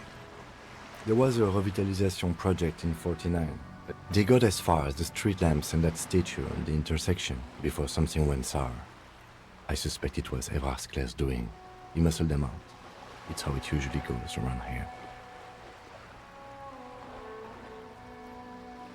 That's odd. I could swear you were a police officer. Your money disappears into the coin slot. The curtains on the display open. The lenses shift. The ghost sharpens into an islet in the bay. It looks as if it was abandoned quite some time ago. Nothing but a rotten tooth remains of the anti-aircraft tower. Its leaves ripped from it by the winter wind.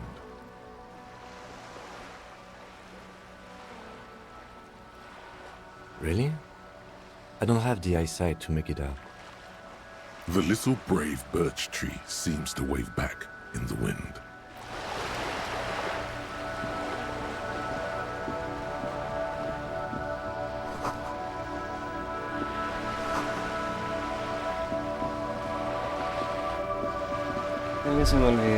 Whoa!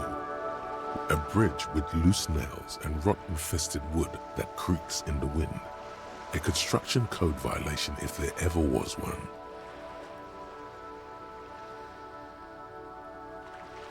Guess so. Just be careful out there. Sí, me imagino. Pero es que hay gente por la que camina todos los días, así que...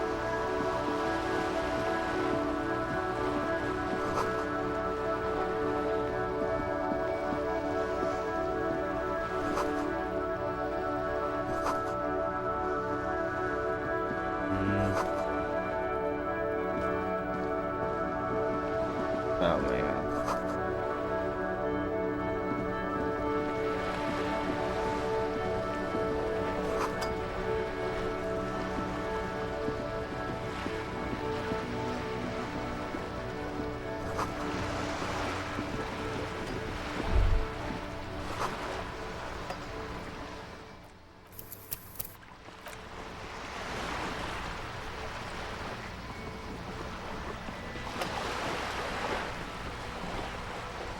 A striking woman leans against the cabin top of her sailing boat, smiling as you approach.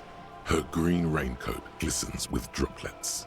A silk scarf is tied around her throat. Good afternoon, officers. I'm Joyce. Joyce L. Messier. I represent the board of Wild Pines, the owners of the harbour. You gentlemen must be from the RCM.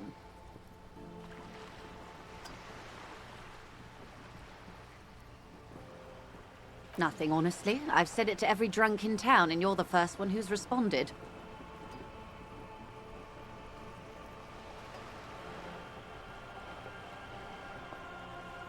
What is implied here? That you're a drunk? She hasn't actually said it to every drunk in town. It was spoken in jest. I'm glad to see you here. Like steel. There is strength there. If she wanted, she could sink her nails deep into your skin. I was dispatched to handle a strike, not a lynching. Anything I can do to assist the RCM in this matter, I will. Gladly. That is good to hear, madame. My colleague will take the lead on this interview. I should let you know that he is recovering from an unusual medical episode. Very unusual. But I can assure you of his ultimate competency. There's a trace of irony in his voice. Mischief, even. The lieutenant is hatching some scheme. He's trying to signal something. He wants you to play up your condition. It happens quicker than a shooting star. But did the lieutenant just wink at you? How interesting. I wish you a swift recovery. In the meanwhile, you have my full cooperation. It's hard to get a read on her precise disposition, but she appears helpful.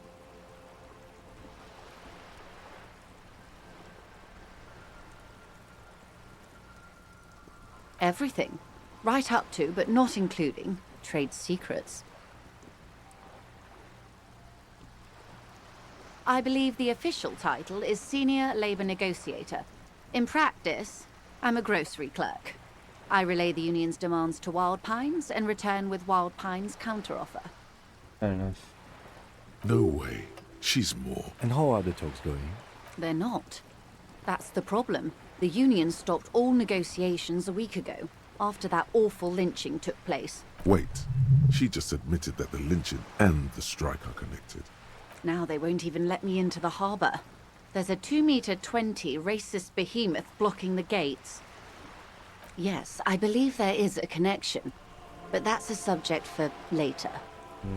She's resolute in this, yet you sense that she wants to tell you. You'll have to earn her trust first. Let's say I was not making the kind of progress I'd hoped for when I first arrived. And when did you first arrive?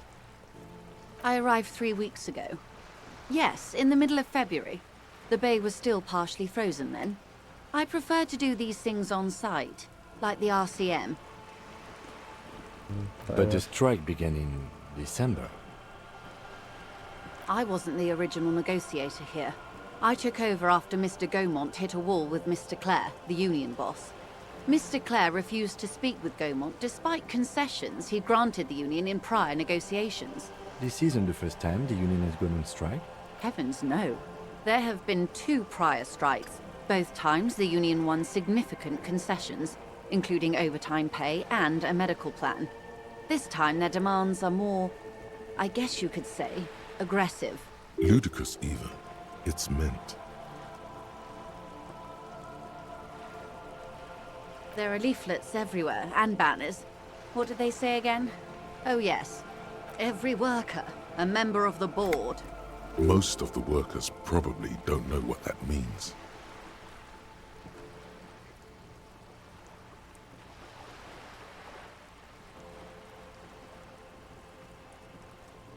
Fortunately, they explained it. Every time the Wild Pines group makes a decision about anything, it needs the signature of each of the 2,200 workers in its Martinez terminal.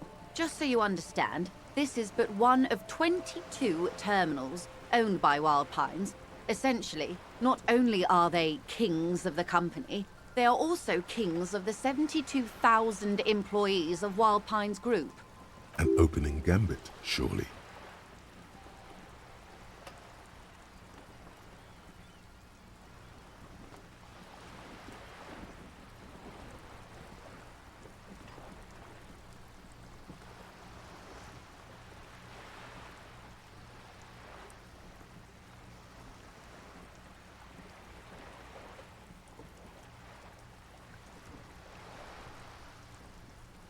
so I hoped.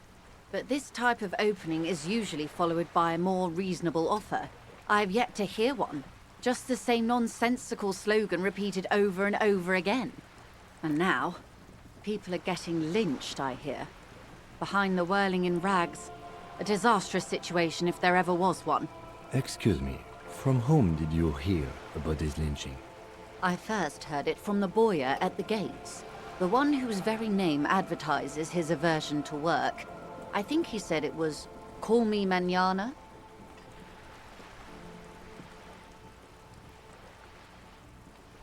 This checks out. No, wait. The chief negotiator heard it from a man at the gates. Surely the Wild Pines group has more effective channels of information. After all, 2,200 people are on strike. This is a big deal for them. Mr. Clare told him to... how did he put it? Fuck off, midget. Gaumont is short of stature, you see. Yes. Keep in mind, this is a negotiator Mr. Clare has worked with before, and who was more than fair with him and the Union. Sounds like usual aggressive posturing.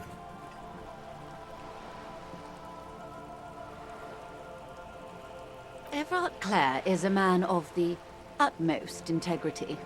If you can say one thing about him, it's that he always puts the interests of the workers first. She's being sarcastic. Don't take her performance literally. Of course not. Everard is fantastically corrupt. I imagine he has a thick, viscous goo where you and I have blood. If you were to prick it with something sharp, you could see it oozing out. A knife, maybe? No, a rapier.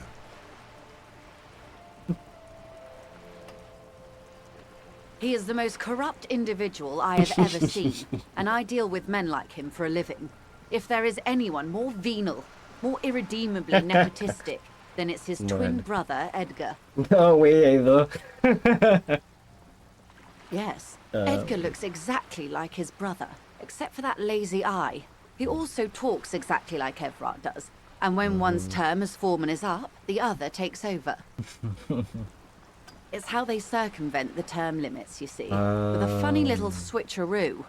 While in office, they've embezzled God knows how much of their workers' dues.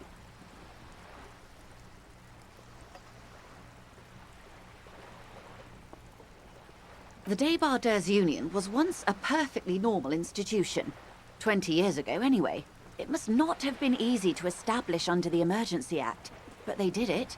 I can respect that. Organised labour at its best, as they say. Then something happened in the local chapter elections. The brothers Clare came and transformed it into a... how do you say?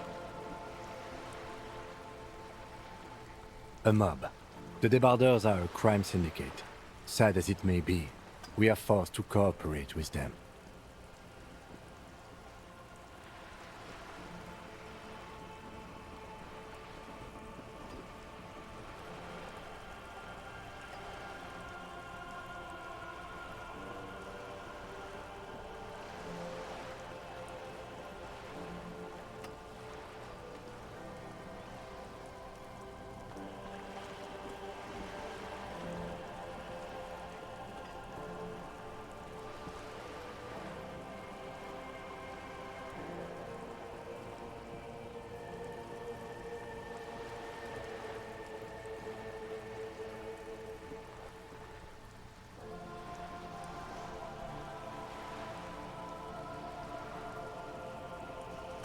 Refreshingly honest, officer.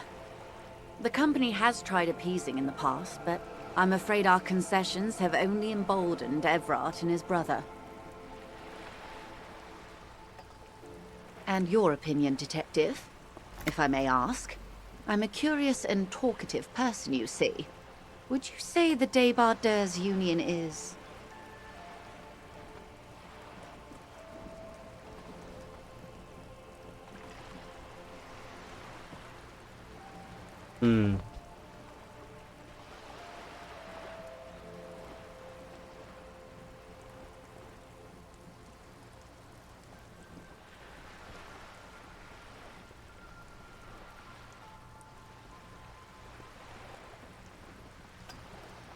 Thank you for being candid.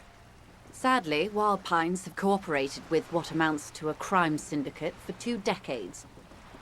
However much you feed the wolf always hungers.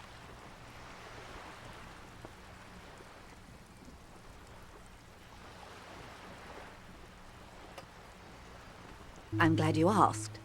There was a woman, the previous forewoman of the Union. She disappeared. Disappeared? Yes. On the last day of the local chapter elections, her daughter phoned in and said she wasn't running anymore, or coming to work. Ever. End of story. This forewoman, her name? Sadly, the company records do not even give a name. She's just forewoman in private correspondence, Holly. I don't even know if it's a sir or given name, and I don't have access to the Union's files. Downright haunting, if you ask me. The Wild Pines suspected foul play, but what could they do? It was a Union matter. The point of the presentation is, these kinds of things happen around the Clares. Watch out when you're dealing with him. Thank you for your concern, ma'am. We'll be just fine. Of course. How else can I help?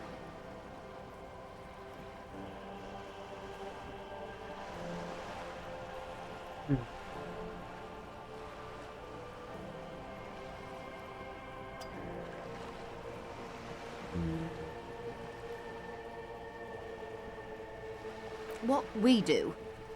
I'm afraid I don't speak for Wild Pines as a whole. It's a giant undertaking. There was a touch of discomfort there. She wants to merely represent. The Pines' core competency is logistics. Container shipping, freight, that sort of thing. See those airships there, blinking? Those are the shipping side of things. And that is the terminal. Another subdivision deals with energy, oil and gas exploration, offshore platforms. The Wild Pines Group is one of the original Revacholian Indo-tribes. Companies awarded royal monopolies by the king, the suzerain himself, centuries ago. The king is long gone, but several of the Indo-tribes remain.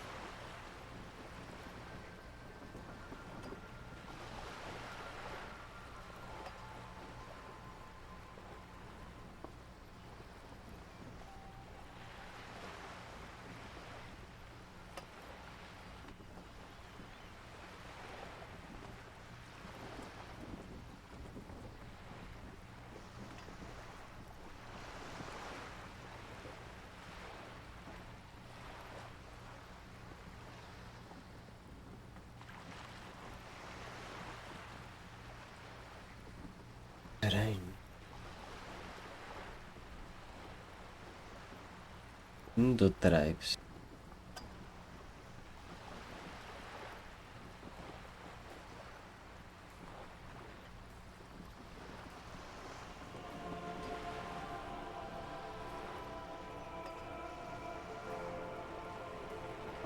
Why, thank you.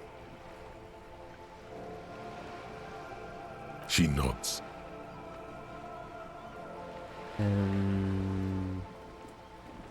Quite a few things, I'm afraid. The information I'm to share with you includes sensitive trade secrets. For the sake of my employer, I have to ask for your names and badge numbers. Of course, ma'am. We should have introduced ourselves. I am Lieutenant Kitsuragi from Precinct 57. And this is my colleague from Precinct 41, Detective Dubois. I'm afraid Harry doesn't have his badge at the moment. I hope mine will suffice. Oh, and what happened to yours, Detective? Awkwardness washes over the conversation. The woman doesn't like this turn of events. 'Twas stolen by some artist, surely. Best to pin the blame on them. Everyone knows you can't trust artists.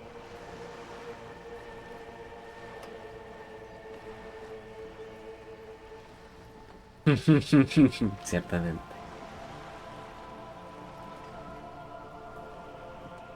I see. So, are you saying you lost your badge during the course of this episode? Yeah. I can't hear you, darling. Speak up, please. Oh dear. I do believe you, naive as that may sound. I simply can't imagine what you gain by faking such a condition.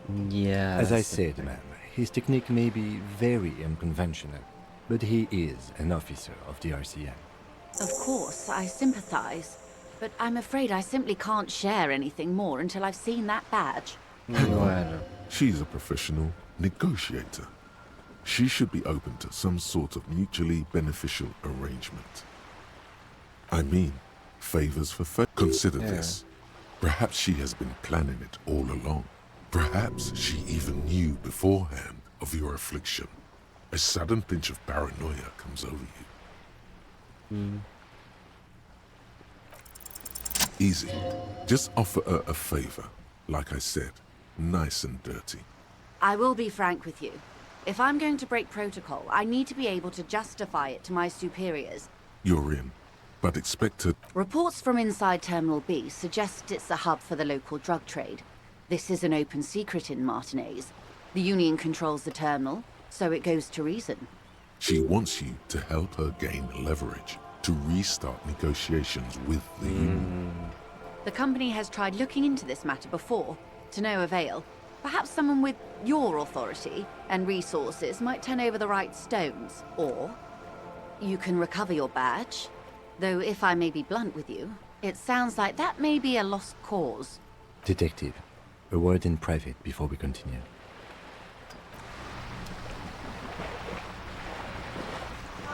This is not going quite as I hoped it would, Detective. Honestly, I was expecting you to use your unorthodox technique to keep her off balance, and not volunteer us to be her henchman. This woman is running circles around us. She might have known about your misplaced badge all along, or she's simply an adept improviser. Either way, we've played straight into her hands.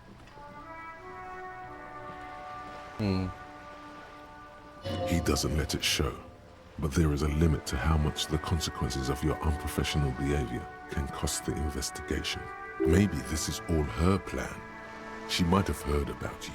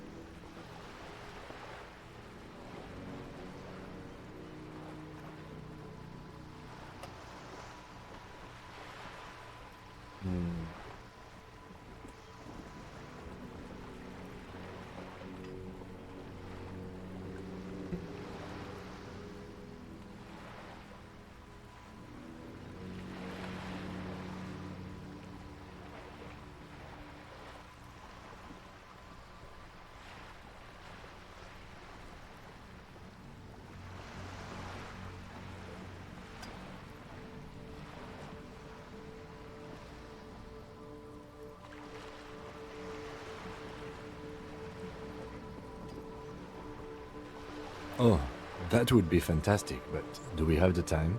The world is large and your badge is 8 by 6 centimeters. The situation might have changed drastically by the time you locate it.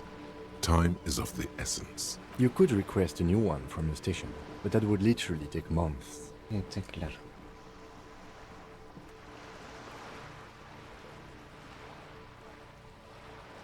I wouldn't go that far. Her reaction did come off as sincere to me. I think she's just quick to adapt. She's a pro. Yes. Knowing this does not really change our position, however. No. If there is reasonable suspicion, we must investigate. Otherwise, she could claim we are siding with the Union, or that we are on their take. We'd never hear the end of it. Yeah. What I propose is, we ask her, then we investigate, briefly. But do not share the outcome of this investigation with her. We tell her it's done and demand for her information on the lynching.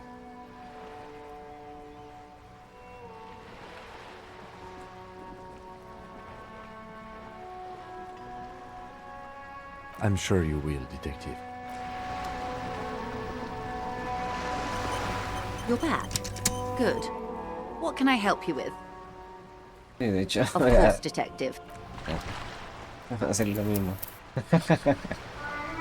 You're back. Good. What can I help you with? Ah, es como que...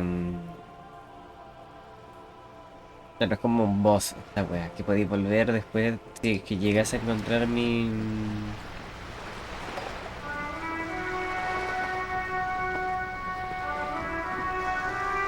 You're back. Good. What can I help you with? It's quite straightforward. Someone is using Terminal B to smuggle raw ingredients from the Samar and Isola into Revachol with the Union's blessing. Wild Pines has suspected it for years. Ingredients for what, ma'am? Meth and dextroamphetamine, GBL, and various synthetic psychedelics.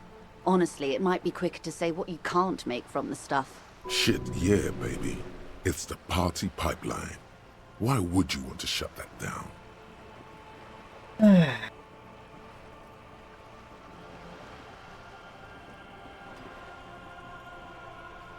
Yes.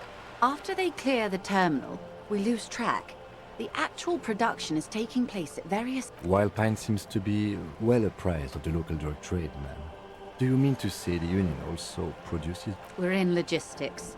It's our business to know. And no. As far as the company knows, the Union does not produce it.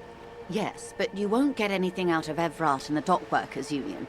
Still, every chain has its weak link. The handoff. The motor lorries at the roundabout. Unlikely, officer. I'm talking about the lorries. Once the ingredients reach Jamrock, they're distributed to a network of local manufacturers, well beyond our grasp. But in transit, they may be vulnerable. How convenient that they're stranded like beached whales at that roundabout. Perhaps you've noticed that a number of lorries are tangled in a traffic jam at the roundabout just now. Interview the drivers who are still hanging about. One of them might be waiting for a crucial shipment. Her irises are light green, like the river Esperance in bright daylight, upstream where it's clearer. I'll be explicit. If you find this driver, I will share company secrets with you. Uncovering Union secrets could also give you an upper hand when dealing with them. You'll be indebted to her, in a way, but one step ahead of the Union in another.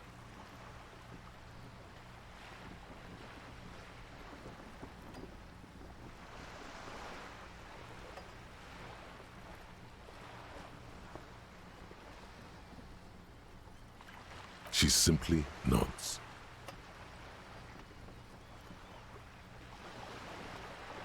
That's the man who was killed. I'm afraid this is a discussion for once we've cleared the lynching question.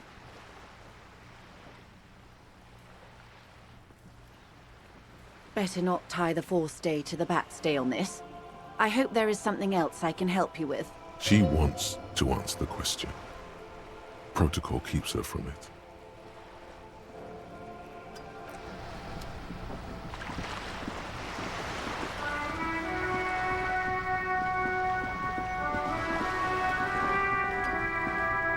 A sturdy metal door guards the south.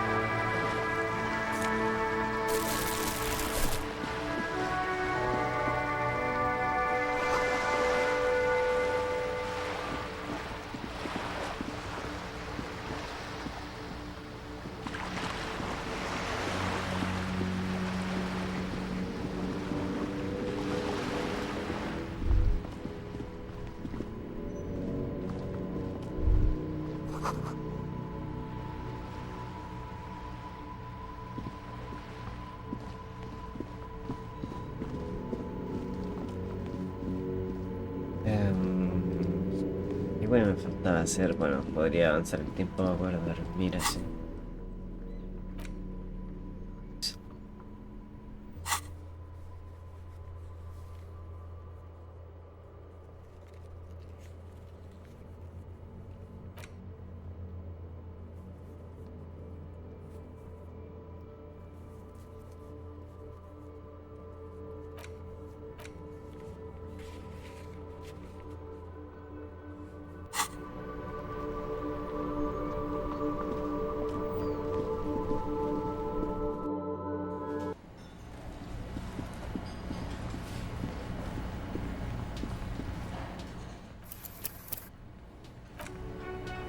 Alguien tenía que venir a entrevistar acá, me parece.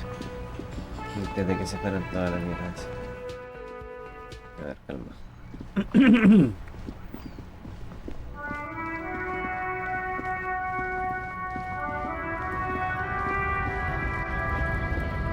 Buenas tardes. Right to work! Right to work! Honest men and women with rights. We came here to help the harbor run. I have a question.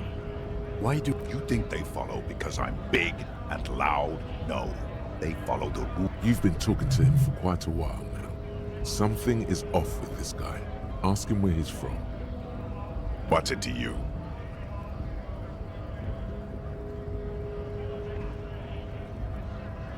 Am I a suspect? Done no crime. Every once in a while, it's like you can see glimpses of another guy under the guise of this fighter for jobs. He seems a more brutal, cunning, and suspicious person. Just a hunch. Or the man has turned his attention elsewhere. He shakes his fist slowly while observing you from the corner of his eye.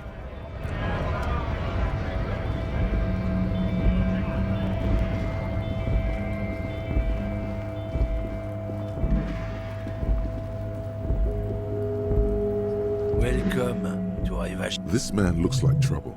You might not want to.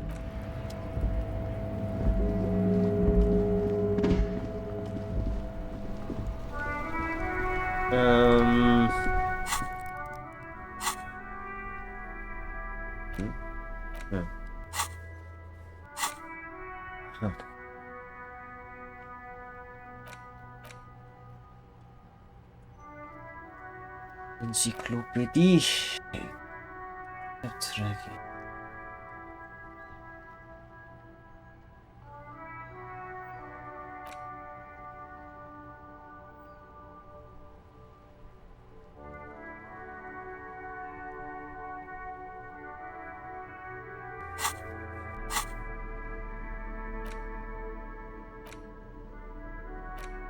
It's the ledger you found in the trash. A cabbage of papers hanging from the board.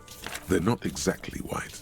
They're yellowed in patches by sunlight and alcohol, and covered in dense blue handwriting. Ink escapes into watercolor patterns, reaching its tendrils across entire pages. The paper itself is checkered, with faint red lines, forming short paragraphs.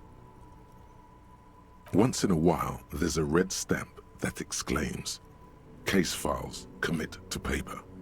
The case files themselves are plenty. You count more than 100 sodden, crumpled up, earmarked pages falling apart in your hands. They appear to be sufficiently organized and extremely dense, if mostly illegible. Work, strife, poverty, the Jamrock Quarter. These are handwritten logs of investigations dating back to January 51, this year. The exact number is hard to estimate, due to missing pages and an odd naming convention. But there are at least 20, maybe 30 cases undertaken, not completed, mind you.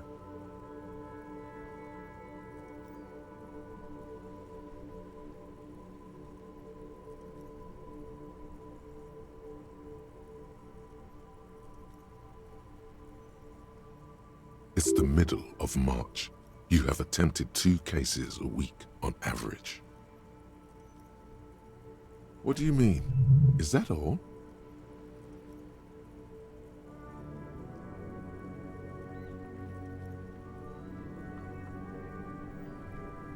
Huh? 2 complex cases to undertake is a lot, yes. You really have to push yourself. I would not suggest it, lest you start making mistakes. Arson, petty theft, spousal abuse. Handwritten logs on dozens of investigations date back to January 51. Stamped case files, commit to paper. These are your last couple of months in Revachol, Precinct 41. It's inornate, nearly illegible, yet marching in orderly lines. Pedagogical, somehow. Brash. It must be yours for you to be able to read it. These are the lines of someone who has written by hand a lot, and has developed a style only they themselves, or you yourself, can decipher. Written in a rush, in pain, a race to beat your own heart's pulse to some dark finish line. Your hand cramps up merely looking at the scribbles drawn, as by some magnet, to the red checkered margins, fast but always straight. Wearing out, nearly gone. Sometimes he forgets to keep the pen on the paper as he moves his hand, and the lines vanish from underneath. Yes, it appears you employ a, shall we say, robust yet literary system. Each investigation has its case number written on the margins, yet, still more tellingly, most are accompanied by a name, a title, one might say even, one that draws inspiration from snoop fiction and vespertine cop. Yes, all caps. One is called The Next World Mural, another The Square Bullet Hole Murders, another yet The Unsolvable Case. Others appear more light-hearted. The guys on a couch in an unexpected location, and the murder at the hookah parlor, even the rare article-free collapsing tenement. Murder features prominently. You like this grimy murdering, don't you? Wish there was one in there about a drug den. You love those. Gets the blood pumping. No, you don't. You're a human measuring instrument, almost entirely intellectual.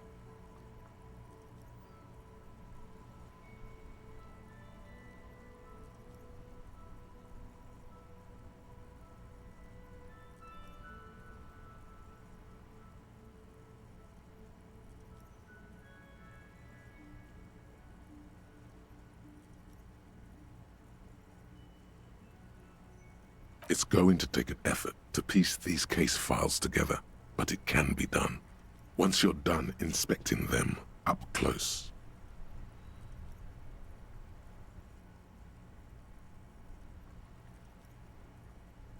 There is, for precisely one more. 15 pages near the end remain untouched by the damage. The checkered grid forms a structure of passages, breaking the case into subtasks to accomplish. Once all the tasks are accomplished, the case is complete. Sadly, the ledger only comes with an old, worn-down lead pencil. The ledger only comes with an old, worn-down lead pencil. It will do, barely. The lieutenant looks at his blue notebook. It's downright incriminating. He has little choice but to give. He is not really saying anything, just standing there, looking at them. Absolutely motionless at first, then animated slowly, imperceptibly even. The lieutenant begins to browse his notes again. The threat has passed. He is thankful it has passed, and that he's gotten to keep both pens onto the paper with a brash free hand, uncannily similar to the rest of the letters. The wording comes easily. It's almost robotically simple, a language developed for mental rigor and simplicity. Inspect the victim's body, get the body down, interview the cafeteria manager. It's not exactly poetry, but poetry would be out of place. A satisfying slash sounds across the paper. You're done, it seems to say. And a fuck you to you too. That last one cuts a slash right through the paper. You're a swashbuckler with that pen, Harry, and it feels good. Feels like completion. Things to be done and things already done. The composition of reality. This is an extremely useful tool for a detective of the citizens' militia. No, actually. Any ideas?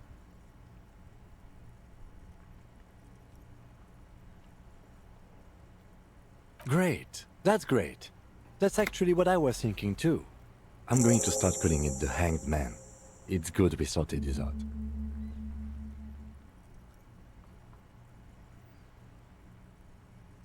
Yes, how very childish of you. In your and my defense, almost everyone in the RCM uses the titular system, in addition to the official alphanumeric. It's a holdover from the early days of the RCM, right after the revolution, when the organization had little idea how to do things. It persists in an unofficial capacity. Officers use these titles to refer to their work among themselves. Again, in your defense, I seem to have named one the man with the hole in his head. That was a real person. His death was real. Still, I named it that, to amuse myself. I pray his loved ones never find out. Rail spiked through the head. He died. It was a workplace accident. You don't exactly close them, so much as distance yourself from the smelly papers. They're a little further from your nose now. In the back, you see thin, translucent copier paper. Some neon yellow, some bright red, all covered in boxes, like marching armies. These look like official forms, waiting to be filled out. Then rip them from the binder and hand them out, according to type of form. 3. The topmost are misconduct fines. The middle ones are station calls. And you don't have to be an intellectual giant to do police work. A monetary penalization ranging from 20 to 250 real. Severe cases allow for one, but they appear pleasantly vague. These are quite sinister in tone. They give a date and time for the person to appear all in a print so small it could be considered downright cute. A dozen pages of thin copy paper, bright color of the irises, predation marks, condition of sexual organs. Yes, all that remains now is to fill those forms and hand them to people. Fines for wrongdoers, interview requests for bad guys, and field autopsies to dead guys.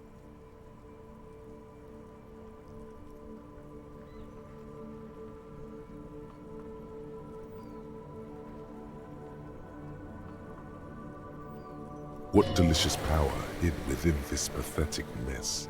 The rest of the stinking cellulose is much worse for wear. Being sandwiched between the board and it's made of dark blue plastic, hard enough to beat someone to submission with.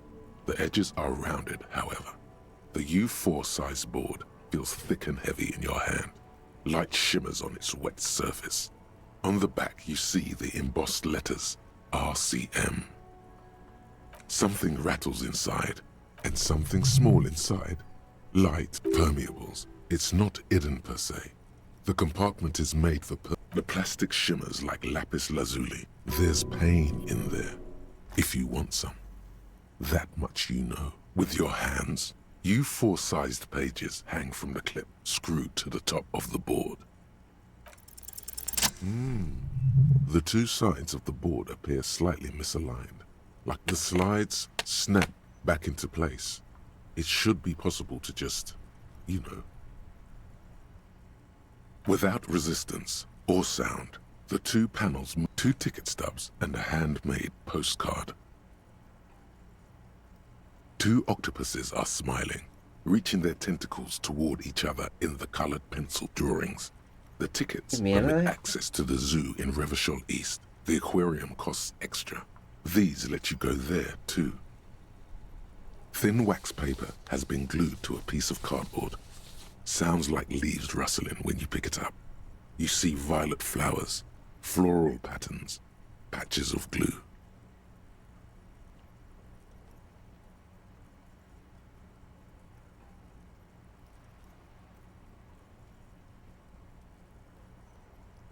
Familiar handwriting lines the inside of the card. A young woman in her 20s. There is care. Harry, it begins.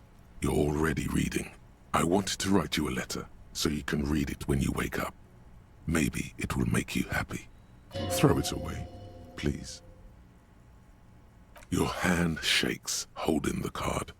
Every morning when I step out and you're asleep behind me, it says, I find a little piece of sadness in me. I carry it in my chest, down Voyager Road. Every step I take, it grows. By the time I reach the fuel station, it has filled me entirely. You jam the compartment shut. It's hard to breathe. Your hand shakes. You're flushed with adrenaline. Yes, you can piece them together using the alphanumeric code on the margin. It always begins with HDB40. Why, yes, Your every last alphanumeric in the files begins with it. Harry Dubois still feels like there's something missing from that.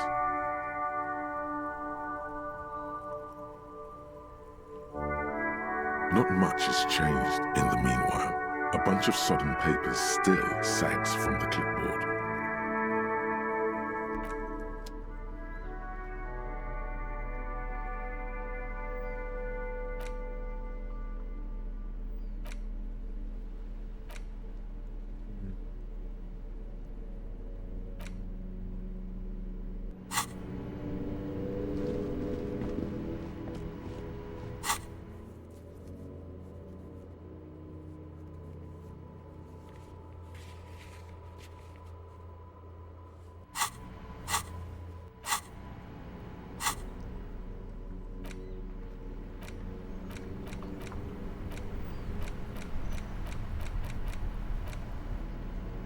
The edges of the pages are worn and smudged. A lot of people have read about the Devil Woman's altercations with the jacket copy proclaims, "Man from Heimdall returns in his most exciting adventure yet.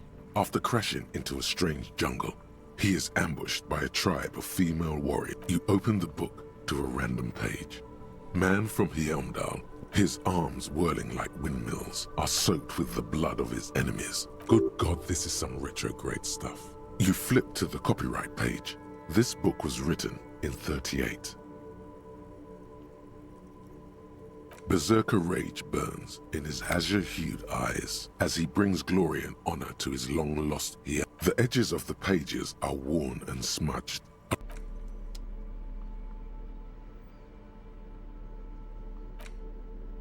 Medicinal purposes of the pearl. Flipping through the book, you find a number of sections on the general benefits of the pearl. You come across the following explanation.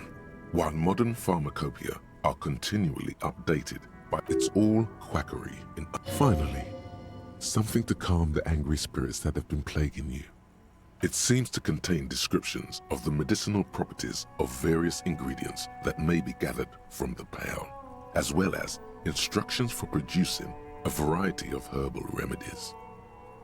There's nothing in here that speaks to hangovers directly. However, while browsing through the various descriptions, you become convinced that you could assemble something from the ingredients. First, you need to choose a base ingredient.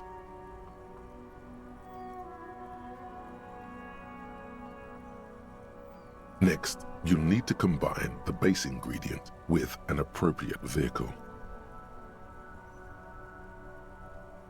Lastly, is there anything else you'd like to add? The ginger root will help with the nausea, and the birch bark tea will help you flush out the toxins. The very thought of this tea causes your muscles to relax and your mind to clear. A tingle rushes down your spine, and you feel your toes uncurl. If only it could always be like this.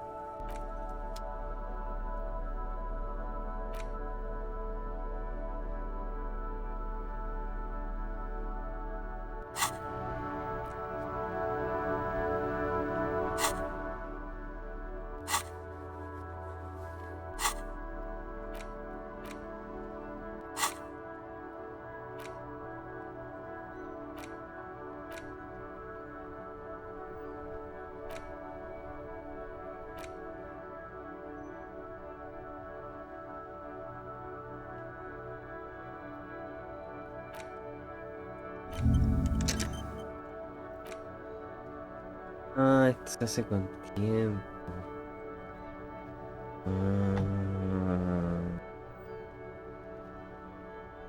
Research time for 30, but one.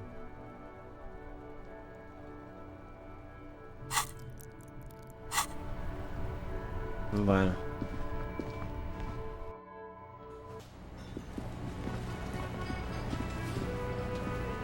Que no acabo, wea, mía. Quiero buenas tardes.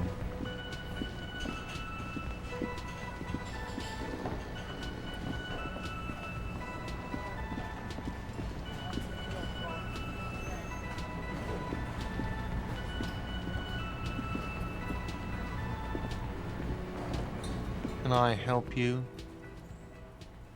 Thanks. I hope you found what you were looking for. How strange. I certainly didn't put them there.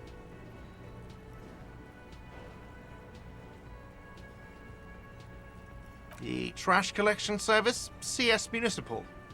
I don't... Ah, the elusive CS Municipal. I doubt we'll be able to track down who was sent here last and when. This will have to be one of those little threads that solves itself down the road. On Clinton Street, near the Boogie Street Diamond, a small truck rattles down an alleyway. It stops by a rusted trash container. Two men, their faces rough and swollen, jump out. They look at the container despondently. CSM is written on their backs. Thank you anyway.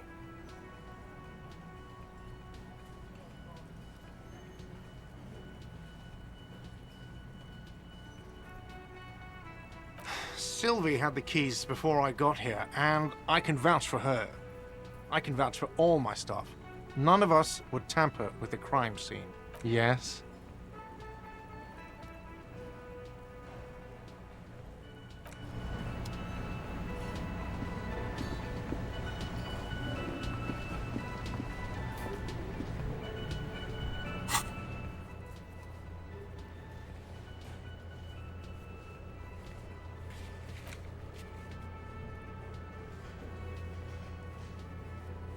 ¿Qué pasa si no hago eso?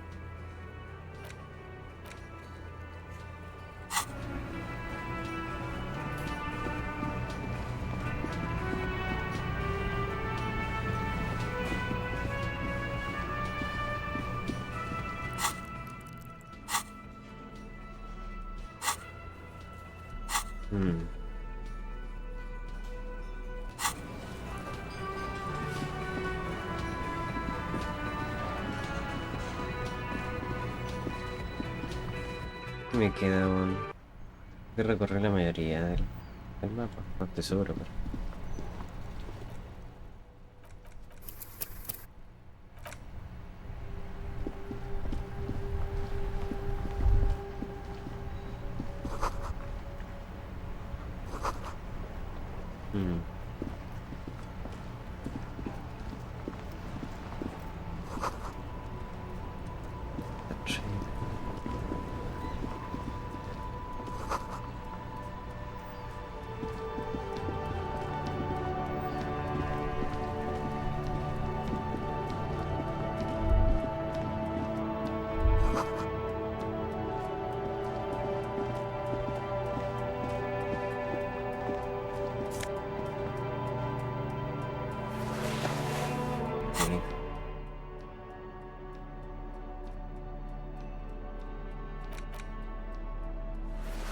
Parte gratis.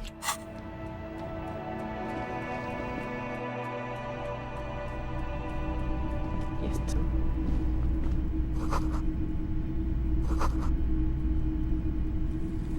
You see rows of toy soldiers guarding. Try to find something pretty and cool here. Then use it to win her back. Win her back? Her back? Yes. Buy something nice. This sounds off. You shouldn't trust this guy.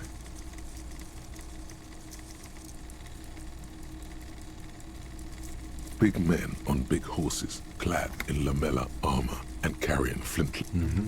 I used to be very serious about my Franco-Nigerian knights. A long, long time ago. They're not all blue. These figurines also wear gold coats and caps, complemented by orange trousers. They are variously posed. Which ones? Ah, royalist soldiers from the time of the revolution. The uniforms are painted a bit too brightly, I suppose. This set of soldiers isn't meant to look impressive. A few have rifles, but most of them carry pistols. Some even shovels and tall sticks. You're probably talking about the revolutionaries, yes?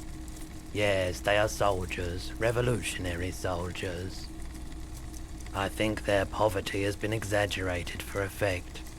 When you place them next to the royalists, it doesn't seem like they could possibly win.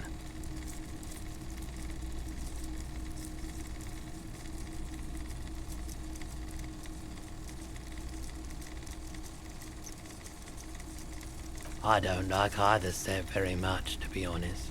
But there are many parents among my customers. He seems to have his own take on the conflict played out in perpetuity by these toys. Might be interesting to find out what it is. Why? What's this? A headless man riding a horse? A headless man wearing futuristic tracksuit trousers that say found? Oh, that's the Headless Phone Rider. The Headless Phone Rider. It's an urban legend about a man who rides the streets of Revachol sporting a fawn tracksuit. As you see, 50 cents. Bargain price. He lost his cap when he lost his head. Perhaps he's looking for the head. Did I mention that this figurine is supposed to be lucky? That was a very smooth salesman's grin that almost comes off as earnest. You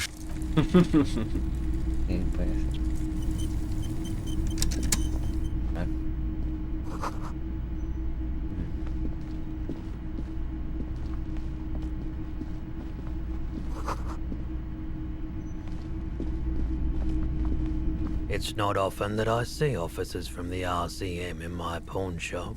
What can I do for you? His courtesy is not insincere, but he prefers being alone with his projector, just watching the movement of light across the walls of the shop. I haven't had any problems myself, though some of my customers have complained about inconsistent law enforcement.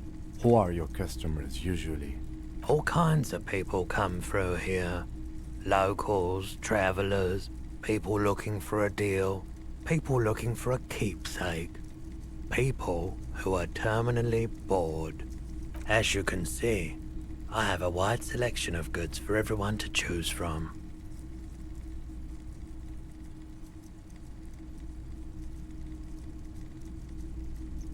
It keeps me entertained.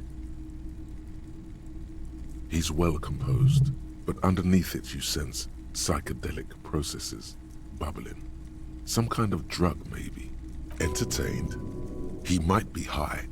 If he is, on what? Feeling warm and enthralled by the movement of light, while the mind continues to race forward. A drug developed by the military to treat and prevent radiation sickness. Oh. It has psychedelic side effects. Was war denn hier? Makes your eyes turn yellow.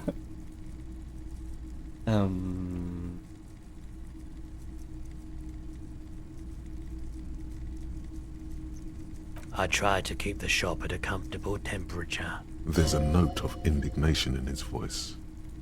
Interesting.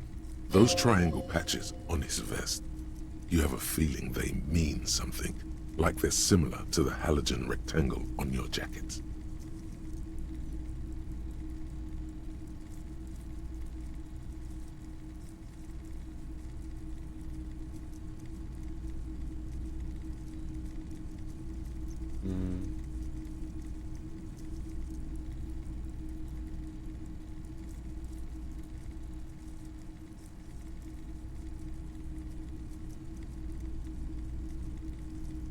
Prolodon is just something since the People's Pile disaster, I was with the Emergency Relief Brigade. He's taken it for mental and emotional, not physical pain these days.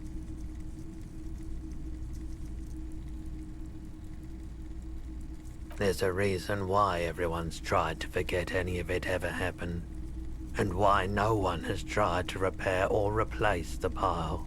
So much disappointment. An early death.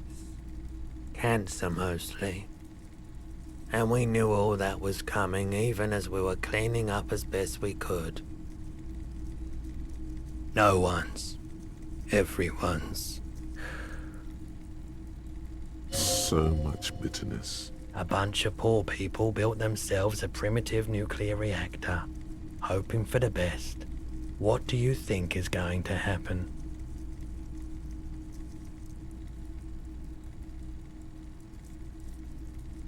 We were an all-volunteer force, self-organized, tried to help the fire brigades contain the spill.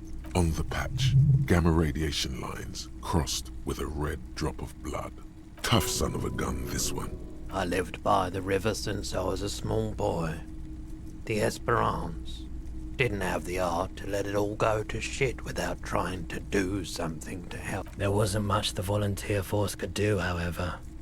We wasted years in the river mud. The cleanup happened 15 years ago. I was young then. Later, my second aunt died. Left me this shack, so I came to Martinez. I like the theory more than the story. Outward movement. Yeah, you gotta get in on those vortices, my man.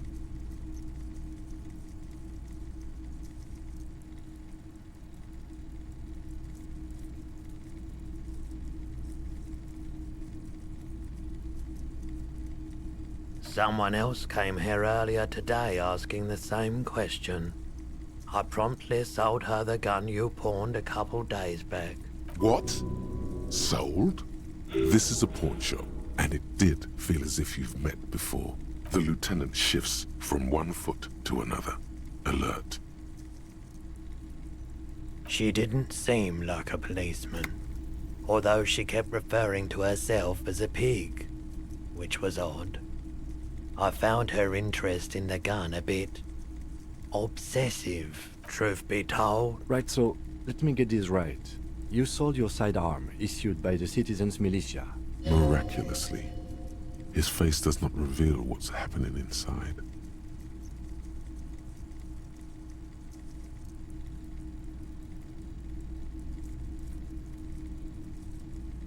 It's possible in these parts of town.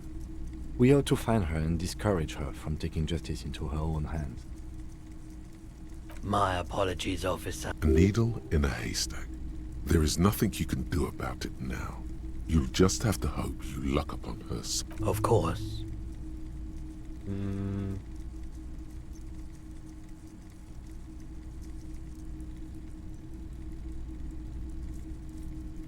Let me have a look. Anything else you're thinking of selling?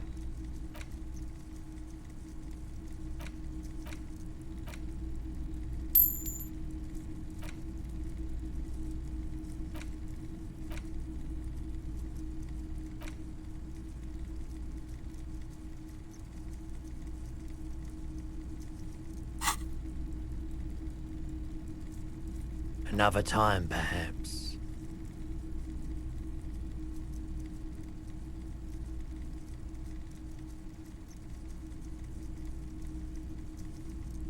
I doubt it, but I can try and answer any questions you may have. I do my best to keep my distance from all manner of butch. He doesn't know anything. No one likes to see what you have to see every day. The pawnbroker's gaze is already fixed on the dancing colors.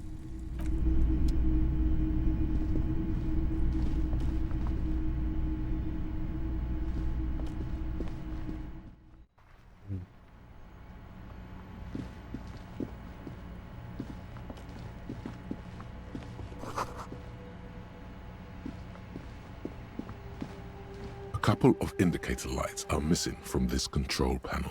Loose wires dang. This panel usually closes the water lock, turning it into a bridge that lets you cross the canal. Evening, officers. A burly man hangs out by the water lock, carving up a generous serving of salami with an old hunter's knife. His posture is relaxed. Despite his powerful build and the knife in his hand, this man resorts to physical intimidation only infrequently, if at all. I wasn't here to witness it, but those look like tire tracks on that sign. Weird, huh?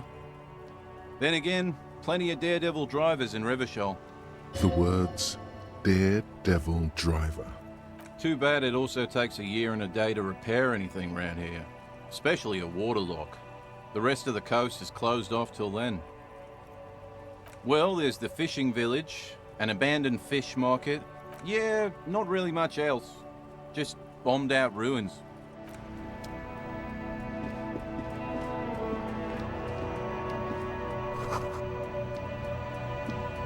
A crumpled billboard reading, Samaran butter soaks in the canal. Two ugly lines mar the bright countenance. The sign billboard has fallen on the waterlock, keeping it open, and thus out of order. Judging by the size of the impact and the parallel lines of burnt rubber, the cause was probably a motor vehicle. These look like the same tire tracks I saw earlier, in front of the whirling in rags. The lieutenant looks on.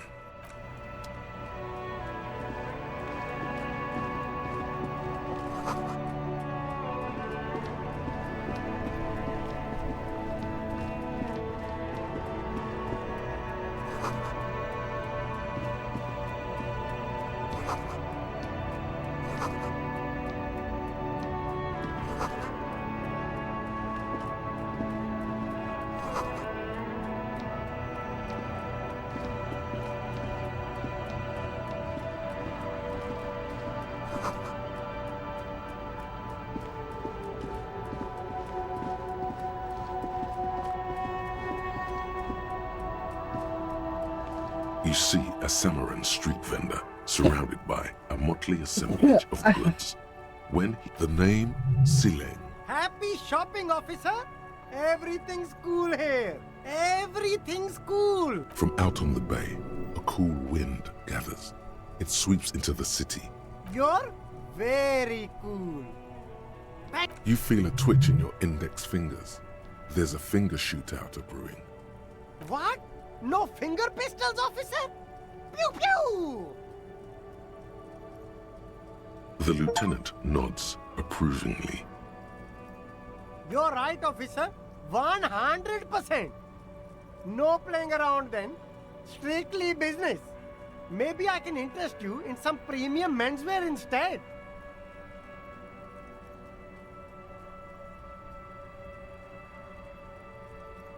Only the coolest goods in Revachol.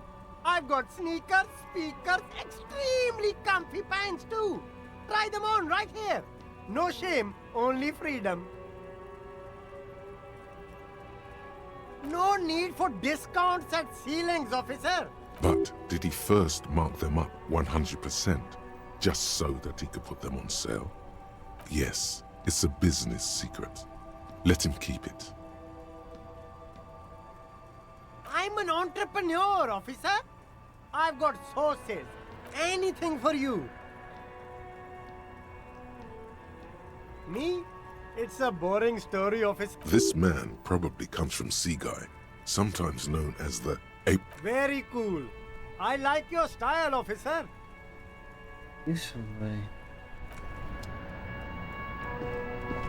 There are clothes inside. Cheap second-hand clothes. Don't be shy. These are premium class clothes. Save the economy? That sounds off.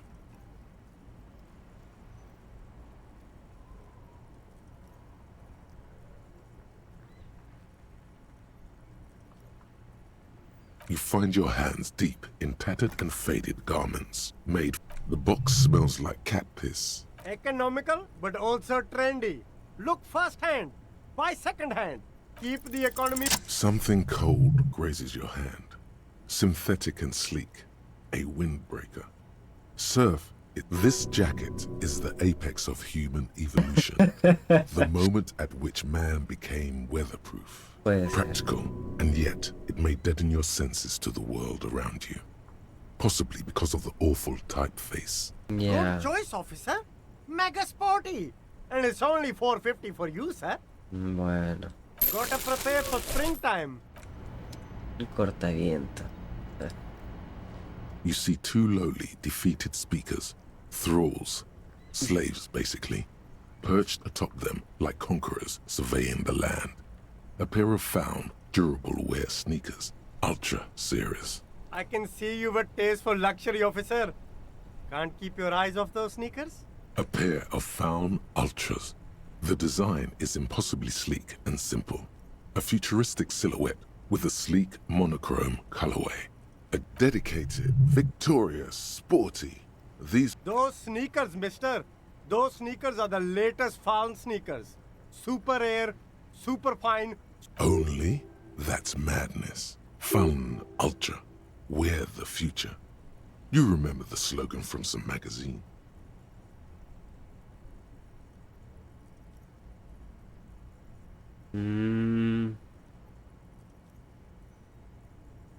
These once respectable speakers have been conquered.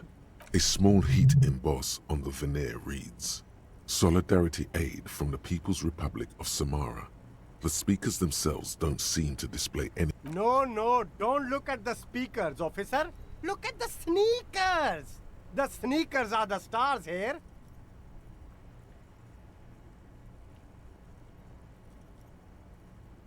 No, don't pity them, officer. These are old Samaran garbage. Don't even look at them. Samaran trash?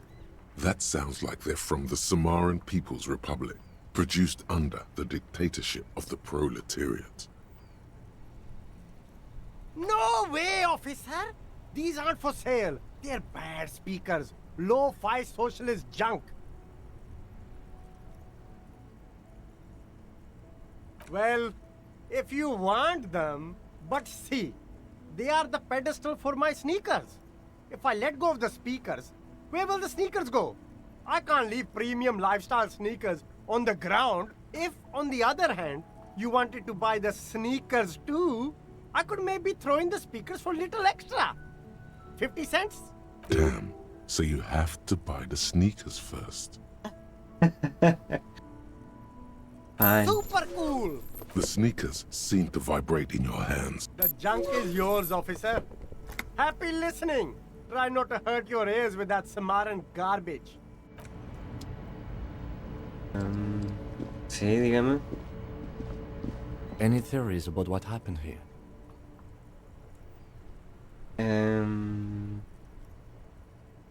What kind of car do you think? I suppose it's not really our job to figure that out.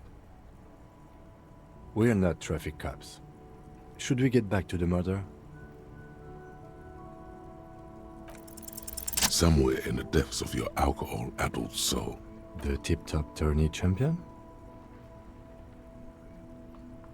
The lieutenant patiently listens. Jumping In conclusion, it's a colorful theory, but I don't believe Jacob Earth did this. Should we go?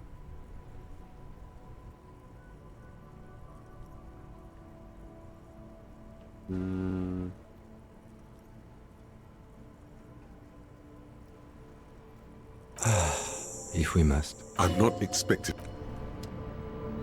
Voy a dejar anotado nomás ya. No te vuelvas loco, no te compliques.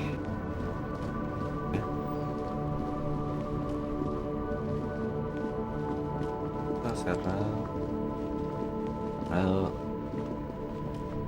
Porque también.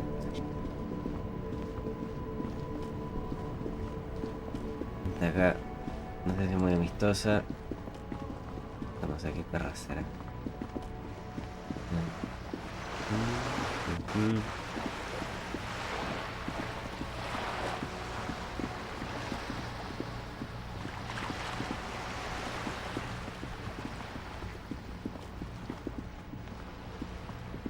The streets will flow red once more. The streets will not flow red with anything. I'm Cindy the fucking Skull. What else do you want to know? Date of birth, blood type, the last time I was tested for Hep C.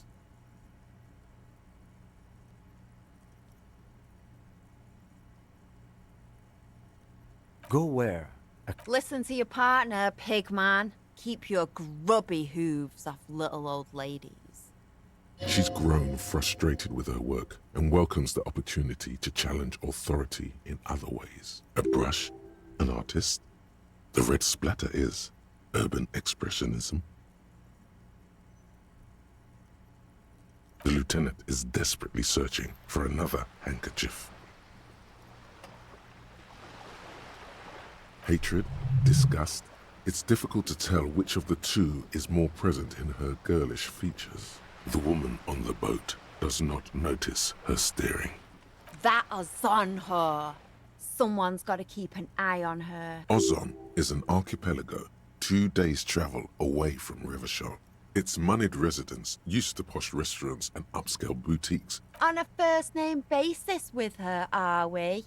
Piggy's moving up in the world. Have you got a crush on her? Aching for an opportunity to defend her honor?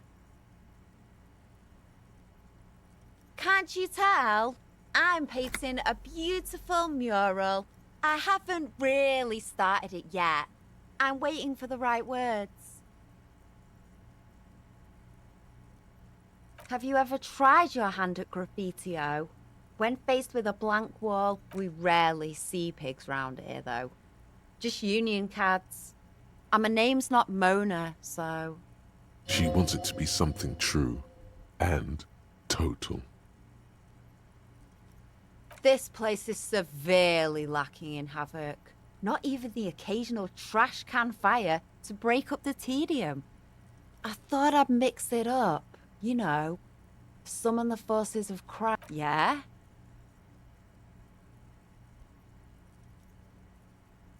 Lying is cool, I guess.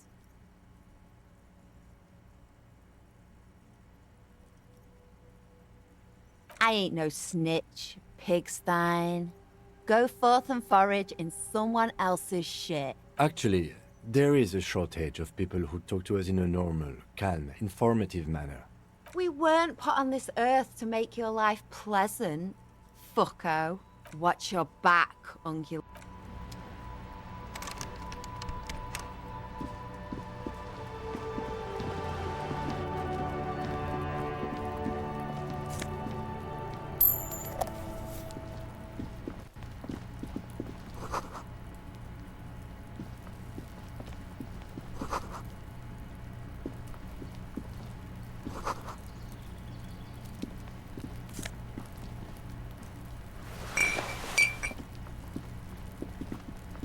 Estuvimos acá.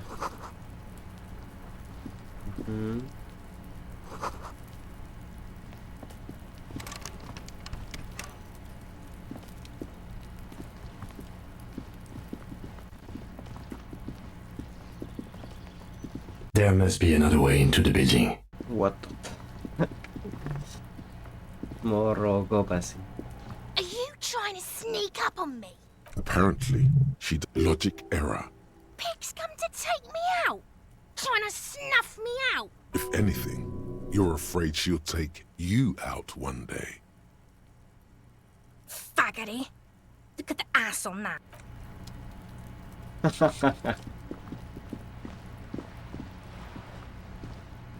This is a wall on the side of an apartment building. Because this is no ordinary wall, it is sublime. Look at it. All the other walls on all the other houses must make a pilgrimage in your hands shake as they reach. Oh, wall father.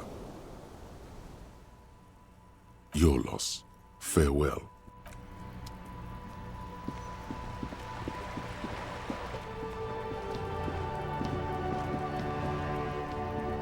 There it is, the most beautiful of walls. Huh? He sounds tired of it. Cindy the Skull has all the necessary materials. Talk to her.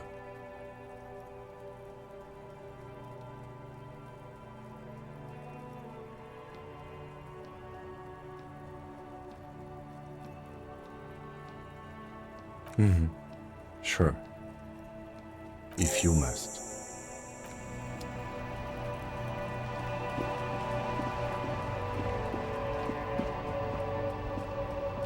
Hello again, officers. What for?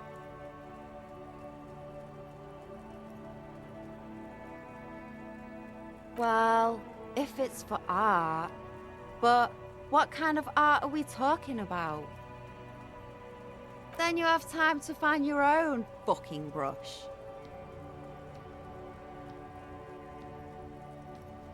You're about to cry internally, aren't you, Piggy? Oh, pathetic. Just...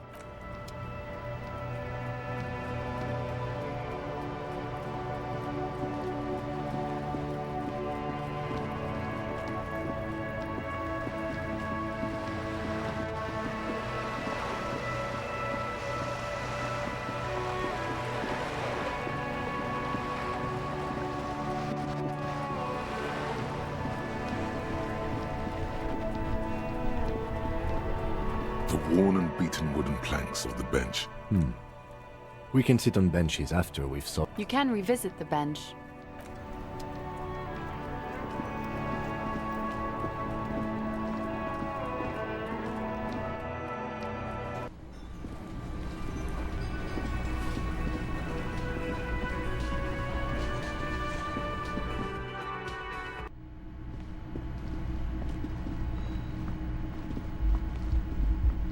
This is the door to the room you redecorated.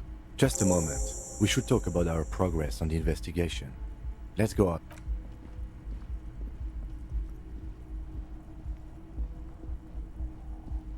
The air outside is brisk. The lieutenant is silent for a moment. He listens to the traffic hum. Now then, we should talk about the investigation. But I also feel you're a bit hazy on the RCM. Our role here, our rights, our jurisdiction, basically.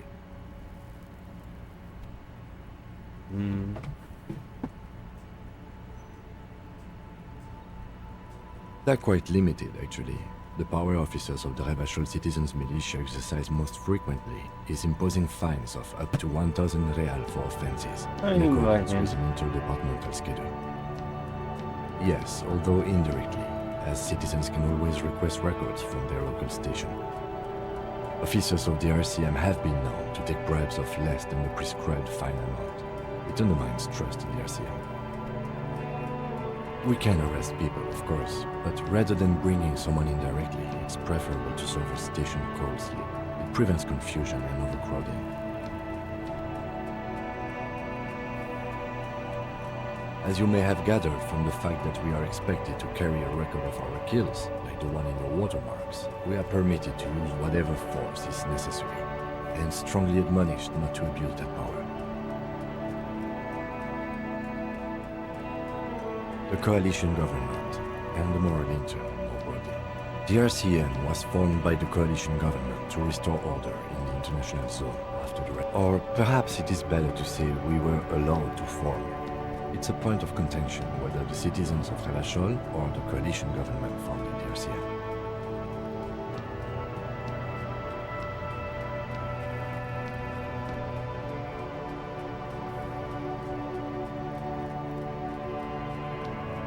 Silence. A great comment to such a conundrum.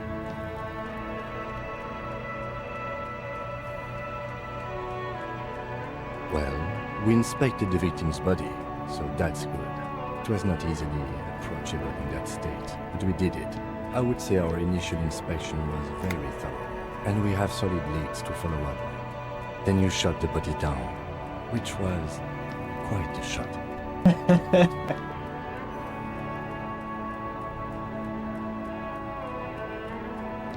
I admit I wasn't sure whether I should give you the gun, but I'm glad I did. Your shot enabled us to perform a field autopsy on the victim. We found some things we can really work with. Moreover, you found that the hanged man wasn't just hanged, he was also shot. That was some excellent detective work. And you managed to locate and pull out the bullet, so we can get ballistics, make off the gun. All this is invaluable. The rest is up to the boys in processing. Maybe they will surprise us by doing their job for once. We also performed a thorough search of the crime scene. All in all, we handled the situation very professionally. Now for the interviews. Including Evrard Clare, a daunting adversary, if there ever was one. He wasn't particularly forthcoming with useful information, however. He's not saying much on the matter because he thinks you could have gotten more out of Everard. Yeah, I think we went too quick there. And we can do some later.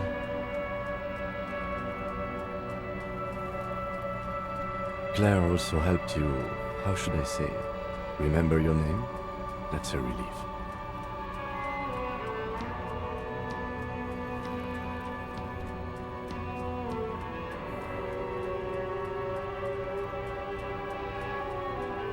Moving on. We talked to Joyce, Monsieur, but didn't get any information from her. I have a feeling Joyce knows how dangerous the situation really is. We have to get her to talk to us. If Kim is emphasizing something this... Above all, though, today was exhausting. What's with all the running? You run a lot. Is that a standard Precinct 41 practice? I have a really good theory about why you're running so fast, son. Just you wait until we get up tomorrow.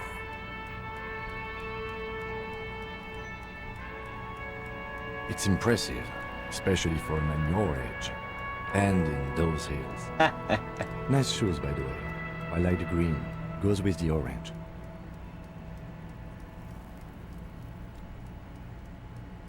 Thank you for the compliment. We could manage it even in wooden clogs. There are uncanny running reservoirs in this body. God knows why. The dying lights of the city shimmer below. Slowly, like luminous clouds, they pass on his lenses. The lieutenant looks at his slim cigarette, contemplating the next drag. This soldier is the highlight of the day for me, he thinks. This little stick right here. An aerostatic passes overhead, the whiskers of its floodlights on the ground below. Kitsuragi's glasses light up as he looks to the sky. Two glowing circles. They really don't like us here. The Union, the teenagers too. It's different in land. In Jamrock and the GRIH. It's our fault for leaving this place to the dogs, to the Union, to the company, not daring to come here more often. This place has fallen between the cracks, the jurisdictions of our two precincts. We run this city. West of the river is RCM land. It's incredibly hard. Human beings are... But we are in control, and it's worth it. The organization works, our systems work. If they didn't, the city would disintegrate. Night. Captain Ptolemy Price steps into the yard. A piebald horse waits by the motor carriage, chewing oats out of an oat bag. Seagulls fly overhead. The sky is black. Captain Price wears a black suit and a standard patrol coat as he mounts the horse to head home. Rows of houses on either side, hunching over the sidewalks, and Precinct 41 with its dome roof growing distant. Around him, the streets are silent. A kid on the corner waves at the captain as he takes the turn on Petition and Main. The horse neighs. The captain nods back. Thanks, kid, he thinks. He's grateful. Me too. But I wouldn't count on any drastic changes in our lifetimes. He is very tired, but the dark circles under his eyes make him look younger, not older. Yeah, it's getting very cold now. Let's go.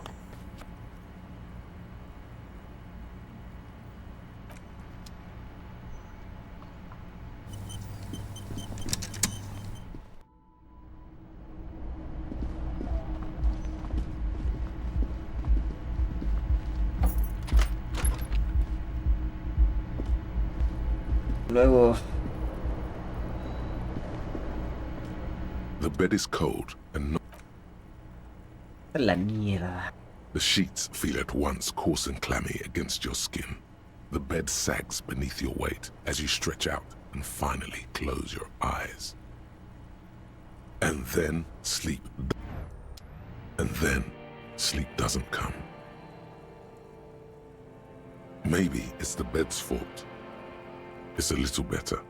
Colors, scenes, and half-formed phrases still litter your mind.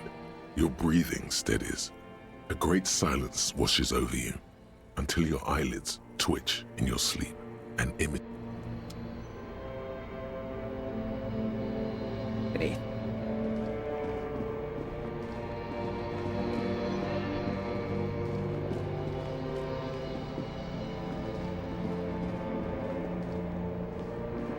Do you remember the scent of your childhood?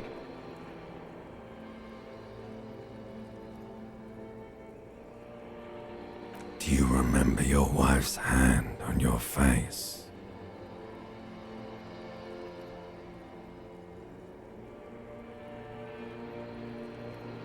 Oh no, Funky baby, you stayed.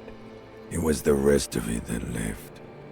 Or you just stood there, with one hand on the bottle and the other on your dick, watching it go. Tell me, where are your friends? Human beings have friends, Harry boy. Where the hell are yours?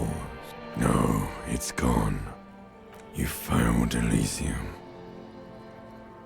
Everything. The Pale and the Useless.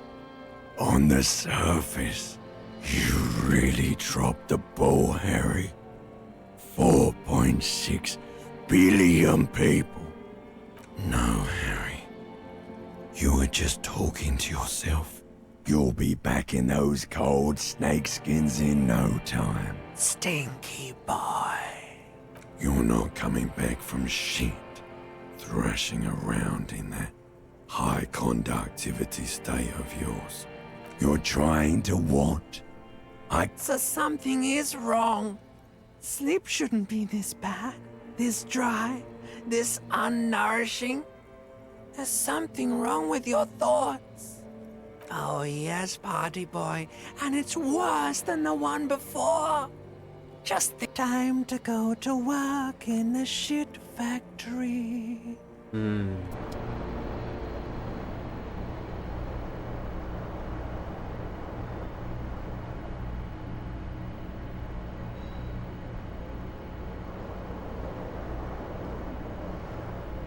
¿Podemos ordenar un poquito, weón? Good going, buddy. Really? Because you feel even worse this morning than you did last. You mean, why are you so tired? Too tired and down to even think? It is worrying, isn't it? It's just that your heart has finally pumped all the speed out of your system, but don't do that. Stay strong. The hangover will wear off. You don't need to keep doing this to yourself.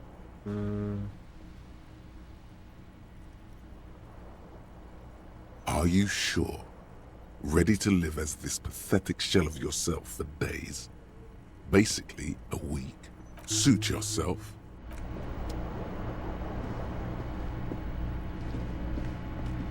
This is not the cleanest bathtub in the world.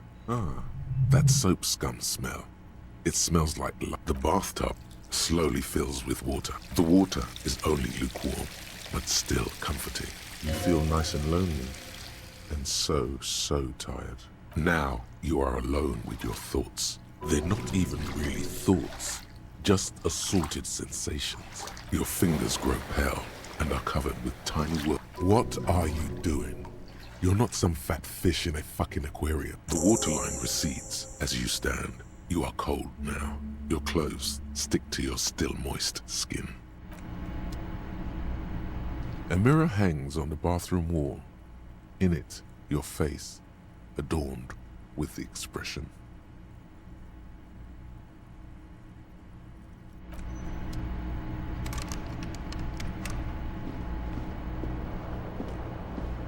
The bed is still cold.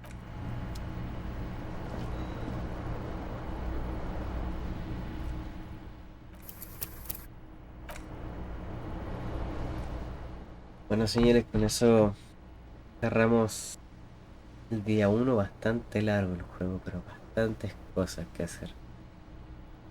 Solo no hagas sleep. Tipo private, mira. Viva Sol.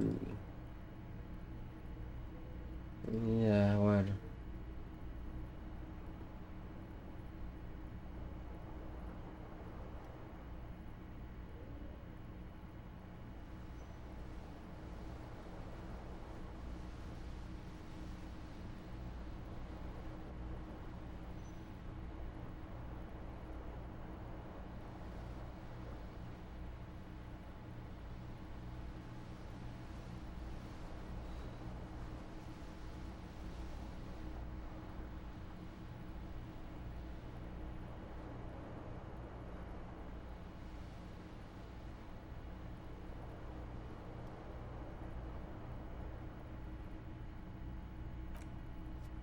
Yo creo que tenemos harto que sacar de este.